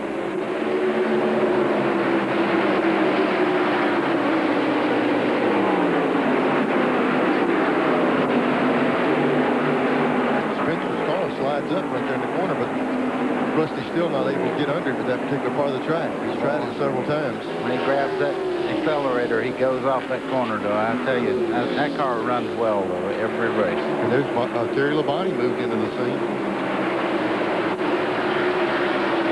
But, you know, these guys, every one of these drivers here know there's a caution coming at lap 454, so, you know, that's the concern. Get there, and then we're going to have the last little run for the win. About 25, 26 laps away. Average speed today just might be 100 miles an hour. Look at this. Darrell Waltrip, Dale Jarrett. Dave Marcus gave him a lot of room. Yeah.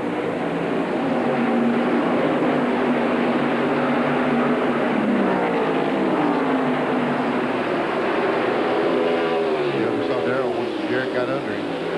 Jarrett ran him down from a good way back once he got there and made that move. Waltrip virtually pulled over and let him go. While they were doing that, Schrader got a little bit of breathing room out in front of him. They moved past Kenny Wallace. Kenny in 17th place. Neil, that would have never been that easy with 10 laps to go. Oh, no. You can make them real wide with 10 to go. Oh, I guarantee you.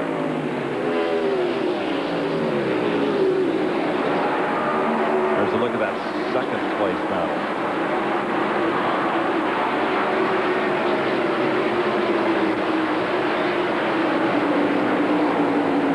Kind of surprised. I really thought, you know, not taking anything away from Spencer's car is really good, but I thought Rusty, as stylish as he'd been all day, would be able to get up there and drive around Spencer, but Spencer's done a good job.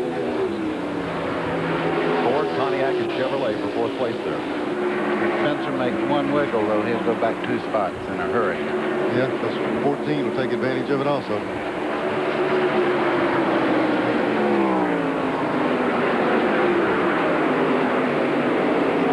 Here's your Napa Field standing update. 8 cars on the lead lap back through Harry Gant.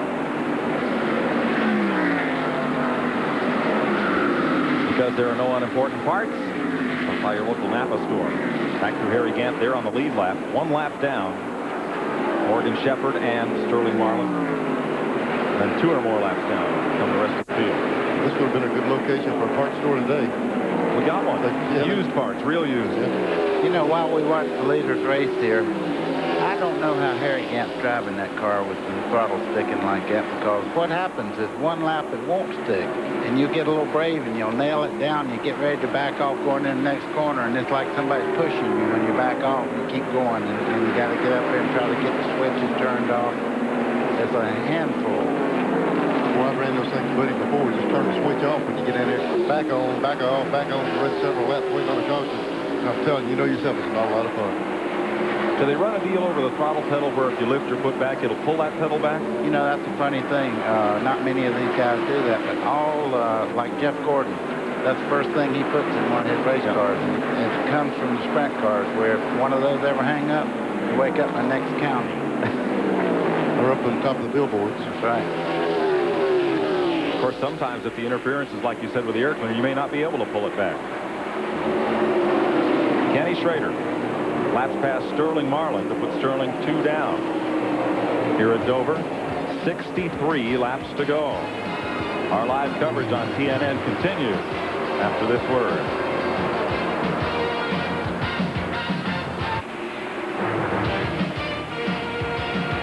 Welcome back to Dover Downs, where Ken Schrader leads Dale Jarrett, Darrell Waltrip, Jimmy Spencer, and Rusty Wallace. Had a lot of calls on the 800 number about why Rusty Wallace wasn't black flagged after running into the back of Hutch Strickland. And you may have missed Strickland saying that as he got down into turn number 1, the car kind of faltered, wasn't going as fast into the corner. Might have been a case of him backing into Rusty rather than Rusty driving into him. Too close to call. NASCAR said no harm, no foul, no penalty. Racing accident. That's why. Good call. You're going to penalize somebody. You really have to be sure that the action was deliberate. Otherwise, you penalize somebody, you can't take that back. Wendy from Canada, we agree with you. Mike Joy is doing a great job. How about that? That's his cousin in Canada. I don't have any. I don't have any. Yellow flag's out. We have a caution. Mike Waltrip has gone into the wall at turn number 1. And there's a car up against the wall in 4. They seem to come Jimmy in pairs. Air Horton. Seems to come in pairs, doesn't it? Oh, boy. That boy's had a hard time this year, I'm telling you. So Mike Waltrip brings out the caution in 1, and almost simultaneously, Jimmy Horton got up against the wall in turn 4, which prompts this question from Terry in Indiana. Has there been a race where there were more laps under caution than green? In 1952, Herb Thomas won a Winston Cup race at Wilson, North Carolina, and averaged 35 miles an hour. So you would guess they probably had more cautions than green laps that day. Records don't go back to 52 to indicate how many yellow laps there were. That took care of the mandatory caution right there. They won't have one now, I'm almost positive. the thing that concerned me, they were talking about doing it at 4:54. They didn't make it to this point. You know, they didn't split it halfway. We lost one before we got here. Will they extend it and try to get it to a safe point? We'll see. This could be the most important pit stop of the day, right here. Leader Ken Schrader, second place car Dale Jarrett, third place car Darrell Waltrip as they came into the pits. Jarrett will get 4 tires. Jack Mann runs around on Waltrip's car and on Schrader. They're going to have to be tough to beat Dale Jarrett. Here comes Waltrip out, and Waltrip did it. And Schrader comes out, and he'll be the leader. That was a disadvantage of being way up the pit road. Dale Jarrett actually had the fastest pit stop. But of course, he stopped quicker, too. Right. The other time. 8 cars are on the lead lap. Terry Labonte has called in. And the cornflakes got soggy. Uh-oh. Says the engine has gone soft, and he will have to nurse it home. He's had a great run here today. He is in 6th place right now. Has 7 top 10 finishes this year for Billy Hagan. But he will run it to the finish. His brother Bobby's in the top 10 as well. He has 4 top 10 finishes in his rookie season. And Bobby right now is posted on the lead lap, one of those top 8. We'll go down to Randy Pemberton. Well, we got ready to talk to Dale Earnhardt. He's climbing in. I'll see if I can get away with him. We're going to have to sneak in. These guys are still really thrashing on this car. Dale, any words to say at all? What can you say? You know, guy takes out all them race cars. Just got caught up in it. He's a little upset, understandably. Man, these guys have worked hard back here, guys. 47 minutes they've been in the garage area, Randy. But he's got enough of a point lead, 284 points over Rusty Wallace, that this will not put a major dent in his lead. Jeff Purvis, Greg Sachs. Schrader's the leader. Jarrett is second, Waltrip third. Spencer fourth, Wallace is fifth. 6th, Terry Labonte. 7th, Harry Gant. 8th, Bobby Labonte. 9th is Morgan Shepherd. And 10th is Sterling Marlin. 53 laps from declaring a winner at Dover Downs. We'll be right back.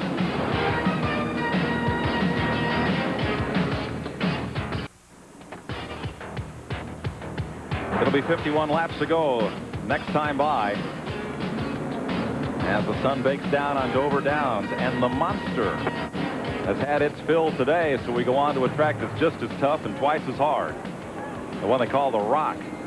Yes, and they're not saying that because it's got a big stone out in the front. It's a hard place to get around. Another mile speedway where you see great racing action live on TNN.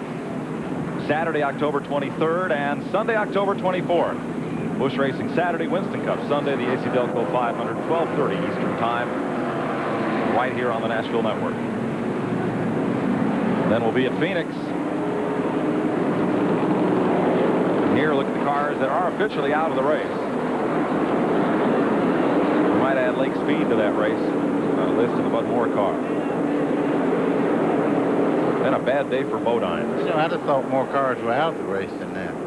Seems like it's been a steady stream going in the garage area, but they fix them all and get right back out. Well, Mark Martin has just pulled to the garage after picking up those 2 positions. He did pull in. Hut Strickland and Ted Musgrave are also out. It's been a tough weekend to be a Bodine. Although Todd won yesterday's Busch race, Brett Bodine broke his wrist in practice Friday. Brett crashed into the wall here in the Butch Mock car, the factory store's Ford. And Jeff Bodine got tangled up with Jeff Gordon and crashed into the turn 2 wall and is out of the race. Some of the pit crew members have early planes to catch. That's the gap in the fence at the start-finish line. There is no access tunnel here at Dover Downs because we're so near the Atlantic Ocean. The water table's pretty high, and it was not practical to dig a tunnel for access to the infield. So they come across the start-finish line.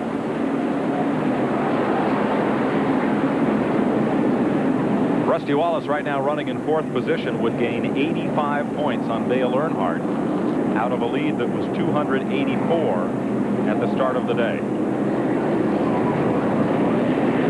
Yes, we know they have a tunnel in Daytona, but the geology there is a little different, we're told. I'd say. I don't know why, but I guess it is. Well, we said it, so there's a look at the Unical suite, the Board of Directors suite, and that's the front stretch for the horse track here at Dover Downs. Yeah, those guys, they're roughing it there. Yep. Let's go to Glenn Jarrett. Glenn? We're standing by. Jimmy Makar is in discussion with the NASCAR official right now. We're not sure what this is all about. Let me find out, and I'll get right back to you guys. Glenn, I think they're going to give him another caution at 475 is what the discussion's about. We'll see if that's the case. They're holding a couple of teams on it right now. And again, concern over tire wear, whether or not they'd want to go 50 laps to the conclusion of this race under green. Well, if you talk to crew members, they'll say no. You talk to drivers, they'll say yeah. But they're the ones that got to live with explosions. That's Carl Simmons, the NASCAR official, talking to Jimmy Makar. I say Jimmy said whatever it is, he don't want it. Right. Glenn? Well, the discussion was, as you said, Mike, they are going to throw another caution at 475. The reason Jimmy Makar doesn't want that, Dale Jarrett's car runs better on used tires, so that's going to slow him down. His car's a little slow when they get on fresh tires. The longer they run, the better he runs. So that's the reason Makar's upset. They don't like that call at all. I guess the benefit, if there is one to this, Glenn, is with a 25-lap run under green, you can much more let it all hang out knowing you've only got to get 25 laps out of this set of tires. Yeah, can you imagine having these guys on 40 lappers, tires with 10 to go and tell them to go after it? That'd be a bad situation.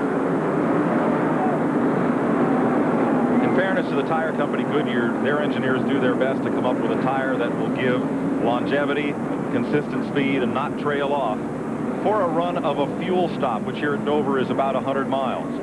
And that whole combination, the way the teams are applying it to their chassis setups today, perhaps didn't come together quite as well as everybody'd hoped. So they have these precautionary caution flags so that we don't get into major tire trouble. Green flag, 48 laps to go.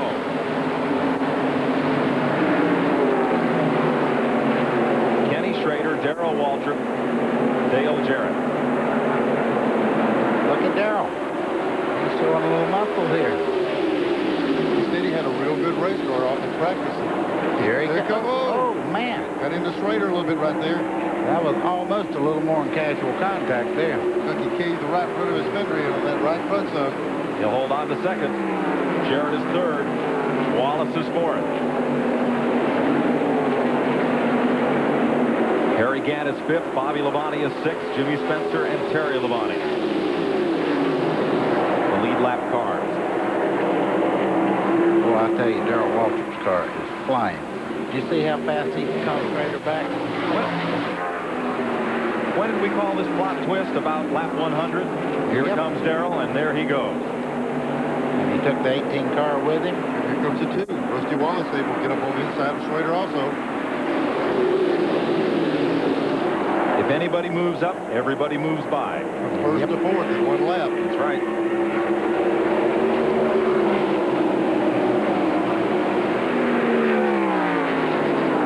This right here, the racing they're doing right now, is really just positioning for this last caution that's going to come up here in a few laps.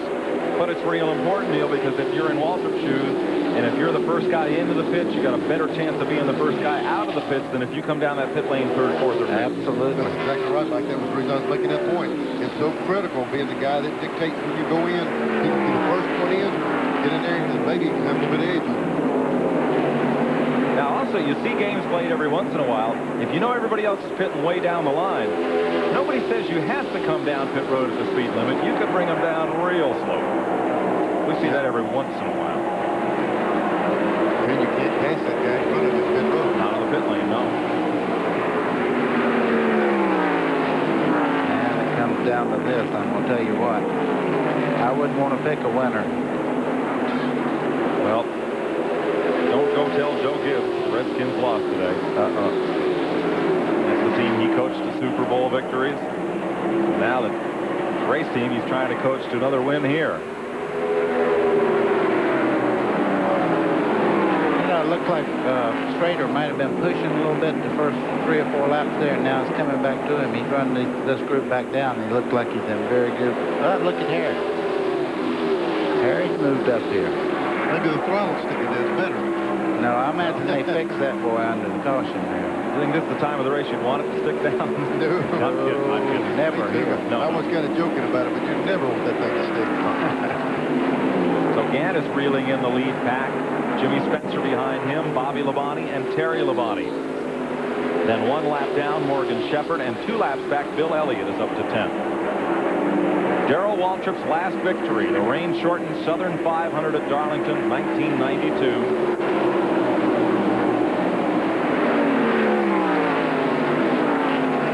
Dale Earnhardt, 56 minutes to make repairs to get him back in the race.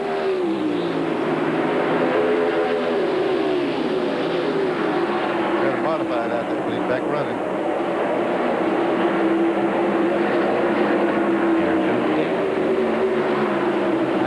It's going to be tough to get by Darrell Waltrip the way he's handling right there, because he can almost dominate the line that he wants.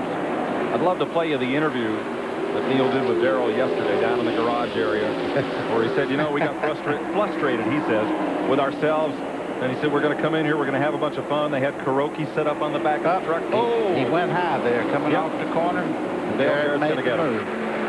He actually went high to go around Rick Mast, and he got up just high enough that enabled him to get on in the gas and get up beside him. Here comes Gant. Caught that pack. Ducks under Kenny Schrader. Not that time. I said Waltrip told us that he and his team were going to concentrate on having fun and having a good time and enjoying this sport. They're enjoying it today. You bet. You know, he also said, hey, I've got a good race car right here. And he said, this thing is as quick as anybody here. Looks good now. Mike, you can pressure yourself right out of contention. You can get under too much pressure and make stupid mistakes, and that's what he told his crew. He said, let's go have some fun. If we win, great. If we don't, let's just have a good time in it. He's coming right back at Dale Jarrett. Got inside Jarrett after they lapped around Dale Earnhardt, and Waltrip goes back out front. Oh, he's got to be loving this. Folks, don't pay off the pool just yet. Here comes Jarrett back for another run. Not this time. Well, Darrell gave him a little room down on the bottom. Yep. A little room wasn't a lot of room. You know, when 10 laps to go in a race is when you really get on the thing here. 10 laps to go before this caution right now. They know there's a caution coming. They want to be up front, close to the front, to make this last stop. Harry Gant has passed Schrader now and is in 4th place.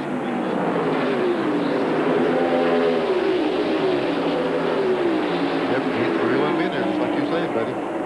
He must have a roof put on late this afternoon in Taylorsville or something. You know, you get this good a race, you kind of forget how many good cars have fallen out of this race. Schrader's car was real high there. I think he's got a handling problem. Like you said, buddy, his car seems to be pushing up. Well, they'll have a chance to fix it. We'll look for caution here 9 laps from now.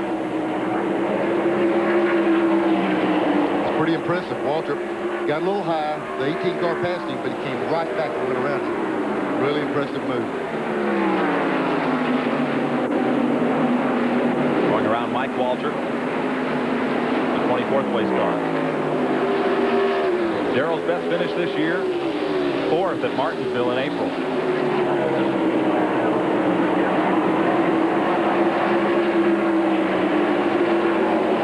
I think the same man built all these motors. You notice they all seem to run the same speed down the straightaway. Just kidding, folks. Don't make me hate me. Just write me. Right.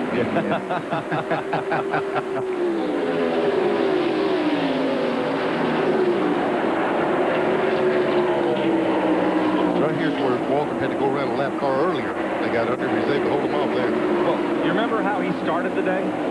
Remember lap 1? That was what, about 48 hours ago? Yeah. Look at it. This was coming around the 2nd lap of the race. Hardly ever see him get in that kind of trouble. He was very lucky not to get knocked out of the race right here. Look at this green car. Dick Trickle did a great job of not running head on into it. You got to be good to be lucky, right? Oh, yeah. I tell you what, look how much, when they pull up on him as he comes up on lap traffic, which means he's probably playing it safe, and then he just drives away from it. So he's got a lot for these guys. In 5 laps, we'll look for the caution flag. And again, it's because of NASCAR and the team's concerns about tire wear. Well, you know, to have a safe race. You know this, Mike. They might beat him, but they won't outthink him. He's one of the best thinkers in all of racing. I tell you what, you're talking about thinking. I can't help but think Rusty Wallace, sitting there in third place, knows the type of pit work he's been getting year in and year out, all season long. And it wouldn't surprise me to see those guys really throw something at him on this next stop. If they're going to be fast on pit road, this will be the time. Rader looks like he's reeling them back in. That car comes and goes. It might be just driving the heart out of it and getting in trouble every once in a while.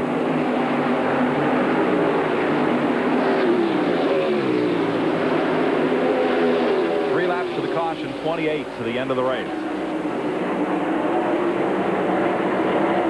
When they give them that 20, they give them that caution, they always have 2 laps of caution. They at least let the leaders come in, and then they let the cars a lap down come in. So we're going to get a restart probably with about 20 to go. 6th place, Jimmy Spencer. Morgan Shepherd, 1 lap down in 9th place. This is not for position. Spencer goes on by. That big scrape on the left side of Shepherd's car came in the lap 1 accident, but since then he's had a good run. Up front, Waltrip trying to drive away for another lap here. Get that caution, come around, and once the pits are open, get in and get done. Dale Jarrett, Rusty Wallace, Kenny Schrader, Harry Gant, and caution is out. How would you like to be on one of these pit crews now, the pressure involved? People always call and say, how can I get on a pit crew? This is when they earn their money. It's going to be so critical getting in and getting out in a good position. Pit crew on a NASCAR race, over-the-wall pit crew, has become every bit as essential as the skill positions in any major sport. You can see them down on pit road now. See the crew chiefs going on giving them pep talks to the crews. That's their pep rally right now. Wait, you asked for one car that didn't have a nudge on the nose. Look at Darrell. That thing's clean as a whistle. His body, man, is kind of like that guy, I can't say the brand name, but the guy that's supposed to fix these washing machines on television, the loneliest guy in town. He don't get to work on this 17 car because Darrell don't tear it up. Well, he missed a good chance. Repairman, we can say that. Yeah, okay. He missed a good chance early to work on it. I think even Maytag let him go. I don't think they use him in the beds anymore. Here we go. That looks like the Teflon nose on Walter's car. Now, see, late in the race, you see Walter was able to roll down 2 or 3 car lengths ahead of these guys. Look how slow he's bringing it down. There goes Jarrett. Here goes Waltrip. Now, Rusty's way down the end of pit road because as pole man, he got second choice of pits. Now, these are just the lead lap cars that are in right now. Will somebody gamble and take on just fuel or just 2 tires? What do you do? 4 tires, it looks like. I think you have to. 24 laps left to race. There goes Walter, pal. Jarrett. I tell you what, now Walter's crew did a good job right there. That they did. And Rusty picks up a spot. He picks up another spot. He's on Dale second Jarrett now. It's so critical with just a few laps to go. 24 laps to go. Darrell Waltrip with an 18.7 second stop. Stays out front.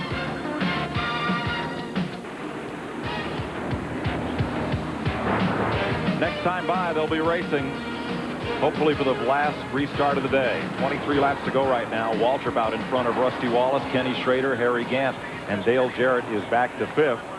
Our thanks to Ray Bestis, Best in Brakes, for giving you the pictures from our aerial platform. And also our thanks to Racing Radios out of Forest Park, Georgia, that allowed us the 2-way communication hookups with the drivers during today's race. Dale Jarrett's crew had trouble with the jack on the left side of the car during his pit stop. And when it cost him, sent him back to 5th. That's where he'll line up on the restart. And Mikey went from 2nd to 5th back there. So there is Waltrip looking for his first win of 1993. 9 points for Chevy for the manufacturer's title. There's a Pontiac in 2nd, a Chevy in 3rd, 4th, and 5th. Pace car drops down off the banking. It'll be 22 to go. There were the pit times. Aaron hangs the tail. Waltrip out in front.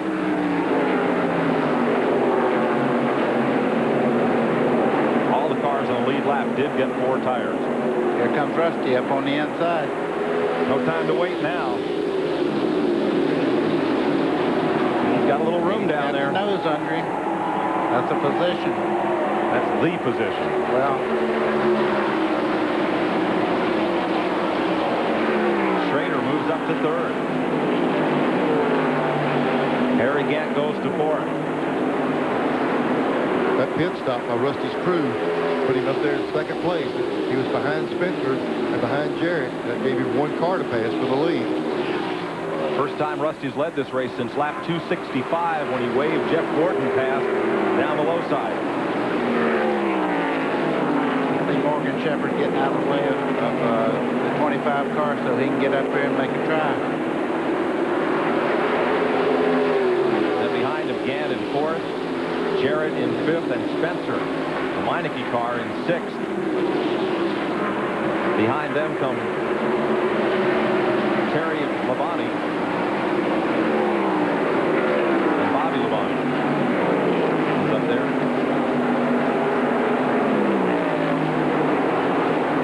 There's Spencer taking a look to the outside of Jarrett, and that'll be a hard pass.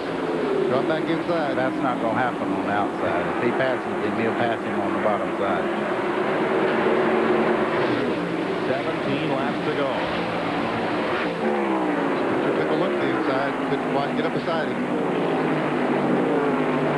Hard to imagine you'd have to run this hard all day, dodge as many wrecks just to get in a position to try to challenge like this. You don't have time.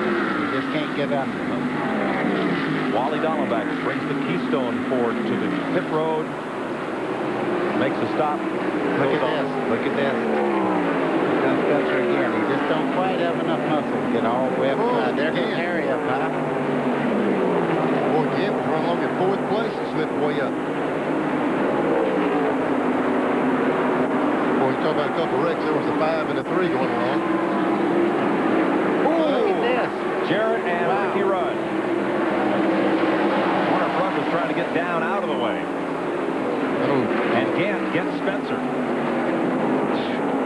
I tell you what, that was pretty close to a wreck right there.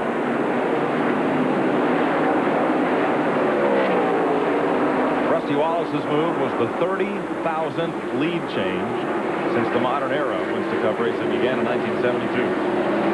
Spencer's turned up the wick a little bit now. He's trying everything he can to improve his position. But I tell you, those are pretty good race cars he's trying to pass.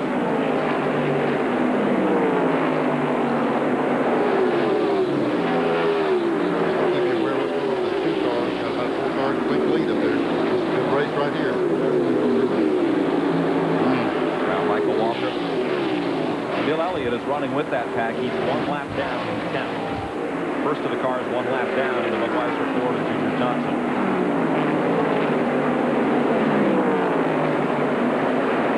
Those cars on the lead lap, Wallace, Waltrip, Schrader. There they are. You see Rusty stretched it out a little bit there, Mike. Yeah. 4 car leads. Schrader's actually been gaining on Waltrip. Then this battle, Jarrett, Spencer, and Gant in 6th. Then the Labonte brothers, Bobby and Terry. Spencer's car's getting drift up higher in the corner now. If he's going to make a run at him, he better not stay up there very long. On the last lap of yesterday's race, Tracy Leslie drifted up high in the corner and lost that spot, bounced off the wall and almost into Ricky Craven. Craven almost had himself in position to get by Walter just then, but he didn't take that chance going down in the corner. They're black flagging the 5 and 3. I guess they feel that the 2 cars are kind of in the way right now.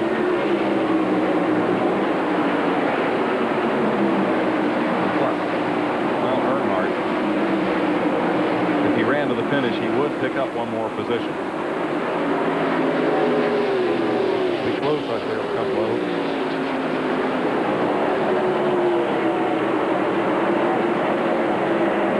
I believe Rusty's got out there, kind of got the lead he wants. He's one of these kind of guys, once he gets the lead, knows how to take care of it. He said at the top of the day he had the car to win here. And there is Earnhardt coming to the pits in the point chase. Wallace second in points. Earnhardt the leader. Earnhardt right now is in 27th position in this race. Jeff Gordon's battered car has also come to pit road. The best thing that could happen to Rusty right now is these two cars start racing side by side. Boy, you talk about losing some time around the racetrack. You lose a ton when you get side by side. 8 laps to go. This Raider taking a look at the inside. He wants to make that move no matter if he's clear enough. Make Walter always think about that inside.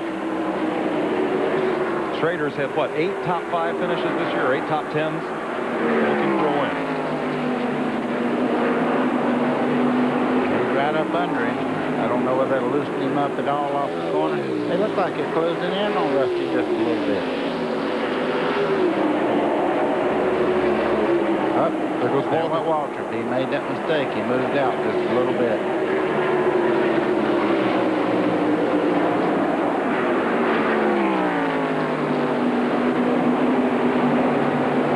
Second and third right there. Schrader, Waltrip. Now for 4th place. Dale Jarrett, Harry Gant, Jimmy Spencer.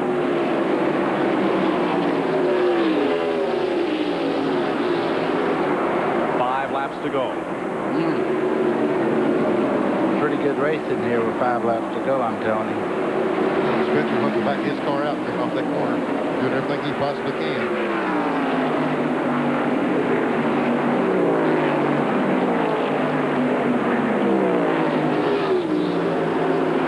Behind this group, Bobby and Terry Labonte, both on the lead lap. And it's closing up front, first and second, with 4 laps to go. Things are getting a little bit closer. Let's show you up front as Kenny Schrader, having gotten past Darrell Waltrip, he is reeling Rusty in. Boy, he'll give it everything he's got. He hadn't won a race this year, and boy, that's important right now. He needs to do everything he can to try to win. Schrader is driving his heart out. Boy, it's going to be critical when you get traffic on this deal. Clear before you get in the corner, you can run your own line through there. Seems like Rusty opened it up a little bit that lap. Just that little bit that he had to give way to that slower car on the inside there. 3 laps to go. Rick Hendricks there with his team. His lone remaining team still going. That's right. In second place, Kenny Schrader. 2 to go. He closed up that little bit he lost. That is so close, and yet it's so far. Yeah. White flag. Look at Buddy Barrett. He don't look like he's worried. Last time around, here's the race score for it. Only 3 drivers have won at Dover from the pole. David Pearson in 73, Cale Yarborough in 76, Bill Elliott in 1990. Make that 4. Rusty Wallace for 4th place. Behind Schrader and Waltrip, give it to Dale Jarrett ahead of Harry Gant, Jimmy Spencer, and the Labonte brothers. Wallace picks up that Skins game bonus, $22,800 for winning from the pole. Goes up to score $7,600 a race.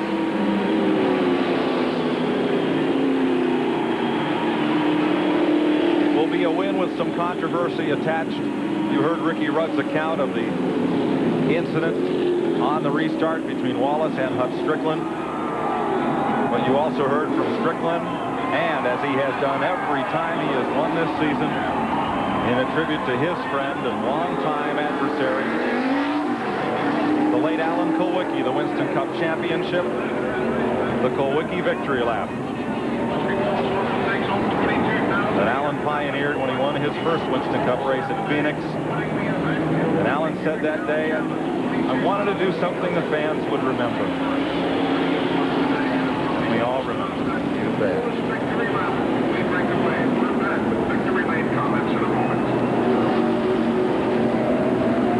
You know, I like that for a lot of reasons, not just because, mainly because of Alan. But all those fans lined against the fence that have sat there all day, now they get to see that driver up close in through that door window as he comes around. receives their accolades. They get a good look at the man who has worked hard for 500 miles to earn their cheers and now to celebrate this victory. He solidly earned it, I'll tell you that. He drove a wonderful race. Rusty Wallace goes to victory lane for his 28th career win. Ties him on the all-time list with Rex White, the 1960 Grand National champion. Here's Glenn. Well, only 5 hours and 22 minutes ago, I talked to this man on the pole position. He told me he had a really fast car. He said he thought he could win the race today, but boy, it was a lot tougher than you thought it would be, wasn't it? It was a tough one. I lost the right front tire, and I got 2 laps down. I had to make them back up and got them both back and won the race. Car handled perfect. Everything was great today. I know you had some worry about that. One time you almost got your first lap back. Schrader got you about lap back down again, but you kept pedaling, still came on the victory circle. Everything really worked out good. It was a pretty tense race today. I'd like to thank Miller Genuine Draft, Goodyear Tires, and Mobile AC, and Pontiac, and all the people involved. It was a great day for the Penske South car. They're all this way. Well, he's crawling out of the car right now. He's going to give a big wave to the fans. There it is. Rusty Wallace, another victory in 93. Randy? Darrell Waltrip, you talked to Neil Bonnett the other day, or saying you want to have fun now. I guess that was fun. Boy, that's a long, hard race right there. It was a great time, and praise the Lord for a good day for the Western Auto team. And say hi to everybody at home, Mom, Dad, and sisters, and mother and father. Frank, hope you're feeling good. And the car was incredible, and the pit crew. I mean, have they stepped up? Have they stepped up? Beat Rusty Wallace out of the pit like he ain't nothing. Now, he beat me on the track like I ain't nothing, but we had a good time this afternoon, and praise the Lord for a good run for us. I give him all the glory and the credit because he's blessed us today and just tickled to death. I needed to win badly. I didn't need that last caution. I had a great set of tires. Goodyear, in their defense, I don't know what was going on, but with the weather, we didn't get the buff tires. And so that's probably why some people were having trouble. We were having zero trouble, and we needed to win, but caution flag saved Rusty and killed us. Congratulations, Darrell. Good run for you. Well, that's DW. The car owner had to get his word in. He gets to sign the check after all. Slowest Dover 500-mile race ever. We'll be right back. Exclusive coverage of the SplitFire Spark Plug 500 on the Nashville Network has been brought to you by Haviland Formula 3 Motor Oil. Add more life to your car. By Ford and your local Ford dealer. Have you driven a Ford lately? And by SplitFire, the patented performance spark plug. It only costs more till you use it. At Dover, Sears Craftsman, a line of 1,600 hand tools made in America, guaranteed forever. Bring you the Winston Cup points. And here they are. Earnhardt the leader. Rusty gained a bunch. Mark Martin, Dale Jarrett, and Morgan Shepherd. Today's finish, Wallace, Schrader, Waltrip, Jarrett, and Gant, the top 5. Then it was Spencer, Bobby, and Terry Labonte, Morgan Shepherd, and Bill Elliott, the top 10. We'll see you at Rockingham, folks. Hope you enjoyed today's show. So long from Dover, Delaware.